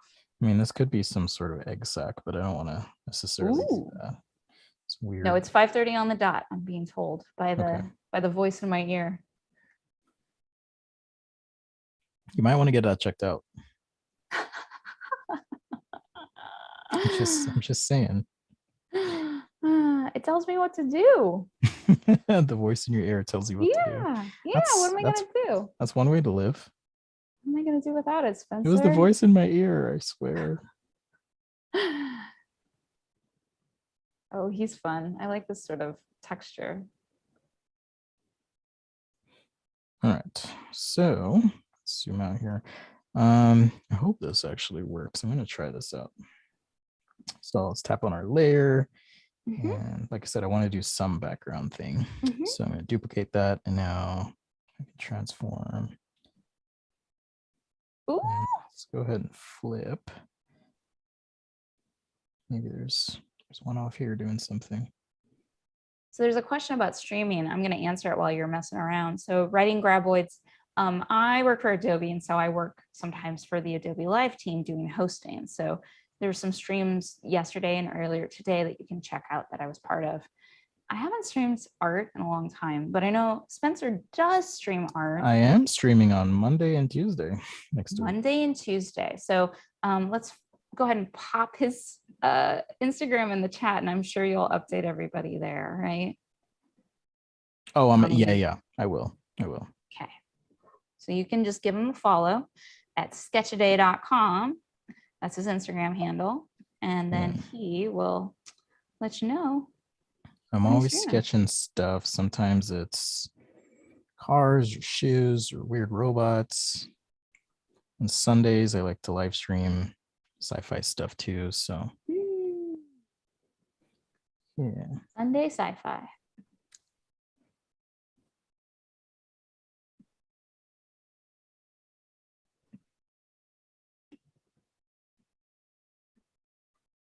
I love the other guy. Maybe I I'll like make that he's got a friend. Make his head hump a little bigger.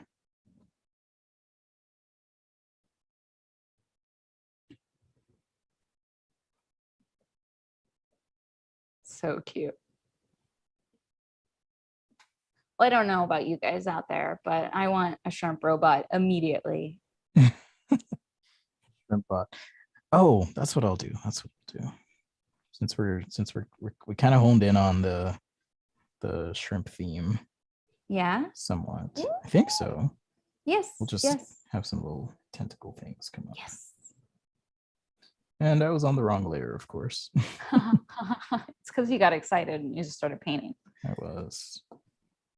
But you caught yourself. Excellent resolve there.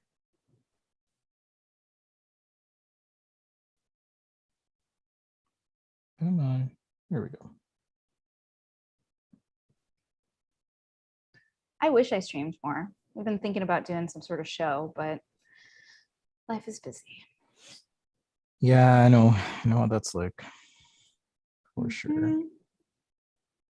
TBD. Stay tuned. I'll let y'all know.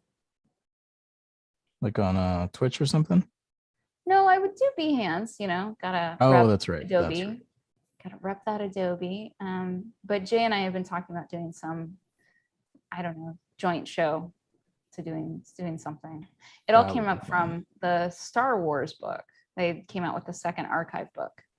And we thought about going through that live and just talking about it.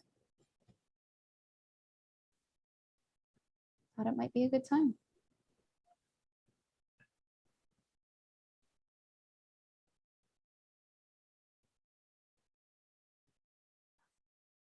What I love about all these details is, you know, if you wanted to like take this to another level, you could just export this to Photoshop and you don't even have to export it. It'll just show up. So Yeah. reminder.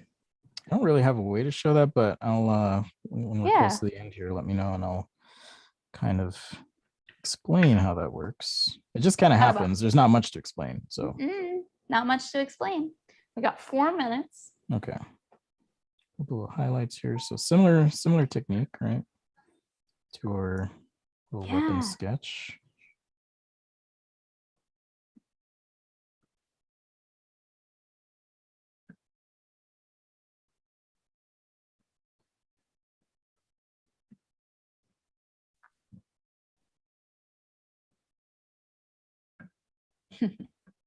I like those little highlights. All right. So if I put a person in a painting like this, one thing I do like to do is just kind of throw some brush strokes over it, and then we'll do some quick background stuff I guess you could say. But yeah, just throwing some quick brush strokes over kind of helps it feel a bit more like a painting as well, even though you know clearly it's not. And if you want to modify stuff, like maybe he has, you know, some sort of armor or something, we can throw that on too.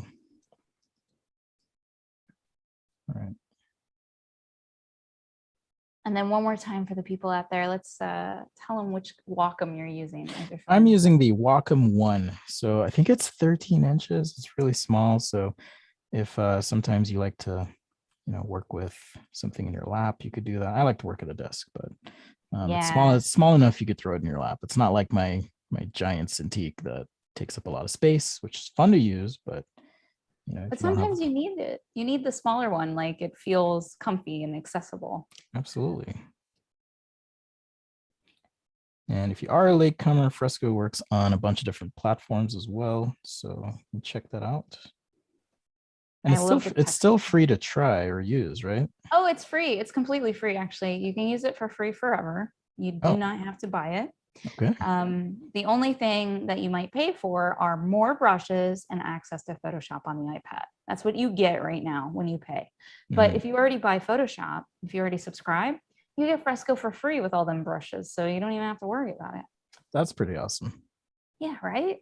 But you don't need to pay to access all the awesome tools, the unlimited layers in Fresco, and then also pixel and line brushes. That. Yeah, all of that. Yeah, you know, like we kind of said at the beginning, I use a lot of different tools, and for painting, and as unorganized as I am, I love that I don't have to think about, okay, how many layers do I have left here? Yep. You know, so even I really have to think about. Even at 300 DPI, like you can't make as many layers as Fresco would crash. So pretty nice. Well, we got about a minute until it's 5:30. Oh, shoot. Okay. I know. So I wanted to give you that call out. Well, I appreciate it. I'll do some quick background stuff here. Yeah. All right. So new layer and same brush, or, you know, if I want to mix things up and use this marker brush, I can do that as well. Just make it real big here. There's something in the background. Just add some textures.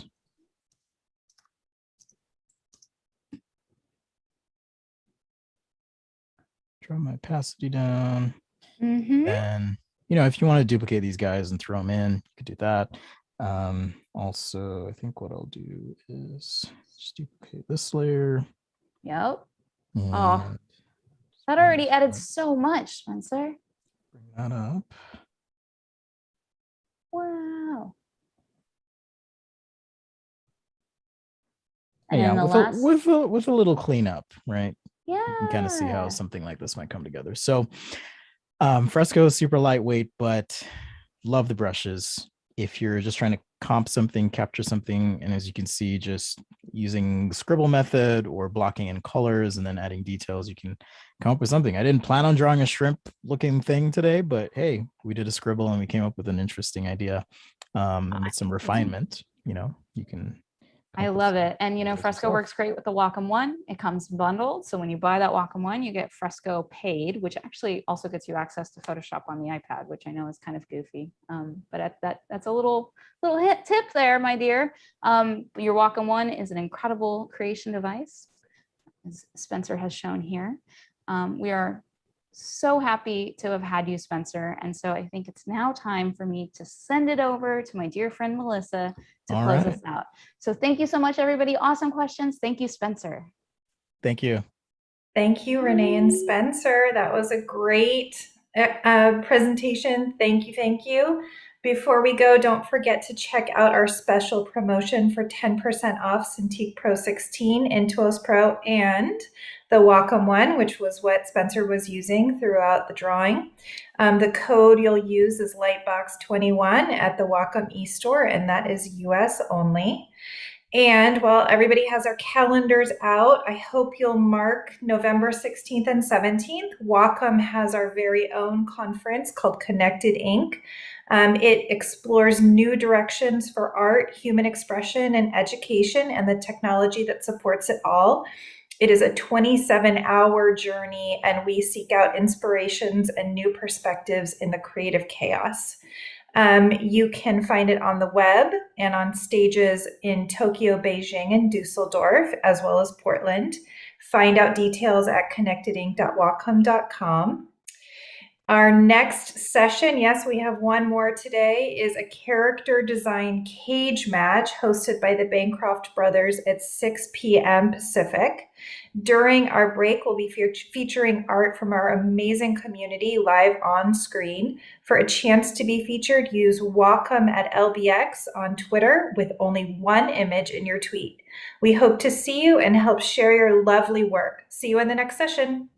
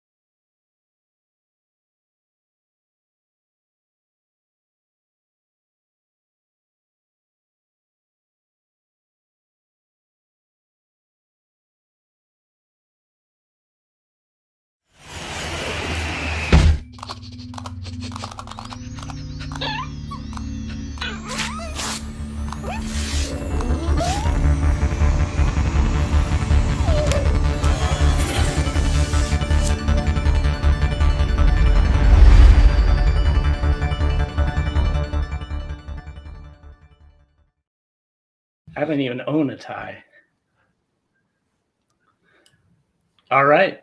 Hello, everyone, and welcome to Wacom at LightBox. We're excited to have you here. We've been supporting LightBox for 3 years now, and it's been great. So before we start, we want to have a few housekeeping items to go through. During this session, please respect the presenters and refrain from self-promotion in the chat. You're welcome to exchange information during the commercial breaks, but we ask you to please just keep chat involved with the event itself. If you have any questions for the presenters, please drop them in the chat. Due to time constraints, people will be drawing throughout this presentation. We may not be able to get to all the questions. So please remember that as well. And all these sessions will be recorded and archived on Wacom's channels at a later date on our YouTube channel. So you'll be able to review it later. To see all the presentations, activities, product giveaways brought to you by Wacom during this year's LightBox, please visit lightbox.wacom.com and you can find everything there. Also a reminder, don't forget to catch Sam Yang's keynote speech, Launching an Art Career by Building a Social Media Presence, on September 11th at 12 p.m. Pacific time. We work with a wide variety of partners, including Magma Studio, Toon Boom, Clip Studio Paint, Adobe, and MSI. And we thank them for letting us work with them throughout all these years. It's been great. And for all of you who are still wondering how to pronounce Wacom, it's Wa as in Wa, the Japanese word for harmony, and then com is a derivative of computer. So it's Wacom, not Wacom or Wacom. So just remember that. That's a bit of nice trivia for you. And then we do have some specials going this LightBox. The Wacom 1 as well as the Cintiq Pro 16 and Intuos Pro are on a special at our e-store. And you can just use the promotional code LightBox21 for 10% off. And that involves the US only, not Canada. Sorry about that, Canada. And for any of you who might be in search for larger numbers of Wacom products, please visit our enterprise team website at wacom.com/en-us/education. So that's very, very cool. We've got some great deals for you there as well. So now it's my honor to welcome Tony and Tom Bancroft and the Bancroft brothers for a great presentation. We've got a cage match scheduled, so take it away, Tom and Tony. Hey, thanks, Doug. Thank you, Wacom, for having us too. My name's Tony. Maybe you can see me. I don't know if you can see me yet. I'm working on it. Tom's the controller tonight, and this is my brother Tom. We're the Bancroft brothers. Hi, everybody. This is great to be here. This is our third character design cage match that we've ever done. We've done a couple live ones, and this is our first online one. Me using this streaming system too, so it's a little tricky. But welcome, everybody. We've done it in person over the years at different events, but this is a whole new challenge for us. But we're going to have a really great night tonight. We have 3 exceptional artists that are our participants tonight, and I'll tell you a little bit about them in just a moment. But what you have in store for you tonight is you're going to see 3 great professional character designers and illustrators that you know and love from the internet. And what they're going to do is they're going to actually take on suggestions from you, the audience, and as to what they're going to draw. You get to see them real time, create character designs while you watch, and you're going to be able to pick, you, the audience, are going to be able to pick the winner tonight. So we're really excited about that. We also have, Wacom was very generous and gave us some stuff to give away. They gave it to us, but we want to be able to share that with you guys. So we're going to actually give away some Wacom 1s tonight, which is a great display type Cintiq that they make. And actually, I'm a teacher. My students use it all the time, the Wacom 1. Very, very good product. Tony, can I cut in? I need to say this, which is our contest rules. Okay. We're going to give away 5 Wacom 1s. So get ready for that. It's specific to this cage match tonight. This is beyond the other things that Wacom is doing. This is just for our cage match. And so the rules are, we're going to select 1 correct answer to the trivia questions that we ask. So we're going to do trivia questions while the artists are drawing, and we're going to do it at random. So it'll be the first one well, not the first one, but it'd be the one that we picked. It's the first correct one that we see at random. And to claim your prize, you're going to be then emailing us at social@pencilish.com. And I'm going to send this information to try and put it into the chat right now. And Tony, you can take and we'll it mention away. it from time to time. You don't have to memorize social. I'm having a hard time putting it into the actual post. So okay, so we are going to do an intro now of our contestants tonight. So be ready, Tom, because in this corner, I want to present to you. She is a wonderful character designer. She is a self-taught artist. She is on Instagram as @theanimatedlife. You may know her as @theanimatedlife, but she is also Amanda McFarland. Let's hear it for Amanda. Yeah. Welcome, Amanda. I love this Thank because you. we're all in our studios, and I love your little studio there. You said your husband built you that little custom light box back there. Yeah, he did. He's very handy. So you have a state-of-the-art digital Wacom Cintiq there, and then in the background, you're totally old school. And so are Tom and I. We have our original animation desk from Disney, and then we also are working on digital now. So yeah, a lot of dust collecting in our backgrounds, right? Right. Yeah. And dog hair and everything else. Well, are you super excited, Amanda? Are you ready for tonight? Yes, I'm so excited to be here. Thank you for having me. This is going to be so much fun. You got some tough competition. You ready to hear about who's next? Yes. All right.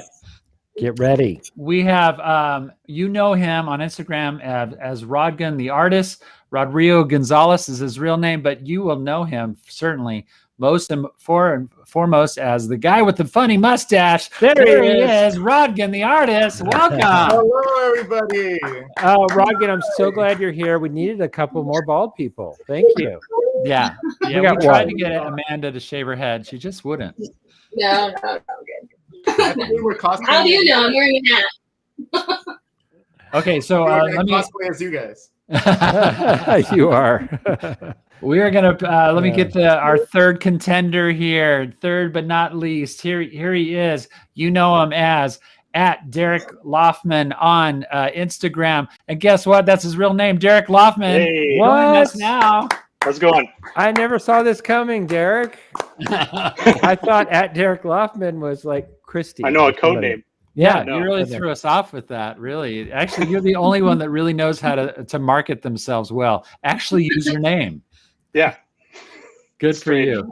This is already fun, guys. And let's get us all together here, and I'll keep Tony and I together. That's good. So here's how this is going to go down. And this is for our listeners that are on right now. We have a good amount of people that are here. So this is going to be a good amount. I'm talking about the people in the chat, Tony. Oh, okay. But yes, this is going to be very, very interactive. So we need your help. And so get ready to be able to not only to win things. Thank you. Ooh, that's a nice pencil-ish. Yeah. Coffee mug. Thank you. Thank you. So we need your help. You're going to help define what these guys are going to draw in these challenges. The third challenge is hopefully the hardest. And that one I pretty much have figured out. But the first two especially, we need your help. And then while they're drawing, like I mentioned before, we're also going to have trivia questions that we're going to throw out at you guys on the chat. And like I said, we're going to pick them at random based on the right answers. Whoever has the right answers, we'll pick one of those at random, and you will get a Wacom One. And it's going to be like Oprah, like you get a Cintiq and you get a Cintiq, and it's going to get wild up in here. I'm ready for this, Tom. But before we go, I got to ask these guys. I want to hear from our participants here. Not only I know you guys are super charged up and you're ready to go. You got your styluses warmed up. They've been doing exercises all this whole time here, getting ready. Who's does the most character designs professionally? Who actually gets paid to do character designs? Any of you guys? Derek, Amanda, and Amanda. Rodgan. Rodgan. Oh, it's going to happen tonight, Rodgan. You're going to get discovered. there's featured directors that are watching tonight. There's featured producers and a whole bunch of slew of TV folks too, I'm sure. So get ready for the phone to go off the hook. I know that. This is your tryout tonight. No pressure. No pressure tonight. No pressure. You are just competing in the Bancroft Brothers character design cage match is really pressure enough. So, after that, it's all downhill. We are going to be switching back and forth so the audience can see you guys drawing. Tom has the capability of doing that. I don't know, Tom, what do you think? Should we get it going? You know what? I kind of think we should because, we don't want to run out of time. But we're going to try and give you guys 10 minutes. And Tony, hold on. Don't start it yet. But you're going to wait. We're already 5 minutes into it. I started early. Sorry, guys. Oh, boy. Okay, so here's your first challenge, and I'm going to say this to the chat. So we're going to ask for 3 things from our chat, and I'm monitoring the chat, Tony, so I guess I'm going to end up picking them. So challenge number 1 is you're going to put together these 3 things and create a character. So here's the first one. Chatters, please help us out. We need an occupation. List an occupation. And I'm going to pick one of them. If you're watching at home, go on chat right now. As we all know, occupation would be your job. It's a job or something like that, right? That's what you do. So what kind of occupations? And Tom, an occupation doesn't define you. It's not who you are. No, it's not. Okay. Okay. Somebody said dragons. Well, that'll be the next one coming up pretty soon here. Okay. Do you want to pick one, Tom? I literally only see one so far. Okay, here they come. Okay. There is a delay, by the way. We have a 30-minute delay. Oh, now they're really coming. Oh gosh. 30-minute delay. That's going to be an All issue. right. Okay, barista. Write that down. That is okay. That's the occupation. That's the occupation. Barista. Okay. Okay. Now we need, okay, thank you. We got our thing. Wow, now they're really into it. Now they're rolling in. Now stop occupations. Now, everybody, I need an emotion. So Tom does need an emotion because he's like a robot oftentimes. So Tom, let's give Tom an emotion first. I need some emotion. Yep. I still got architect, cowboy, mechanic. Okay, hold on. Yeah, Rodgin doesn't need emotion. Rodgin is always smiling. I love that. But there is like a 30. All right. So in emotion, I think you guys it's delayed, so they're coming. Look at Derek is already gone. Barista, right, here coffee. We go. He's fantasizing about coffee. Good. Coffee. Oh, really? Okay. So, I picked one. I see a lot coming in. Great. Perfect. All right. Frustrated is the word. Frustrated barista. Okay, we got one more. Now, thank you. We got those, and they're going to keep going for another 30 seconds. The next one is you have to pick one of these 3 things. Is it a male, a female, or an animal? Would that be a female animal or a male animal? Well, that'll be up to the artist. Okay. It's a male, a human male, a human female, or an animal. And my guess is anthropomorphic animal, but you can. Oh, don't give them any clues. Don't help them at all. Well, yeah, I know. We're not doing Zootopia, are we? Okay, those just stopped, and now here comes. Okay, I'm seing a lot of the same thing. I think you guys know where this is headed. Amanda, if you had a preference.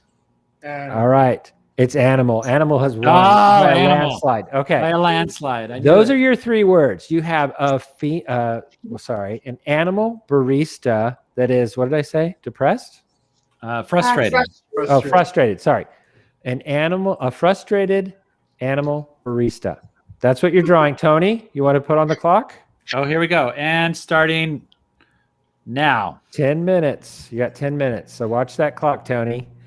And we'll be, and in the next 10 minutes, we'll be sharing with you guys as they get going a little bit. We'll give them a little head start here. But this is where, so Tom and I do a podcast. Anybody out there heard of the Bancroft Brothers Animation Podcast? I have. Woo! Let's interview our people here. Amanda, have you ever listened to it before? Oh yeah. Oh yeah. The episode you were on. She was on it. She's heard exactly one. Derek, you ever heard of it before? Yeah, I listened to a few of them a little while ago. Oh, bless your heart. Oh, you mean after we contacted you, you're like, I better listen to one of these. Yeah, thank you, Derek, for your honesty. Rodgin, how about you? Heard any of them? I've heard of them. Don't stop drawing. I'm an absolute hermit. Though, A hermit? Oh yeah. Well, hermits have internet too. It's okay. You can still get a podcast. Really well. Yeah. Hey, let's do a sneak peek, Tony, and get ready for the first trivia question, right, Tony? Yep. And we're gonna do a little sneak peek on Derek. Here it comes. Oh, this is what he's doing, guys. Oh, look at he had barista. He's like writing down some little elements of costume. He Apron, loves beard, pigs coffee. and hogs, doesn't he? It's my go-to. Why I is got that? no time. Yeah, we talked about that. We have a love of Porco Rosso. You and I share that, I think, right? Yes. Now I'm going to drop in Rogden. Rogden's got something good going here. My computer's so slow. Amanda lives out in the prairie, and so therefore her Wi-Fi is very slow. But I'm like waiting on my pencil to catch up. Oh my God! Is it a little house? Is it a little house on the prairie? Here comes Amanda. Oh, here comes Amanda. Okay, something's happening there. Something's happening. We're not Oh, sure. I like that. Now you did that girl. You did that girl beforehand, right? Yeah, I did. You're a good artist. Well, I'm just waiting because. Yeah, do you see the lag? Everybody, I want you to know that is not her Wacom Cintiq that is doing that. It is the internet. No, it's the internet. Yeah. Okay. No, it's very smooth in real life and wonderful, and it's my friends. Yeah, best friends. And Tony, Yeah. Did I say Wacom right? I wasn't listening to Doug at all at the beginning. Yes, you did. It is Wacom. Wacom. There it is. Yeah. There it is. Good. Wa meaning the elixir of life, the thing that will make you money in your career, and com meaning get good internet if you're going to be Amanda. To communicate. Yeah, com. That means calm. Oh, Okay. Derek's already inking. Derek's inking. Oh my gosh. Look at how little Tony. underdrawing you got in there. Tony, give us a time update. What are we at? We're at 3 minutes, guys. So take your time. Derek's going for color, I have a feeling. We might get some color out of I Derek. don't know about that. Okay. Well, Tony, at 3 minutes, I kind of think you should do a trivia question. What do you I think think? it's a good time. Okay, guys, for you guys at home, this is for you. So the first one in the comments with the answer. This is not for a prize. This is a warm-up one, okay? Oh, just warm up. Okay. Just a warm-up, okay? Tom, you'll do trivia question number 2, and that'll be for a Cintiq. So I'm All not right. going to pick a winner probably on this one. All I'm going to do is say the answer and say that I see a lot of people saying it. Okay. That's good. Okay, here we go. Number 1. I'll try and do it in the voice a little bit. Let's see if that helps. Higgadus, figgadus, miggadus, mum. Oh my gosh. Prestigious in the song Higgadus Figgadus, who uses magic to pack his or her entire home contents into one small bag? Who is that character that sings that song? Higgadus Figgadus, miggadus, mum. Oh, you don't have to yell into the Prestigious. You're still doing it. I feel like that's part of the delivery that I remember. Oh my gosh. Amanda took on a really crazy Ambitious. hard character, I think, or animal. Look at how rough you started, and then Oh my gosh. you're like drawn with clean lines now. You're just creating all the details. She has very little underdrawing there. I would have done a ton more underdrawing, and it would have been really sloppy. Okay, Tony, the chat room has caught up with our question, and I am seeing a ton of Sword in the Stone Merlin. It was Merlin. That's right, Merlin from the Sword and the Stone. And here's a little bonus trivia question. And Tom, you might answer before everybody else. Who was Merlin based on? The animators that created Merlin in the designing of that character based it on a very famous celebrity who they worked with. Oh, who they worked with? Is it Milk Call? No, but he was designed by Milk Call. Merlin was designed by Milk You mean Call. Walt Disney? Walt Disney is the answer. That's right. No, he doesn't look anything like Walt Disney. No, and you'll see in the chat, people are saying Walt Disney right now, right? No way. Nope, not one person. That is a bit of trivia, Disney trivia for you. It was based on Walt Disney. But Walt doesn't have that long beard or the mustache. Oh, Tom, that's called creative license, honey. Oh, so you're saying like underneath all that, it's Walt Disney. Yeah, but also his crabbiness, his Okay. attitude was very much like Walt. Amanda, that is coming along. Let's look at Derek's. Nice, Derek. That's a hard-working barista. I love that. He's spilling all over. He's kind of Let's check out Rogden. Let's see what he's doing. Look at that. Oh, nice. Mm. Yeah, if Brian Hall was here, our friend Brian Hall, he'd be doing voices of. Well, I would like to have a latte, please. French vanilla, please. Nice. Okay, that was a fun one. We are at. I'm going to give you guys the time so you know. I don't think 6:30. 6 minutes, 30 seconds. Oh my gosh, they could all do color in that amount of time. I'm telling you, we gave them plenty. We gave them plenty of time. You could almost do a secondary design so that the client will be happy with. I think Derek's going to start his second drawing pretty soon. You don't have to, Derek. Oh no, he's going for some tones and shadows. Can you? Would it? I don't know. Be difficult for you to zoom in, Derek, or would that mess you up? No, it's fine. Oh, not that big. You don't have to go that big. Go ahead. Perfect. Yeah, perfect. Okay, Derek, what program are you using? It doesn't look like Photoshop to me. No, I'm using Clip Studio Paint. Oh, is that your go-to? It is, yeah. It's very smooth. Oh. Well, when you say smooth, what do you like about it? The lines, like I have a lot of issues with Photoshop. On The my ink studio. lines, particularly. Yeah, like any just for line art, I find it just super smooth. Like it just I don't have any lag. I can go super fast. The lines lay down like immediately. They work really good with the. Oh, Amanda, did you hear that? No Wacom, lag. sorry. I'm jealous.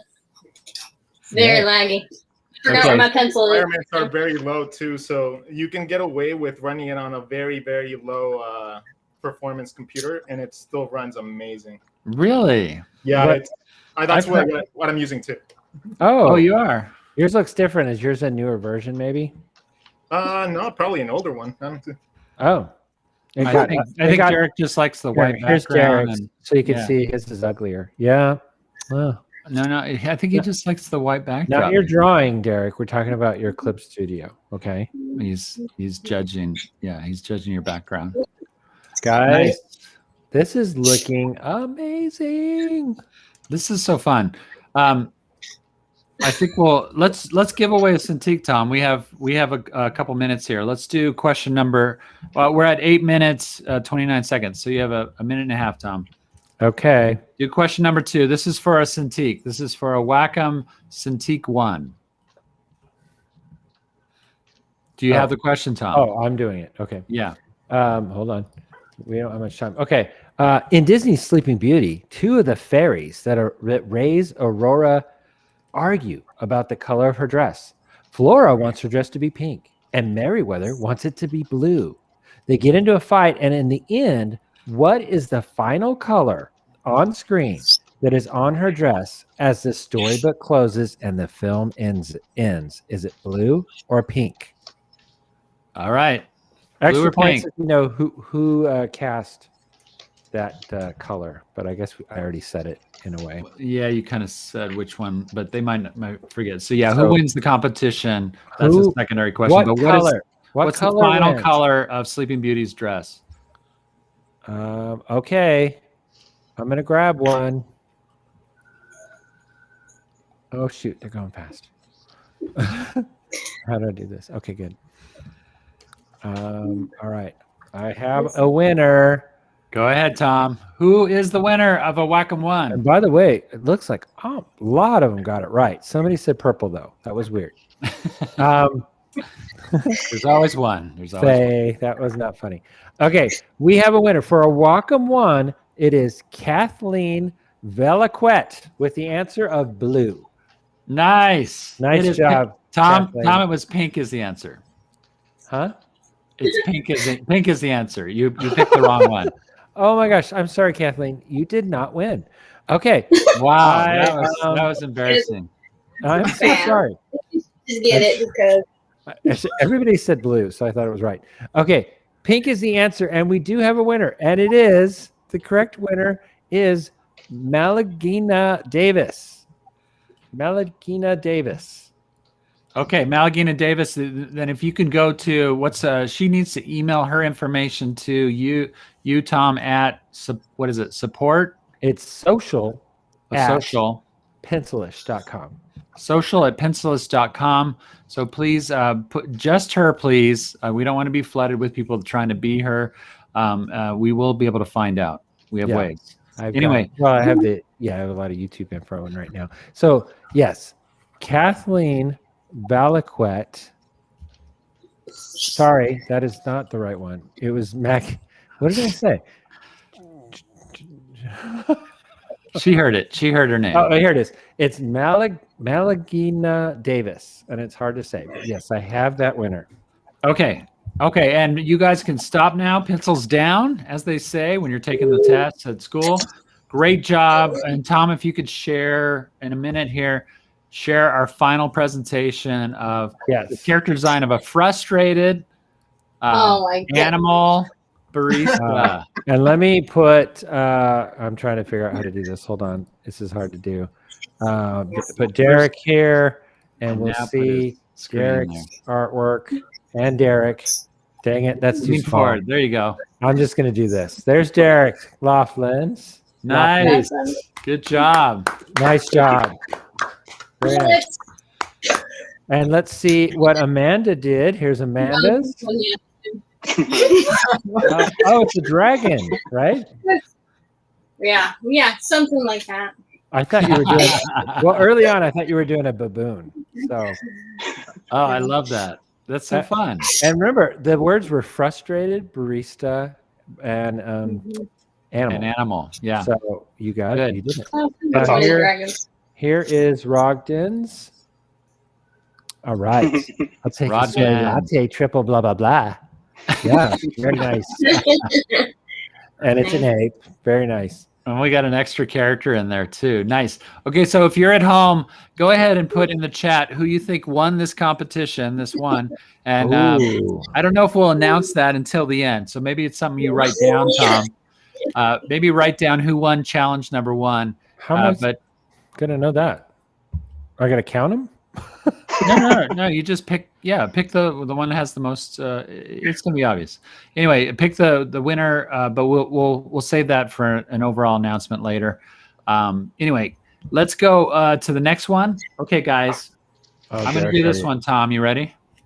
All right. Yeah. Delete your artwork. Get ready for the next artist, one. Right? New page. Oh, so you're gonna do this challenge, Tony? Yeah. Okay. Yeah. Okay. Everybody in the chat, please get prepared. Okay.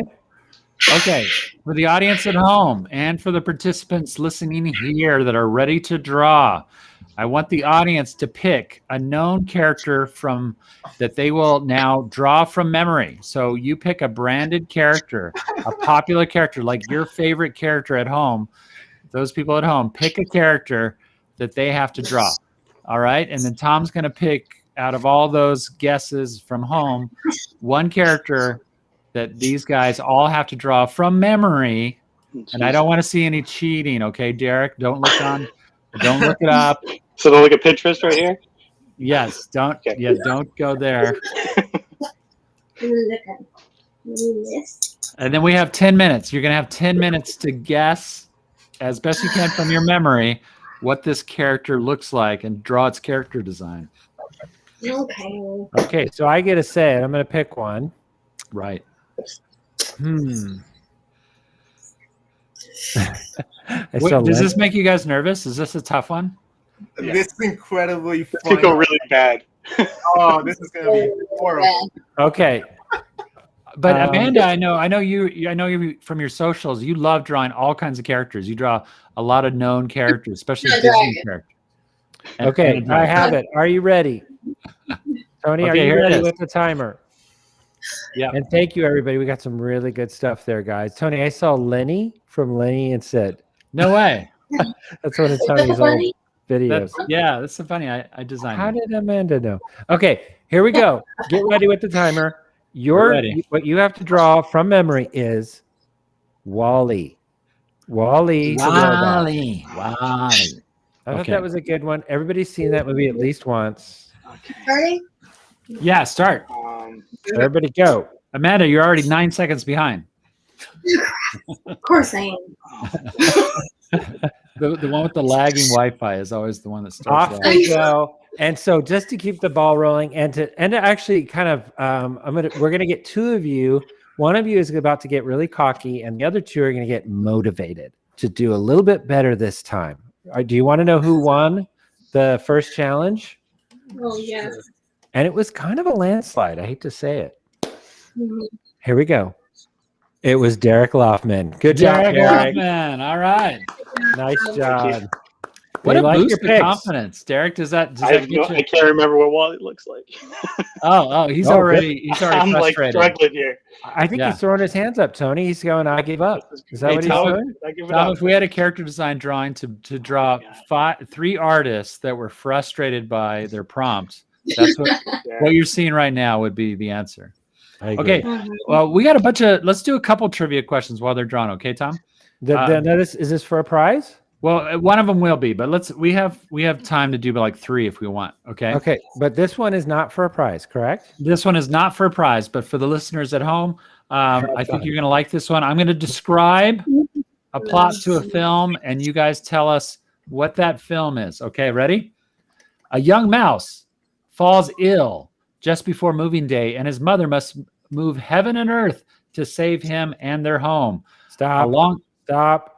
That's What? plenty. That's plenty. All right. All right. So just from that plot description, what is that film? And don't even repeat it because that was so obvious. I don't know, Tom. No. But I will say, not is this all the animated questions film? It's an animated film, yes. Okay, good. Do you know the answer, Amanda? Don't say it, but do you know the answer to that? Yes, I know. Okay. Maybe it is too My easy. favorite movies as a kid. Really? I just saw the very Do you know first. that Tom and I have a friend that worked on that? Really? Sure. yeah. Do you know who John Pomeroy is? Ooh, a little hint there. What? No, I don't. Okay, Tony. They're all coming in, and it's a landslide of how easy that question was. Okay, what is it? What's the answer? very first one I saw, though, the very first right answer, I'm going to say this, is a friend of ours, and you may not remember, but I do. John Pomeroy. Greg Harden, who I used to work with at Big Idea on Larry Boy. So the answer was that he said, and everybody else, is The Secret of NIMH. Okay, here's a bonus Nice. question then. Oh, you want something hard, Tom? I got it right now. Oh. Bonus question. What does NIMH stand for in The Secret of NIMH? What does NIMH stand for? NIMH. All right, I'm looking at the chat. Again, it'll take about 30 seconds. Here's my prediction, Tom. 2 people are going to know. Well, actually maybe 50 because they're all going and Googling it right now. Let me throw this out there. Plutonius said, my mom worked on it. Very cool. That's awesome. Hi, Greg. I just saw your what's up, fellas. Yep. Landon Camp has met Don Bluth, Gary Goldman, and John Pomeroy. That's who produced this film. That's right. Don Bluth Productions. It was their very first film, their very first feature. Let's see what Amanda's doing. Oh, my goodness. Yeah, I showed some of these, Tom. Oh, wait. We don't, Rognan, do not look. He looks. Cheating. Here's Rognan. Don't All look right. at this, guys. Oh, cute. And there's Derek's. Oh, he's Derek. Full on doing a model sheet. Yeah, he's doing pose sheet. Yeah. Nice. Okay, Tony, here's some answers.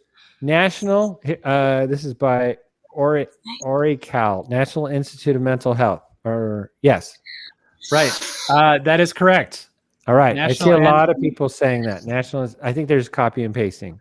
Yeah, I think so too. And but a little known trivia is that that's a real organization, the National Institute of Mental Health, and the movie was based on a book, and it was a very much anti-animal testing theme that it had going, and I think that comes through in the Don Bluth movie too. It's a little watered down, but it is there.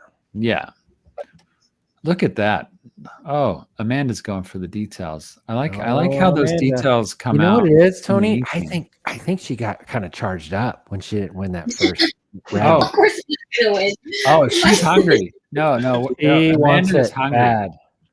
Rodgan, he's gonna go to color. I just know it. Rodgan, if you want to win, throw some color in. Okay, we're at 5 minutes, guys. So 5 minutes. You have half the time left.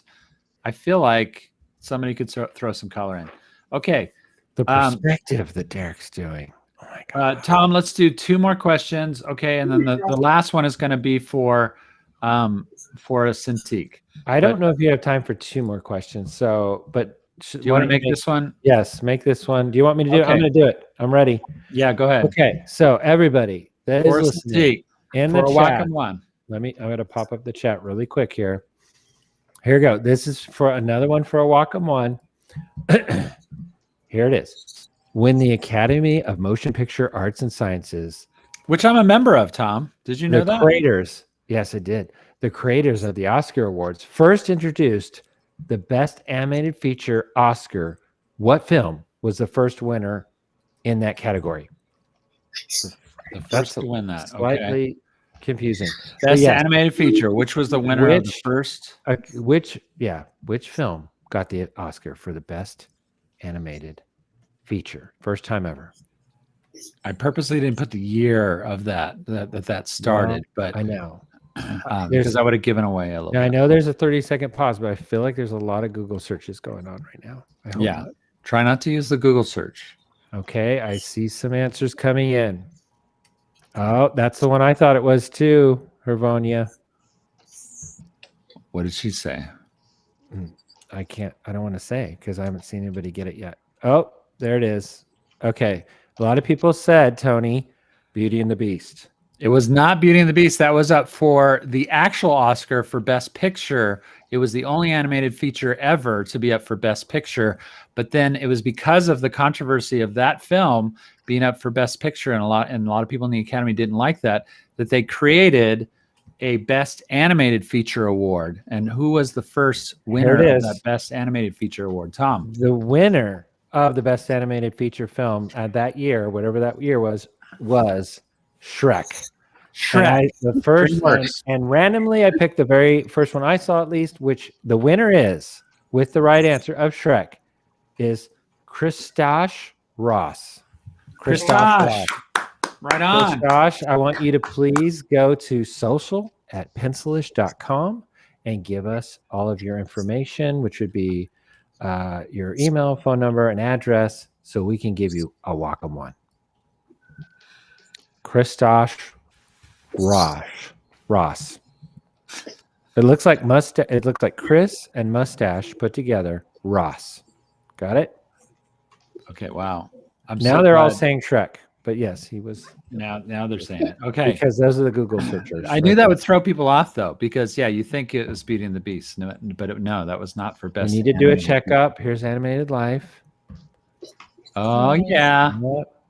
I'm sorry, I keep calling you Animated Life, Amanda. And here's Rogden. I think he's doing vector art. Oh my gosh. Are you doing that vector? Is that a feature? It's vector lines, which allow you to do something really similar. Wow. Okay. That's cool. I didn't know that program. Tony, how's their time? How long do they have? We're doing, you guys are almost there. Let's see. We're at 8 minutes, 40 seconds. Yeah, you got to do the math. 45. I don't know how much time they have left. Oh, I'm not going to do that. I'm going to butcher that. Just like you're butchering names tonight, if I did math, I'd be butchering numbers. It just so happens everyone I pick has got kind of a strange screen name. No offense, everybody. Wow. I'm sure nobody took that as an offense. Okay. Rogden, Amanda is now doing color. Do you feel badly? No, I do not. Okay. Who's feeling stressed about 9 minutes, 14 seconds? That's Derek is also doing color, Rogden. Oh, hold on. Are you yet feeling bad about yourself? Well, no, I am. I'm feeling like Derek is in a monochromatic palette, really. It's not full color. Yeah, it's pretty. It's blue grays. Are you sure there's like people watching that can hire, because they're not gonna want to hire? Let's take that off the table. There's nobody gonna hire you guys tonight. Okay. Well, let's just have fun. Let's just doodle. Okay. Okay. All right. I want to get back to this view. Here we go. There we go. So you can You see get an this. arm cramp from dropping this fast. Now, ladies and gentlemen, we didn't make this clear, but everybody here, Derek and Rognan and Amanda, they are all drawing on a Wacom Cintiq right now. And we are sponsored by Wacom, this event. We're very happy to have them. And of course, they've been very helpful gifting us with some great Cintiqs for you guys. So our contest rules are that Tom and we will select the correct answer to the trivia questions at random. Be clear about that. And you're going to go to social@pencilish.com for those 2 winners that we already have. And I'll try their names one more time, Tony. Melalena Davis, did not say that right, and Kristash Ross. You guys are the winners, and we are at time. Go ahead and stop right where you're at, guys. What? But you're not pencils. Your stylus is down. Oh, nice! Oh, look at that, Ruggen. You snuck in. What's her name? Eva, right? And he did that at the last second, right?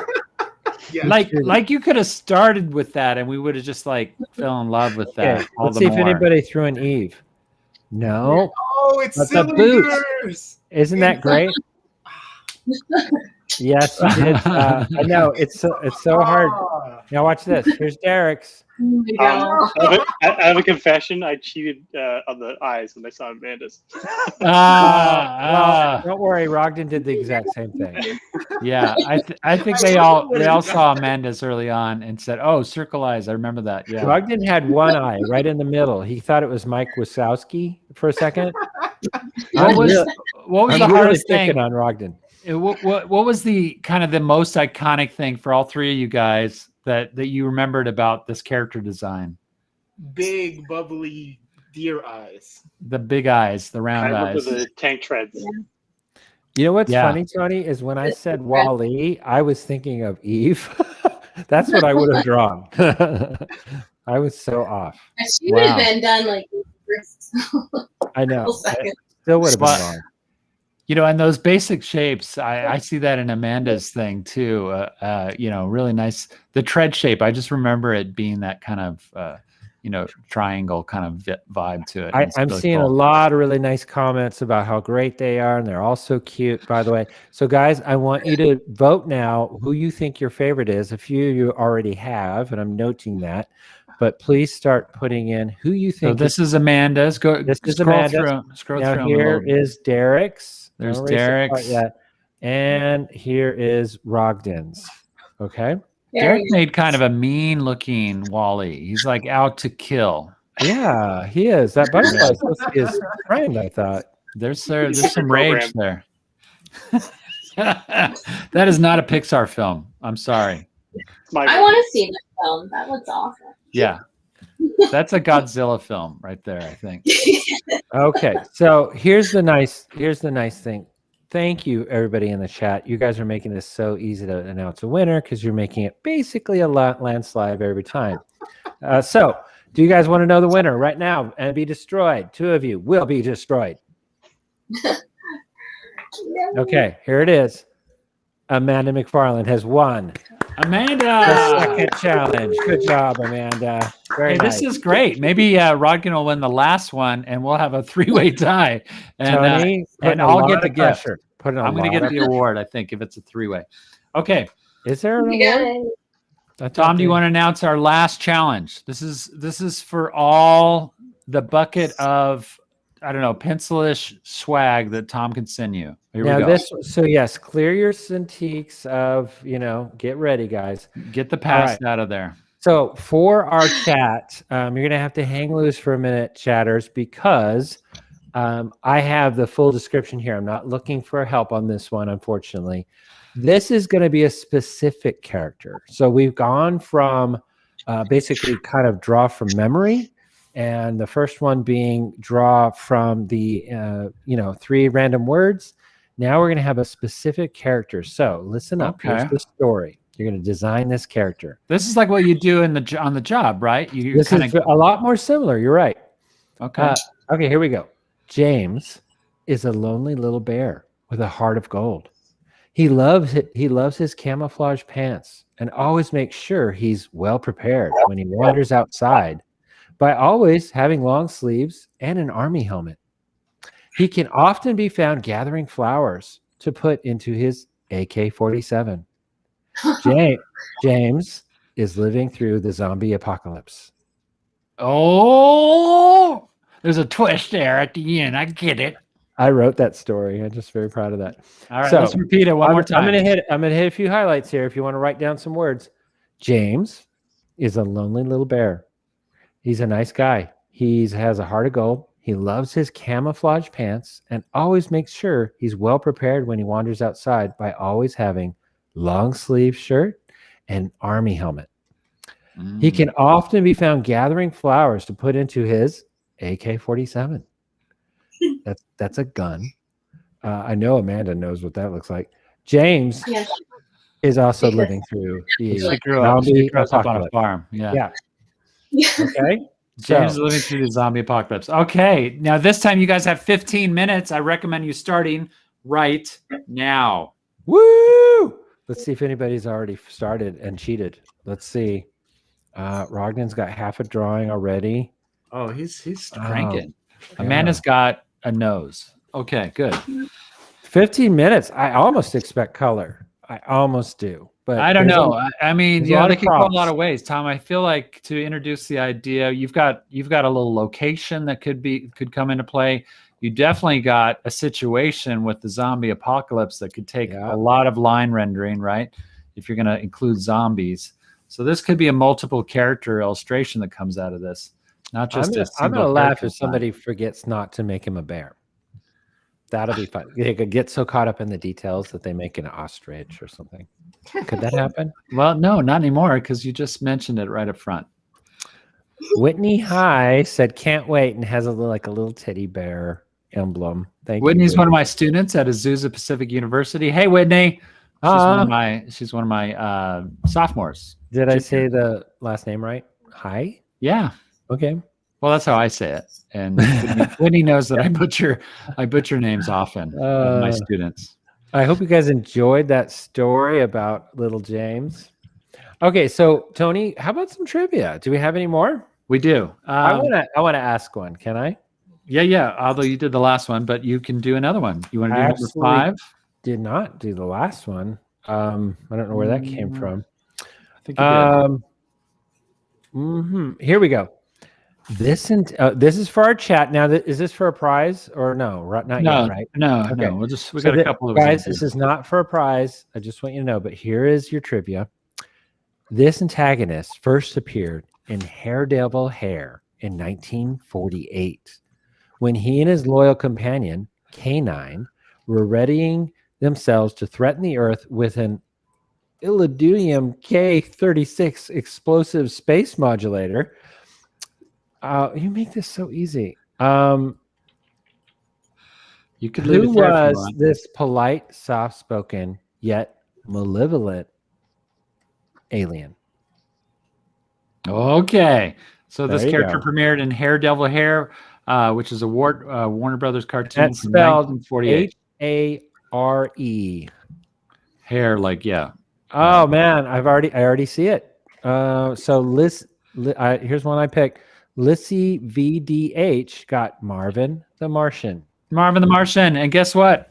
Tom, I animated him in Space Jam: A New Legacy just recently. I did not see you going there, Tony, and sharing more of things about you. I never saw you didn't see that coming? Well, Nope. I just wanted to add that in there. I thought that was a nice, fun connection. Oh, wait, I have another one actually that I have a bit of a connection to, and that is, let me do this one. Okay, so audience, listen up. Here we go. And this is Can you for guys Derek. tell that Tony came up with these trivia questions? They're all about him. Not the last one. They all segue I don't want to into give the it away. story. Okay, go so ahead. in the English dub of Howl's Moving Castle, yes, that's Hayao Miyazaki's Howl's Moving Castle. Oh, I worked on that. The English dub, what? You did not. English dub, the lead character Hal was voiced by Christian Bale, who also starred as Batman in Batman Begins, The Dark Knight, and blah, blah, blah. Another Batman actor, Michael Keaton, voiced a lead character in another Studio Ghibli film, another Miyazaki film, as it was dubbed into English, what was the name of that film that Michael Keaton did the English dub for? Another Miyazaki film. I already know where you're headed on this. I'm disgusted. Wow. Do you see it coming in? This is one of Derek's and I's favorite films. Don't tell him, Derek. You know what it is, don't you? I do. Oh, did you see the English dub or did you see it in Japanese originally? Oh, wait. I have to be English. looking at the English. chat. Hold on. Okay. I was the late Miyazaki adapter. I got to experience it in my 40. Oh, really? All the movies, yeah. Oh, so you're past 40. I Wow. see. I don't know if this is the first one, but I see an answer. Are you ready? Yeah. The answer is, wait, let me double check it, but I already know it because it's related to Tony as usual. Okay, it's Porco Rosso. Porco Rosso. That was the one I saw anyway. There's actually quite a few. It was Landon Kemp. Landon Kemp, nice job. Good job. No prize. No prize, Landon. That was a freebie. Okay, and bonus question related to that, Tom. You're going to love this. Here we go. Who directed the voice actors in that English dub version of Porco Rosso? I'm going to say Tony Bancroft. That's right. I did that. Gosh. I got to be a part of that, and it was really cool. So That's why it was so good. Yeah, thank you, Derek. He I got to work with Michael anything Keaton. with the animation. Don't worry. It was a very technical job, though, for the actors. I will say, if you've ever done voiceover work where they have to dub it and match lip sync, they have to lip sync with these Japanese animated characters. So the animation already existed, and they technically had to squeeze in their lines with all the emotion and acting to work mechanically and technically with what was already animated. So it was a big effort.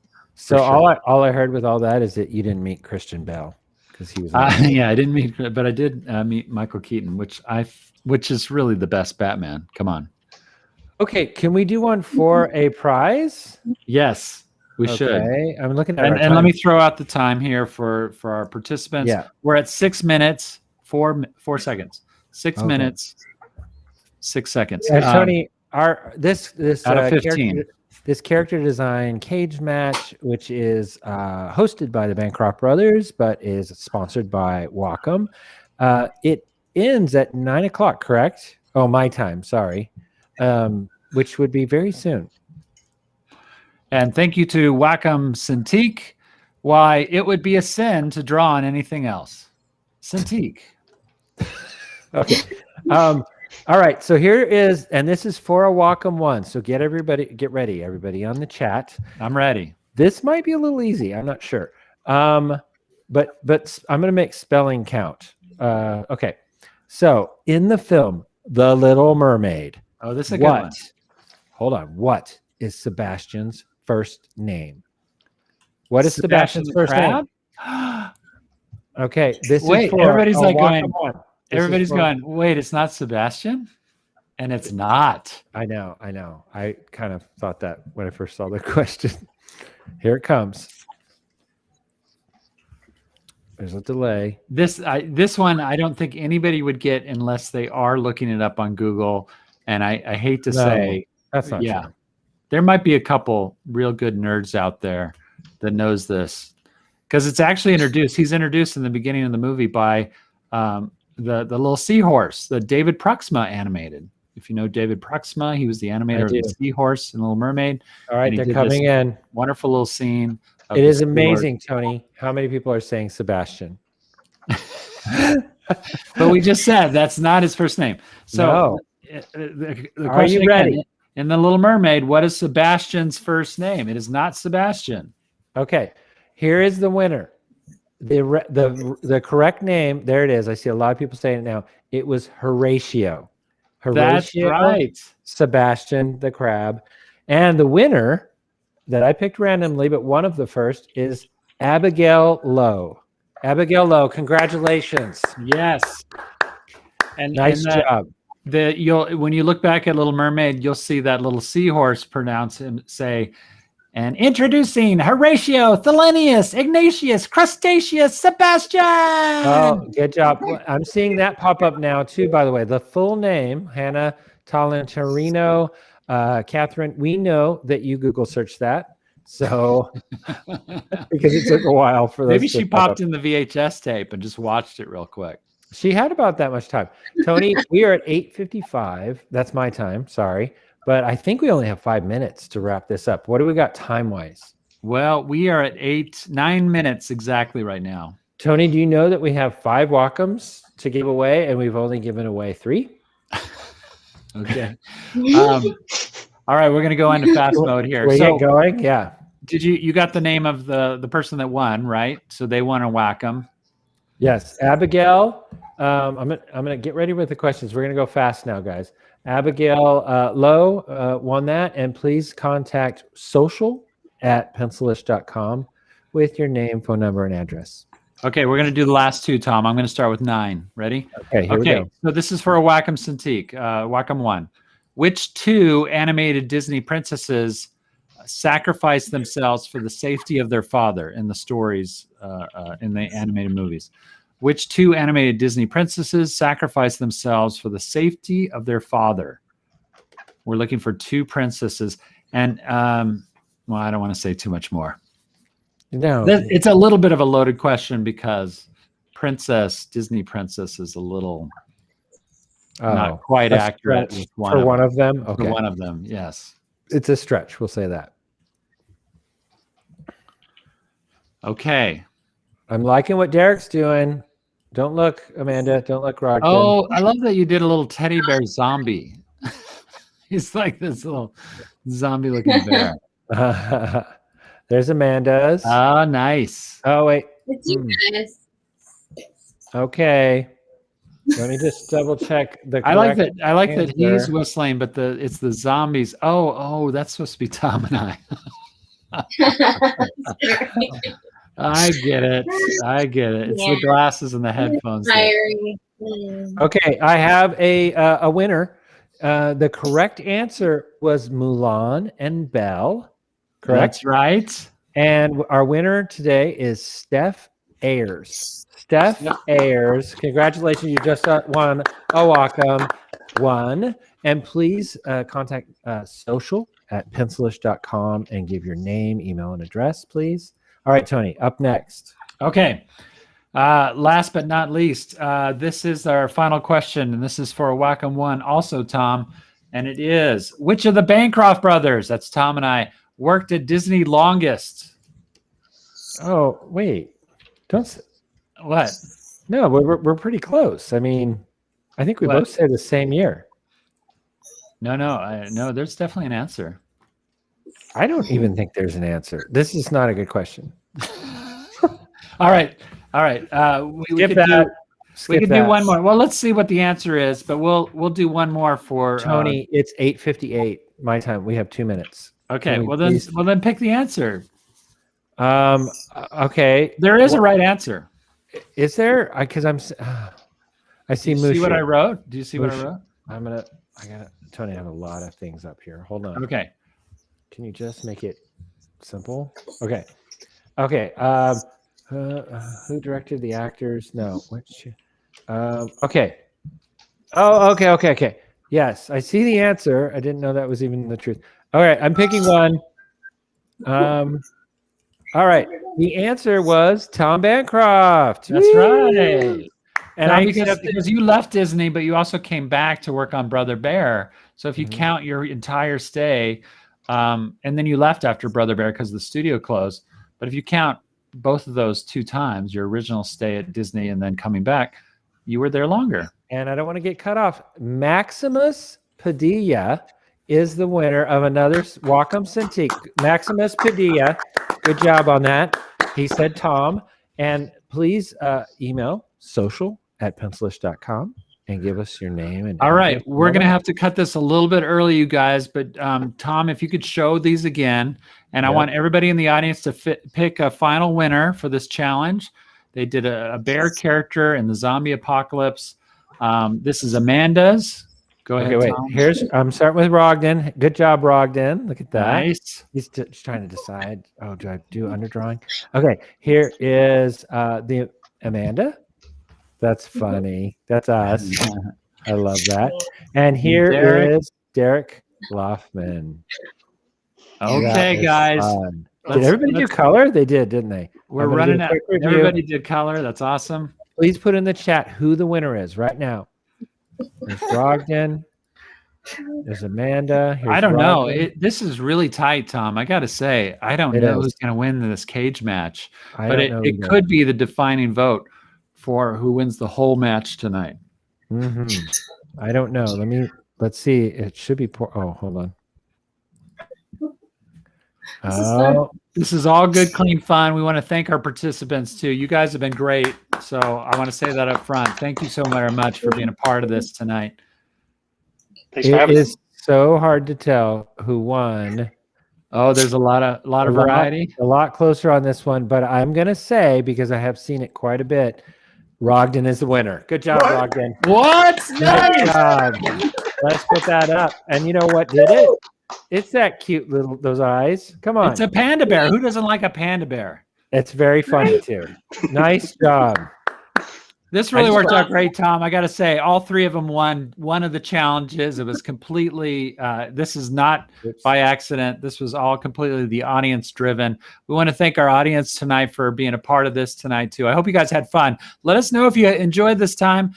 Please support Wacom Cintiq too by checking out all their products. It would be a sin to work without a Cintiq, wouldn't it? I just made that up. I think, Doug, did you want to come back on at the end here? Absolutely. I'm going to add him. Hi, Doug. Yeah. Hi, guys. Can you hear me? Sure can.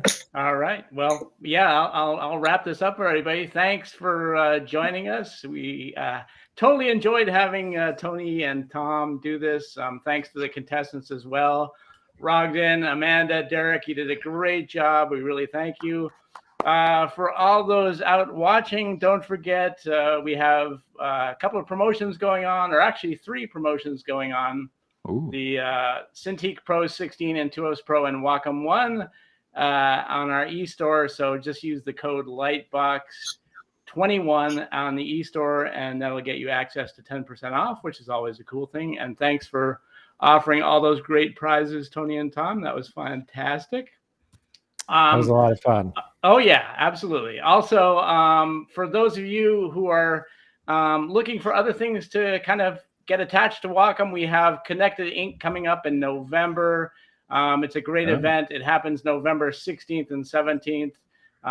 It brings humans and artists and everybody all together within technology. Because and artists it's aren't kind humans. of a bunch of creative chaos. It'll be a blast. So if you're not doing anything the 16th and 17th of November, please join us. It's on the web and live on stages in Tokyo, Beijing, Dusseldorf, and Portland.